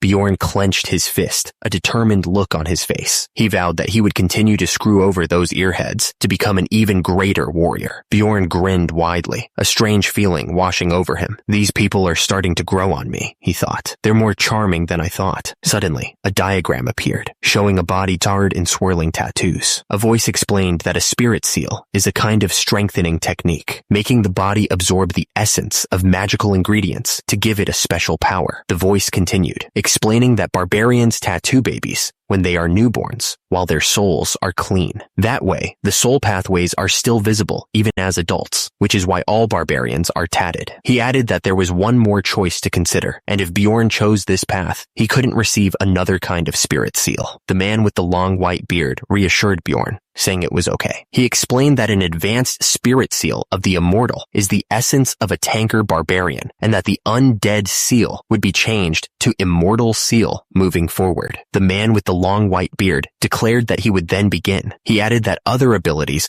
are also high performance, so choosing the immortal path is an obvious choice for any gamers who have been playing this game for long. The air crackled with raw energy, circles glowing with power. Beams of red light shot out, piercing the air with incredible force. Bjorn's face was contorted in pain, sweat dripping down his forehead. But, he thought, bracing himself for what was coming. Bjorn's thoughts exploded in his head. I have to endure this every time, he wondered, his mind reeling from the prospect of repeated agony. Bjorn screamed in agony, his face a mask of pure suffering. "It hurts like hell!" he yelled, his body convulsing with each pulse of energy. Suddenly, the system chimed in. It declared that he had activated the first level of the immortal seal. His natural regenerative skill had greatly increased, and his physical stats had jumped by 13. Bjorn thanked the witch doctor. The witch doctor just chuckled in response, a strange sound that echoed in the room. Bjorn looked absolutely confused. He wondered why the witch doctor was laughing. The witch doctor's smile widened. He thought it was pretty strange for a warrior to thank a witch doctor. Bjorn started to sweat. Did I do something wrong? He wondered. He knew he had to get out of there before the witch doctor started getting suspicious. Away from the barbarian shrine, the wind rustled through the trees. It was a quiet night in the forest. The next morning, Bjorn headed to the commercial district. He needed to buy some gear. Bjorn walked through the town, thinking about his training with Einar. He realized he wasn't cut out to be a swordsman. Bjorn planned to focus on shield techniques once he got the essence. He figured building proficiency in swordsmanship would just be a waste of time. The shopkeeper greeted him warmly, asking what he was looking for. Bjorn told him he wanted an one-handed blunt weapon. The shopkeeper gestured to a section of the wall. He said that those were the blunt weapons that barbarians usually preferred. He added that they were definitely to a barbarian's taste. Bjorn replied that he wanted something more normal. He explained that a weapon like that would have great destructive power, but it wasn't necessary for the first floor monsters that were easy to kill. Bjorn grinned, holding up a mace. Then how about this? Nice, he said, clearly pleased with his purchase. The system flashed a notification, showing the details of the mace. It wasn't too big, and it cost 220,000 stones. The system also noted that Bjorn's total item level had increased by 85. Bjorn showed off the helmet he had custom made, since the ones they had didn't fit his head. It cost him 170,000 stones.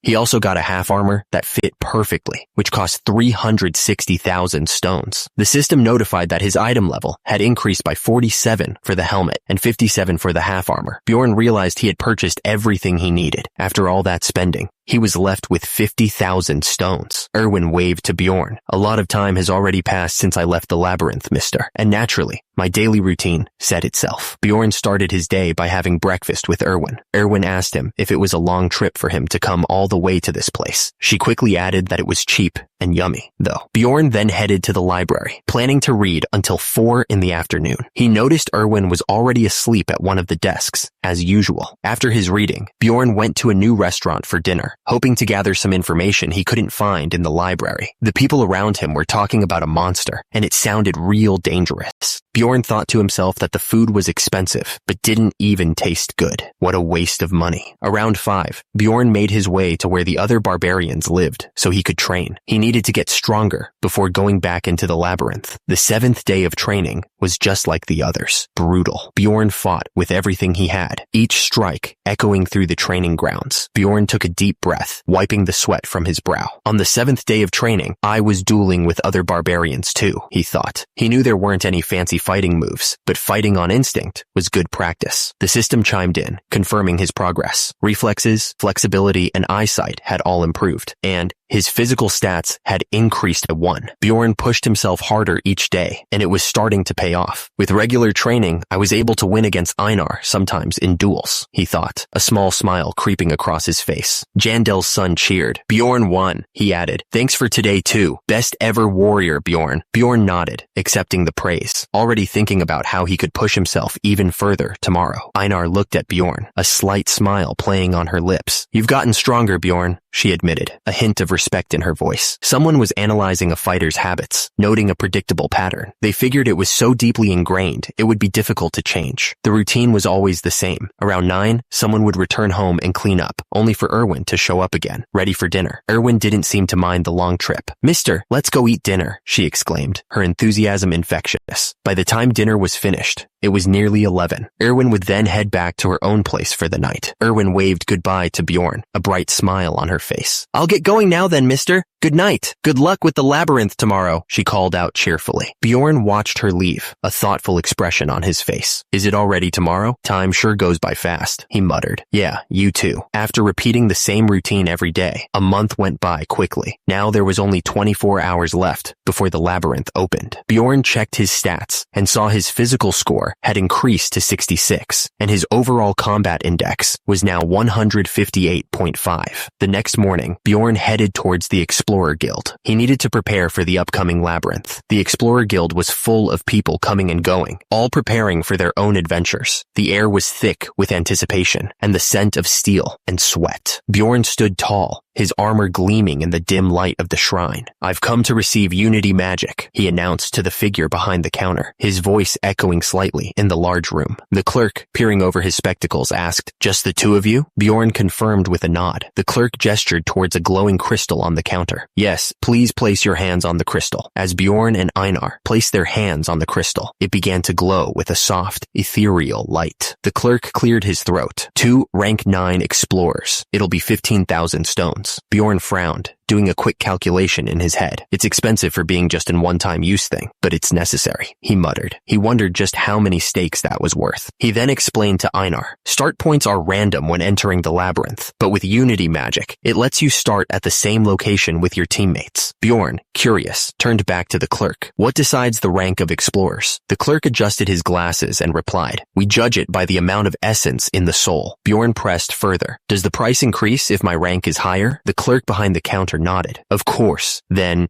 it's done, he said, adjusting his glasses. He added, it's only valid for 24 hours from now, so keep that in mind. Bjorn's eyes narrowed slightly, and he turned to Einar. Let's go eat, he said, already heading for the door. Einar followed Bjorn, her expression a mix of confusion and shock. Bjorn, what is all this? She asked, her voice barely above a whisper. The table was overflowing with food, the aroma of roasted meats and spices filling the air. Bjorn grinned, gesturing to the feast. I ordered the most expensive meal at the tavern for 800 stones as the last feast before entering the labyrinth, he announced proudly. Einar stared at the spread, her eyes wide with disbelief. This cost 800 stones. This isn't a dream, she stammered, reaching out to touch a massive roasted ham. Bjorn watched Einar expectantly. He gestured towards the food. Try it, he said. Einar took a bite, and her eyes widened in disbelief. It's good, she shouted, tears welling up in her eyes. What is this? I feel like I'm dreaming. Einar wiped her tears, a newfound determination blazing in her eyes. I'm gonna work harder from now on. I'm gonna earn a lot of money and eat this again, she declared. Bjorn watched her, a thoughtful expression on his face. Sure, good luck. What has she been eating usually? He wondered. Suddenly, a booming voice echoed through the area. The system announced, 10 minutes before the labyrinth's opening. You cannot enter yet. Bjorn stared at the swirling portal, its energy crackling in the air. I didn't notice last time because of how hectic it was, but the portal's really big, he mumbled to himself, his eyes scanning the massive structure.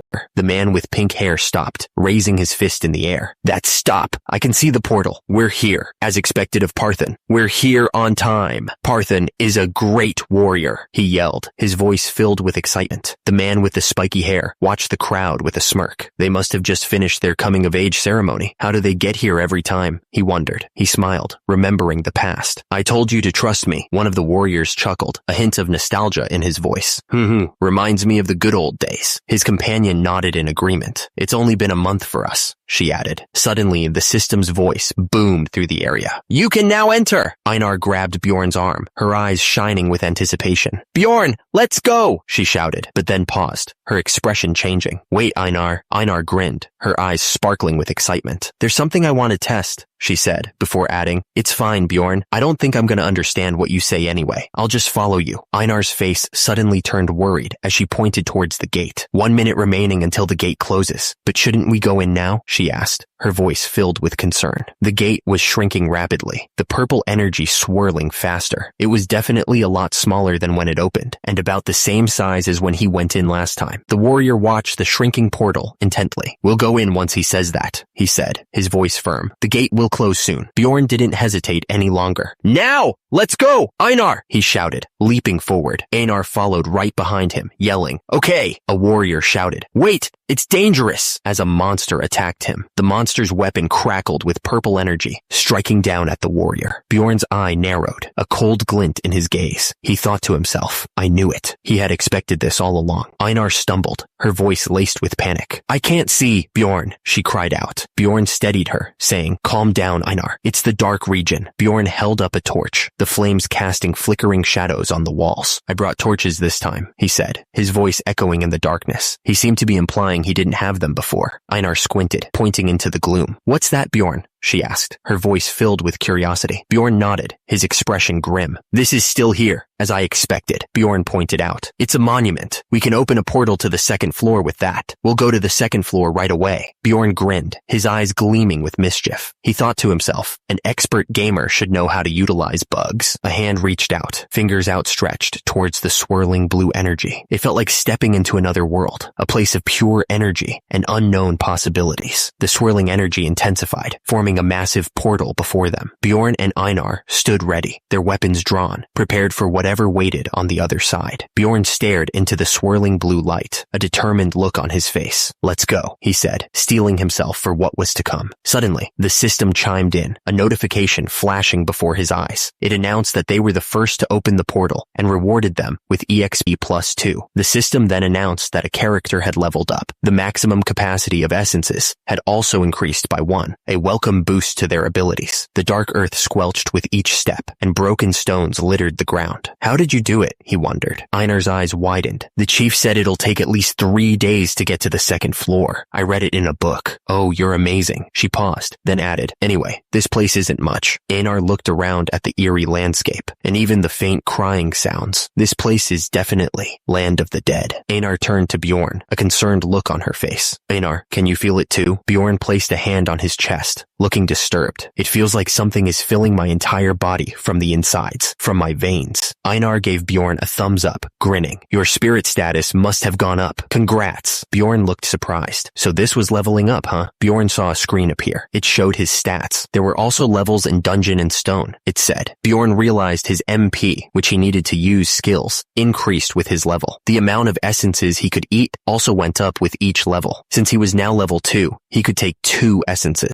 Einar looked confused. But that's weird. Your spirit status increased without killing any monsters. She paused. I think opening that portal counted as an accomplishment. I did it knowing it would. Bjorn thought about EXP. It was called accomplishments in this world, but you could only gain it once per type of monster. After a certain point, it would get really hard to obtain. The system suddenly revealed a secret. One way to get past the wall, it said, was to open the first portal with a speedrun. Turns out, the EXP earned from opening the portal didn't stop after the first time. If used right, it was an easy way to gain EXP. Bjorn's eyes narrowed. He had to keep this trick a secret. He couldn't let anyone else find out. He needed to benefit from it before anyone else found out. This was his chance to get ahead. Bjorn turned to Einar, his voice low. Einar, what we just talked about is a secret. If anyone asks, tell them it took about 2 days to get to the second floor. He paused, a glint in his eye. All right, now Einar won't talk. Bjorn glanced around, his grip tightening on the torch. He figured that it wouldn't be long before more experienced explorers started showing up. He muttered that they'd ask questions if they saw beginners like them already there, so it was best to stay out of sight. Bjorn's voice echoed slightly as he urged Einar to get out of there. He was more scared of the damn explorers than the monsters, he admitted. Bjorn got to work, tying the torch to his helmet and securing it with rope. He proudly declared it the Barbarian candle mode. Bjorn admitted that other explorers were already using this practical method. Still, he couldn't help but feel a little embarrassed about it. Einar stared at the torch on Bjorn's helmet, clearly impressed. She exclaimed that it was awesome and not even hot. She explained that torches were magic tools and stayed on for 3 days once activated. The land of the dead was living up to its name, crawling with monsters. Turns out, these undead were stronger on average than the ones back in the Goblin Forest. But the good news was that there weren't any traps to worry about, which made it way easier to move around than in the Goblin Forest. Basically, this place was perfect for a couple of barbarians like them.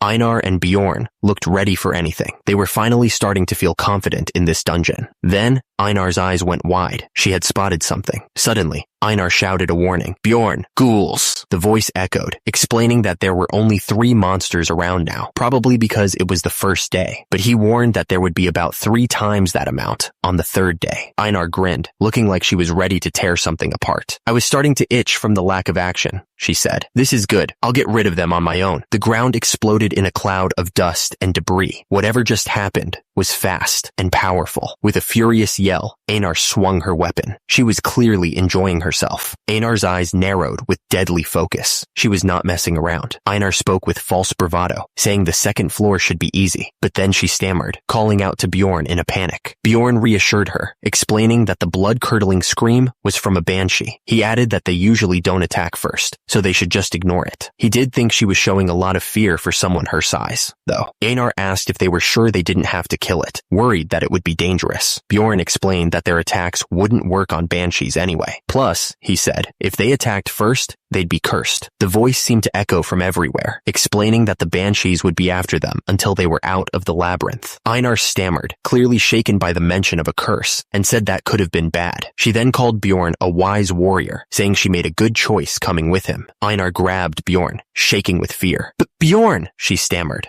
What was that? She was clearly terrified, trying to get away. Suddenly, skeletons appeared all around them. Look, she yelled. Skeletons! Bjorn and Einar stared at each other, unsure of what to do next. It was a tense moment. Bjorn cleared his throat, trying to sound confident. I'll take care of them, he said, then coughed. Einar, go for the core, in between their rib. Einar looked ready to fight, blade raised high. She seemed confused by Bjorn's instructions, but ready to follow them anyway. Huh? Einar looked at Bjorn, a little confused. Did you say something? She asked. Bjorn just shook his head. Nothing. I was just worried for no reason. Suddenly, the system chimed in, announcing their victory. You have defeated a skeleton. EXP +1. After that, they traveled north for almost 8 hours. The landscape blurred around them as they trudged onward. Naturally, they ran into some new monsters along the way. There were elder ghouls, which were twice the size of the normal ones. And there were other skeletons too, like skeleton warriors and even skeleton archers. The deeper they went, the weirder the monsters got. Bjorn and Einar were still exploring the dungeon, but things were different this time. There was very little difficulty, Bjorn said, cutting down a monster. There were only a few of them since we were still on day 1, and my battle ability had grown quite a bit. Bjorn stared down at his armor, appreciating the new fit. First of all, the armor was now the perfect size and weight for me, Bjorn continued, so I was able to crush skulls with much more efficiency than the double hammer. Bjorn didn't hesitate. He swung his shield down on the monster's head, crushing it instantly. The force of the blow echoed through the dark tunnel. Bjorn blocked another attack with his shield, barely flinching. Next, the armor was in the shape of a vest, Bjorn said, deflecting the blow, but it reduced the surface area I had to protect using the shield, letting me fight much more aggressively. Bjorn turned his attention to a skeleton archer in the distance. The steel helmet might not protect me too well from a crossbow, but, he muttered, preparing for the incoming attack. Bjorn stared forward, his face partially obscured by his helmet. The helmet easily stopped arrows from half-broken bows, which was a relief. Bjorn swung his weapon, smashing a skeleton into pieces. The skeleton, now nothing more than bone fragments, taunted him to get stronger and come back. Bjorn's gaze narrowed. He knew he was great at destroying the enemies, but there was one more barbarian who was just as good. Meanwhile, Einar was tearing through the dungeon. She moved with brutal efficiency, crushing the skeletons with ease. The force of Einar's blows sent bone fragments flying in every direction. Each strike was a display of raw power. Bjorn wondered if Yahello was really the barbarian's ancestral goddess. He thought to himself that she seemed pretty good. Einar thought about why Yahello would shout every time they fought. She didn't understand it at first. Einar thought that the shouting just rolled right off the tongue. Einar thought about how refreshing this was, compared to the fights she participated in with Erwin. So this is what it's like to be in a barbarian party. The system chimed in, letting them know they had defeated an elder ghoul and a skeleton warrior. Each kill granted them additional EXP. Another notification popped up, confirming the defeat of a skeleton archer. More experience points were added to their tally. Einar noticed the gash on Bjorn's arm. Bjorn, your arm's injured, she said, concerned. Bjorn glanced at the wound, but wasn't worried. It'll heal soon, he said. It's already closing up. Einar's eyes widened as she saw the wound closing rapidly. Oh, it's already being covered up. Is this the spirit seal thing? Bjorn simply nodded in response. Bjorn turned around, showing off the spirit seal on his back. He explained that the undead seal's level 1 effect was better natural regeneration, allowing injuries of half a centimeter deep to heal in about a minute. Plus, his stamina recovered quickly too, increasing his endurance. Bjorn remembered the process of getting the seal done. He admitted it hurt like hell when he got it, but it sure was effective. Bjorn pointed out that the ground was no longer wet. The terrain was different from before. Bjorn told Einar that the banshee's howling had gotten much louder. He told her to get ready. Bjorn warned that 8th rank monsters would come out soon. The air grew heavy with anticipation. Einar asked what the sound was, clearly nervous. Bjorn reacted immediately, telling her to get in position. He knew what was coming. Suddenly, a massive creature appeared. Bjorn recognized it instantly. It's a death fiend, he shouted. Einar was stunned. She had heard the legends, but seeing it in person was different. She mentioned that she'd heard it eats the light of the labyrinth, but she couldn't see it until it was right on top of him. The death fiend looked even scarier than Einar had expected. Its eyes glowed with a menacing light, and its teeth were bared in a terrifying grin. Bjorn told Einar to aim for the head, explaining there was no point in attacking anywhere else. He told her he trusted her, hoping she wouldn't let him down. The death fiend roared, the sound echoing through the dark labyrinth. It was ready to attack, and the air crackled with dark energy. Einar was sent flying through the air, completely helpless against the death fiend's strength. She braced herself for a rough landing. Bjorn braced himself and raised his shield just in time to block the death fiend's attack. The impact shook him to his core, but he held his ground.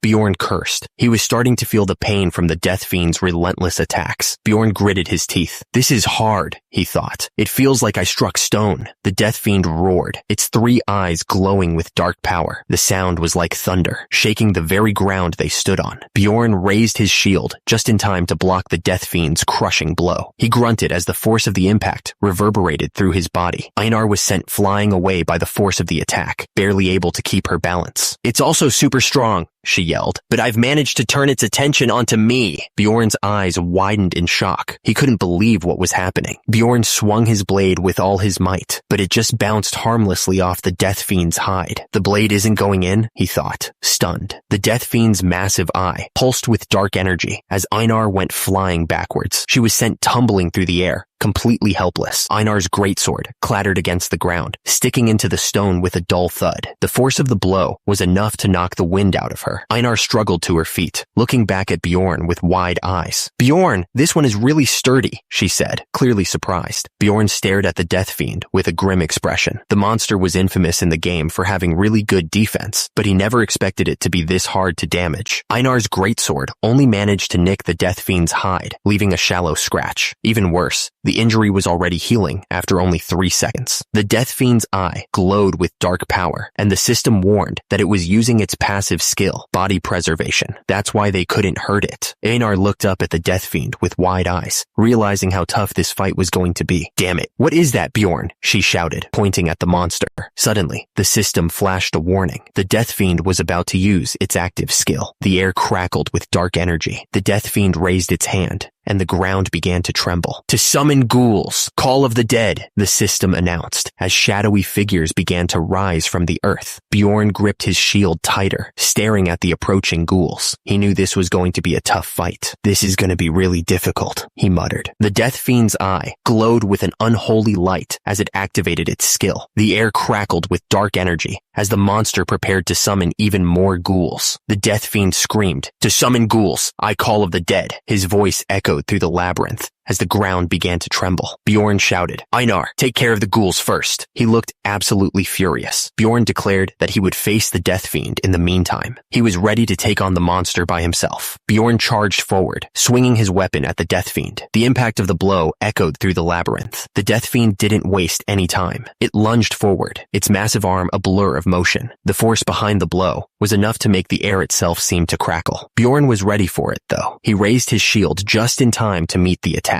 The impact sent shockwaves through the ground. The force of the blow was incredible. Bjorn grunted as he stood his ground, barely holding back the monster's strength. Bjorn's eyes narrowed with intense focus. He wasn't going to give an inch, no matter how much the Death Fiend pushed. With a roar, Bjorn swung his weapon in a wide arc. He put all of his weight behind the blow, hoping to break through the Death Fiend's defenses. Einar spun around, her blonde hair flying as she swung her weapon. "Bjorn!" she yelled. "I've killed all the ghouls!" The ghouls, now nothing more than lifeless husks, began to dissolve into the purple mist. Their bodies disintegrated rapidly, leaving no trace of their existence. Bjorn didn't waste a second. He charged forward, his massive frame pounding against the ground. "I'll help you," he shouted. Bjorn swung his greatsword with all his might, aiming for the Death Fiend's head. The blade cut through the air with a whistling sound, a testament to the force behind it. The sword slammed into the Death Fiend, sending a shockwave through its body. The monster staggered back, but didn't fall. Bjorn's attack clearly hurt, but it wasn't enough to bring it down. Bjorn gripped his weapon tightly, his eyes locked on the Death Fiend. "Don't get distracted," he muttered to himself, trying to block out the chaos around him. Bjorn swung his weapon with all his might, slamming it into the Death Fiend. "You piece of trash," he roared, putting all his anger into the blow. The Death Fiend reeled from Bjorn's attack, blood trickling from a fresh wound. Einar moved in quickly, her weapon a blur as she pressed the attack. A dark, viscous blood oozed from the wound on the Death Fiend's head, dripping down its face. The monster's red eyes glowed with fury, and it looked like it was about to explode with rage. Bjorn grinned, feeling a surge of satisfaction as he saw the Death Fiend bleed. "That one felt good," he said, his voice filled with excitement. "It must have taken a pretty good amount of damage since it's bleeding, so me." Bjorn was sent flying backwards from the force of the blow. The Death Fiend was just too strong. Bjorn crashed to the ground, stunned by the sudden attack. "What the hell? It's fine," he shouted, trying to shake off the pain. Bjorn's eyes widened as he realized the danger. "It's an attack that kills goblins in one hit," he thought, fear creeping into his voice. The Death Fiend stood tall, its wounds closing almost instantly. It was healing right away, making it nearly impossible to defeat. Bjorn's mind raced as he tried to figure out a way to overcome the Death Fiend's healing. "I can't attack fast enough to catch up to its regenerative speed," he realized. "What should I do? Do I have to give up killing this thing and go for 9th rank monsters instead?" Bjorn watched as Einar suddenly tackled the Death Fiend, throwing her entire body body against the monster. Einar, he shouted, surprised by her sudden action. Einar's face was tight with effort as she held on to the death fiend. Her muscles strained, but she refused to let go.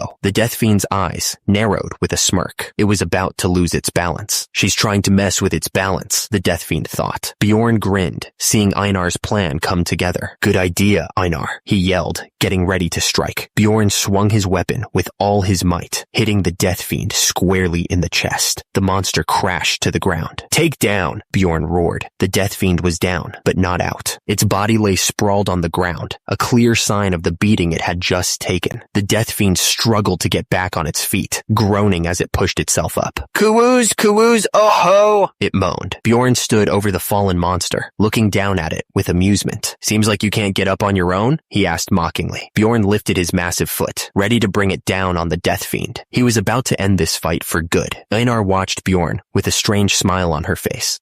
This is exactly how I used to pound at the rice cake back when I was a kid on a field trip, she said. For some reason, Bjorn was having the time of his life, making up for the trauma of when his partner cried and wanted to go home. This is fun, Einar, he shouted. I think so too, Bjorn, Einar replied, matching his enthusiasm. The two barbarians continued their assault, smashing the monster with every blow. Someone watching wondered if this was the true method of hunting for barbarians. Suddenly, the system notified them that they had defeated the death fiend. They had gained experience from the battle. Einar's eyes lit up as she spotted something. Bjorn, look at this, she exclaimed. It was a huge magic crystal. Einar was shocked by the actual worth of the crystal. It's only worth 100 stones, she said, sounding disappointed. Bjorn was just as surprised. What? One death fiend is worth only 100? Bjorn frowned, realizing the crystal wasn't worth as much as he thought. But with ghouls, it's 300, he muttered. It's undeniable that it's a low price though, even though we had to risk our lives to kill that thing. Einar tilted her head, thinking about something else entirely. Bjorn, how much was the bread we had at the inn? The cream pie? I think it was about 300 stones. The speaker's voice echoed with a sense of satisfaction. The speaker thought, then I can enjoy one of those each time I kill a death fiend. Einar's expression shifted to one of amusement. Is that your way of counting money? She asked, a slight smile playing on her lips. Einar pumped her fist in the air, her eyes gleaming with excitement. This is not the time to relax. Hunt. Let's go hunt. If we're splitting 0.2, so you're getting 0.2 of a death fiend. Bjorn grinned, thinking to himself, all right, let's go.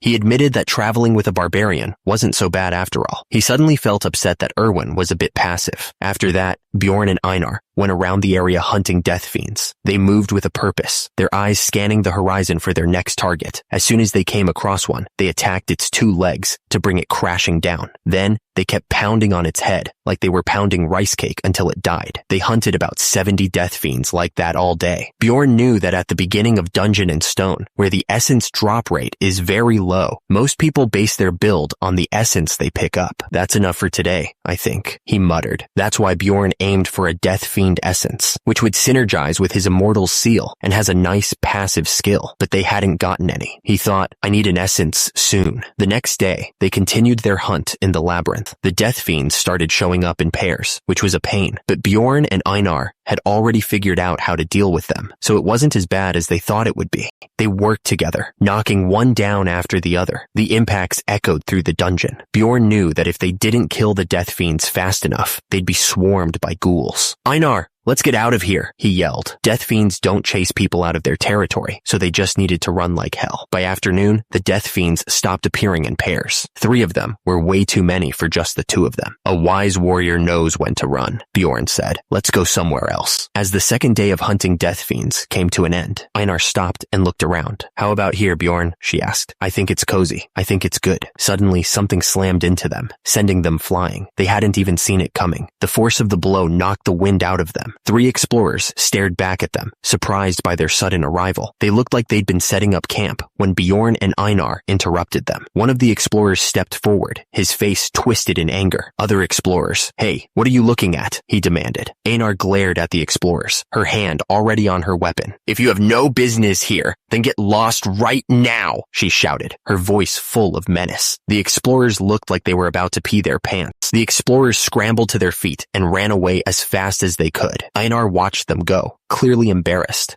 Sorry, she called out, trying to sound sincere. Einar turned to Bjorn, her expression serious. Bjorn, we need to move. she said. They know our location now. We need to find a different place to camp. Humans can't be trusted. As they walked, Bjorn couldn't help but wonder what had made Einar so distrustful. It seemed like Einar didn't like humans last time too, he thought. Did something happen in the last labyrinth exploration? Bjorn watched Einar walk ahead, her back to him. He decided to wait for the right moment to ask. I'll have to ask her later, he thought. Bjorn sighed, knowing their options were limited. I don't think we'll find a place as nice as the last one, he said, catching up to Einar. We'll just find an okay A muffled cry for help echoed through the forest, barely audible. The voice was weak, filled with fear. The plea intensified, a desperate shout cutting through the night. Someone was begging for their life. Einar froze, her eyes wide with alarm. Bjorn, that's not the sound of someone fighting a monster, she said, her voice shaking. That's someone killing someone else. Einar started to suggest they run, but stopped abruptly. Who's there? She demanded, her hand instinctively reaching for her weapon. 4 bodies lay lifeless on the ground, their eyes still open in terror. There were no signs of monsters, but the faint smell of poison hung in the air, along with the cold remains of a campfire. Bjorn and Einar surveyed the scene from above, a grim understanding binding between them. Below, a woman stood amidst the carnage, a thoughtful expression on her face. She was clearly the one responsible for this. The woman's face was cold, her eyes sharp and calculating. She held a dagger, its blade dripping with fresh blood. The woman was clearly a killer. The woman looked down at the bodies with disdain. Beginners? She thought. A plunderer. Turns out, plunderers are people who hunt explorers as a profession. They're basically predators who prey on other adventurers. Instead of collecting magic crystals from monsters, they loot the explorer's equipment for profit. Of course, plundering is outlawed in Rafdonia, and the punishment is death. It's just like how I wasn't investigated for killing 6 explorers, even though it was in self-defense. As long as no one mentions it, there is no way for people outside the labyrinth to know. The woman looked down at Einar and Bjorn.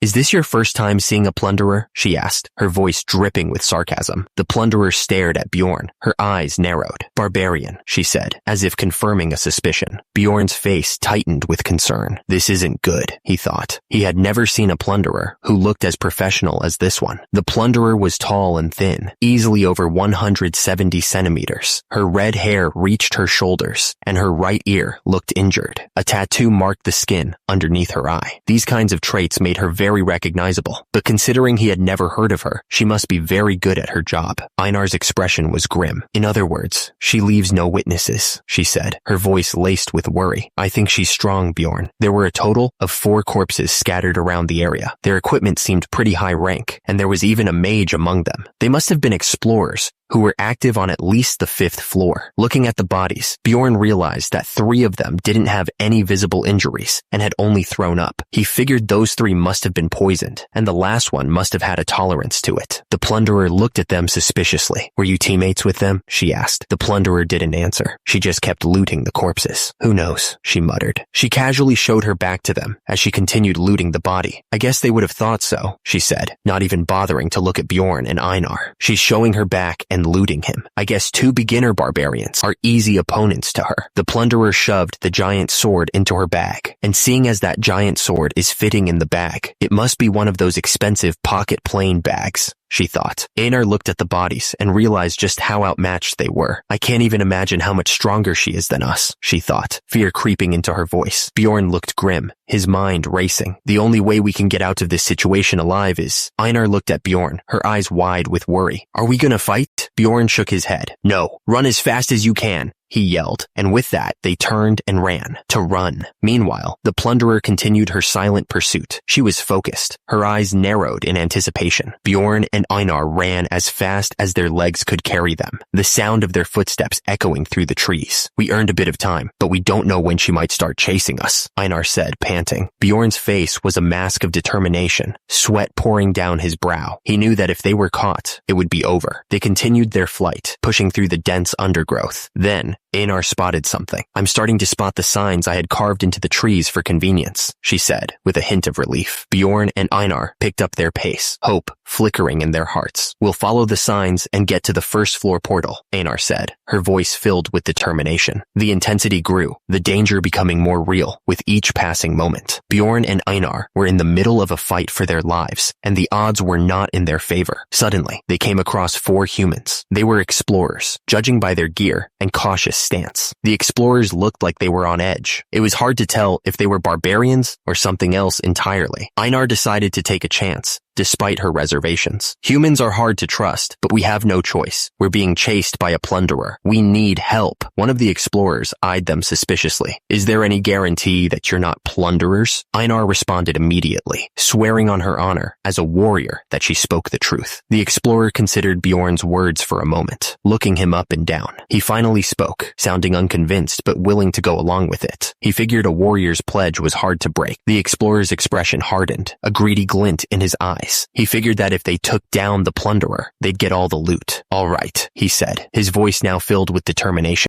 Einar stepped forward, ready to put her plan into action. She gestured for everyone to follow. Great, come this way first. I'll use the gnome ability I have. Einar focused her energy, preparing to activate her ability. She was sure that no one would notice them once she used it. Gnome's ability, she whispered. The system explained that the gnome's ability assimilated the user and others within 3 meters with the environment. It was a very powerful range stealth ability, but the downside was that they couldn't move. With this, they could entirely avoid fighting. One of the figures spoke, a hint of surprise in his voice. We got lucky. How lucky, he said, looking at Bjorn. From somewhere nearby, a voice echoed, filled with malicious glee. 2 barbarians just walked into our trap on their own. Suddenly, a system notification flashed before their eyes. Character has been inflicted with suppression. Bjorn and Einar realized they were in trouble. 2 figures grabbed Einar and Bjorn, holding them tightly. Are you surprised that you can't move, barbarian? One of them sneered. Ah, right. You can't even answer us now, huh? Another voice cut in, laced with anger. Damn it, we were lied to. These bastards were also plunderers. The figure's eyes narrowed, revealing the truth behind their trap. An essence that an explorer at our level would be the stone golem's active skill. Suppression. Einar knew she had to take damage, even a little bit, to break free from whatever was holding her. She thought about the money they had made in the last 2 days, but knew it was all over now. The plunderer clicked his tongue, clearly annoyed. He said it was a shame that they managed to get a woman, but she was just a barbarian. Another one of the plunderers grinned, saying it was even better. He asked if the others knew how much barbarian hearts went for. The plunderer smirked, saying he could feel their disgusting desire with all his body. He taunted them, saying there was no point in glaring at him like that, because they wouldn't be freed from the ability. The plunderer held up his dagger with a sinister grin. He ordered the others to kill them in one hit, or it would be annoying. He added that they shouldn't worry, because when had he ever failed? Bjorn stared down at the plunderer, his eyes filled with a desperate question. He wondered if this was really how it was going to end for him. Are we really gonna die like this? The plunderer's face twisted into a sinister grin as he prepared to strike. He was enjoying this way too much. Goodbye, barbarian. The plunderer lunged forward, his dagger aimed straight at Bjorn. He was ready to end this quickly. No, Bjorn braced himself, knowing what was coming. He just needed to take a hit, even a small one, to break free. Take even 1 point damage. The dagger pierced Bjorn's neck, and blood splattered everywhere. The attack was brutal and fast, leaving no room for error. Bjorn felt the dagger pierce his neck, a searing pain shooting through him, but he knew this was necessary. He thought to himself that he would be able to move again. Bjorn pulled his head back as fast as he could, trying to lessen the damage from the plunderer's attack. He was determined to avoid a fatal blow. Bjorn's plan worked. He managed to avoid the worst of the attack, the dagger only grazing his neck. He had survived for now. The plunderer stared in disbelief, his eyes wide with shock. What the hell kind of monster was this barbarian? He thought he had landed a killing blow. The plunderer, now furious, screamed at his companions to get that bastard. He wouldn't let this barbarian get away so easily. The dagger had sliced deep, and blood poured from the wound in Bjorn's neck. It was a nasty cut, and he knew he was in trouble. Einar screamed his name, her voice filled with panic. She was clearly terrified by the sight of his injury. Einar's face was a mask of worry as she stared at his neck. Blood dripped down his armor, and she knew they were in a bad spot. Despite the wound, Bjorn gripped his mace tightly and raised his shield. He was ready to fight, even if it was the last thing he did.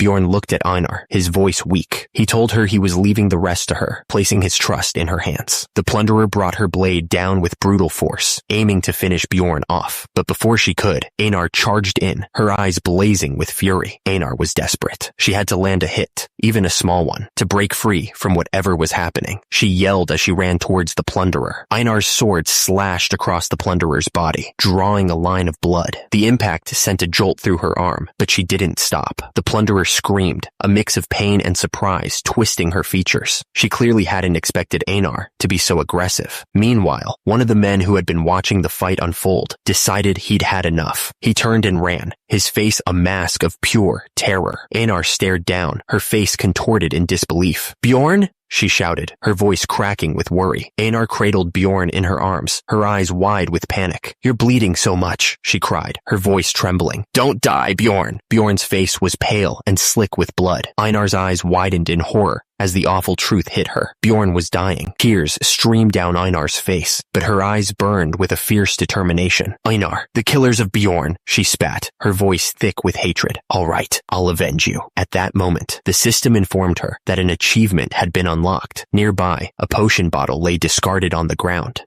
Bjorn touched his neck, feeling the wound. "This will definitely leave a scar," he said, wincing slightly. "Good thing I had the Immortal's seal when I got the money. I would have been done for just now if it weren't for that." Einar giggled, clearly relieved that Bjorn was all right. "Great, Bjorn," she said, a wide grin on her face. "You're probably the only barbarian with a throat scar. I wonder if she sees it as some kind of medal." Bjorn touched his neck again, a thoughtful expression on his face. "Well, I guess there wouldn't be too many barbarians out there who got their throats pierced and survived it, even if they're built like the Hulk." Bjorn's eyes narrowed with determination. "If you got all your equipment, let's go chase the guy," he said, his voice firm. He couldn't have gone far. Bjorn held his hand out in front of him, a sphere of light forming in his palm. He was ready to hunt down whoever had attacked him. Bjorn looked down at his arm in disbelief. "A poison dart?" he shouted, realizing they weren't just dealing with a simple thief. Suddenly, a woman's voice cut through the air. "Hey, barbarians," she said, a smirk on her face. The fight earlier was pretty impressive. Einar's eyes widened in alarm. She thought to herself, was she watching all this time? Bjorn yelled, his voice full of urgency. "Einar, if we can't run anymore." Bjorn and Einar turned and ran as fast as they could, their hearts pounding in their chests. The woman just stood there, watching them go, a cruel smile on her face. Einar steeled herself, her eyes narrowed with determination. "If we can't run anymore, we'll have to fight her," she thought to herself, knowing they were in serious trouble. Bjorn didn't hesitate. He swung his massive weapon at the woman, trying to crush her in one blow. Einar fought alongside him, her smaller weapon flashing as she tried to find an opening in the woman's defense.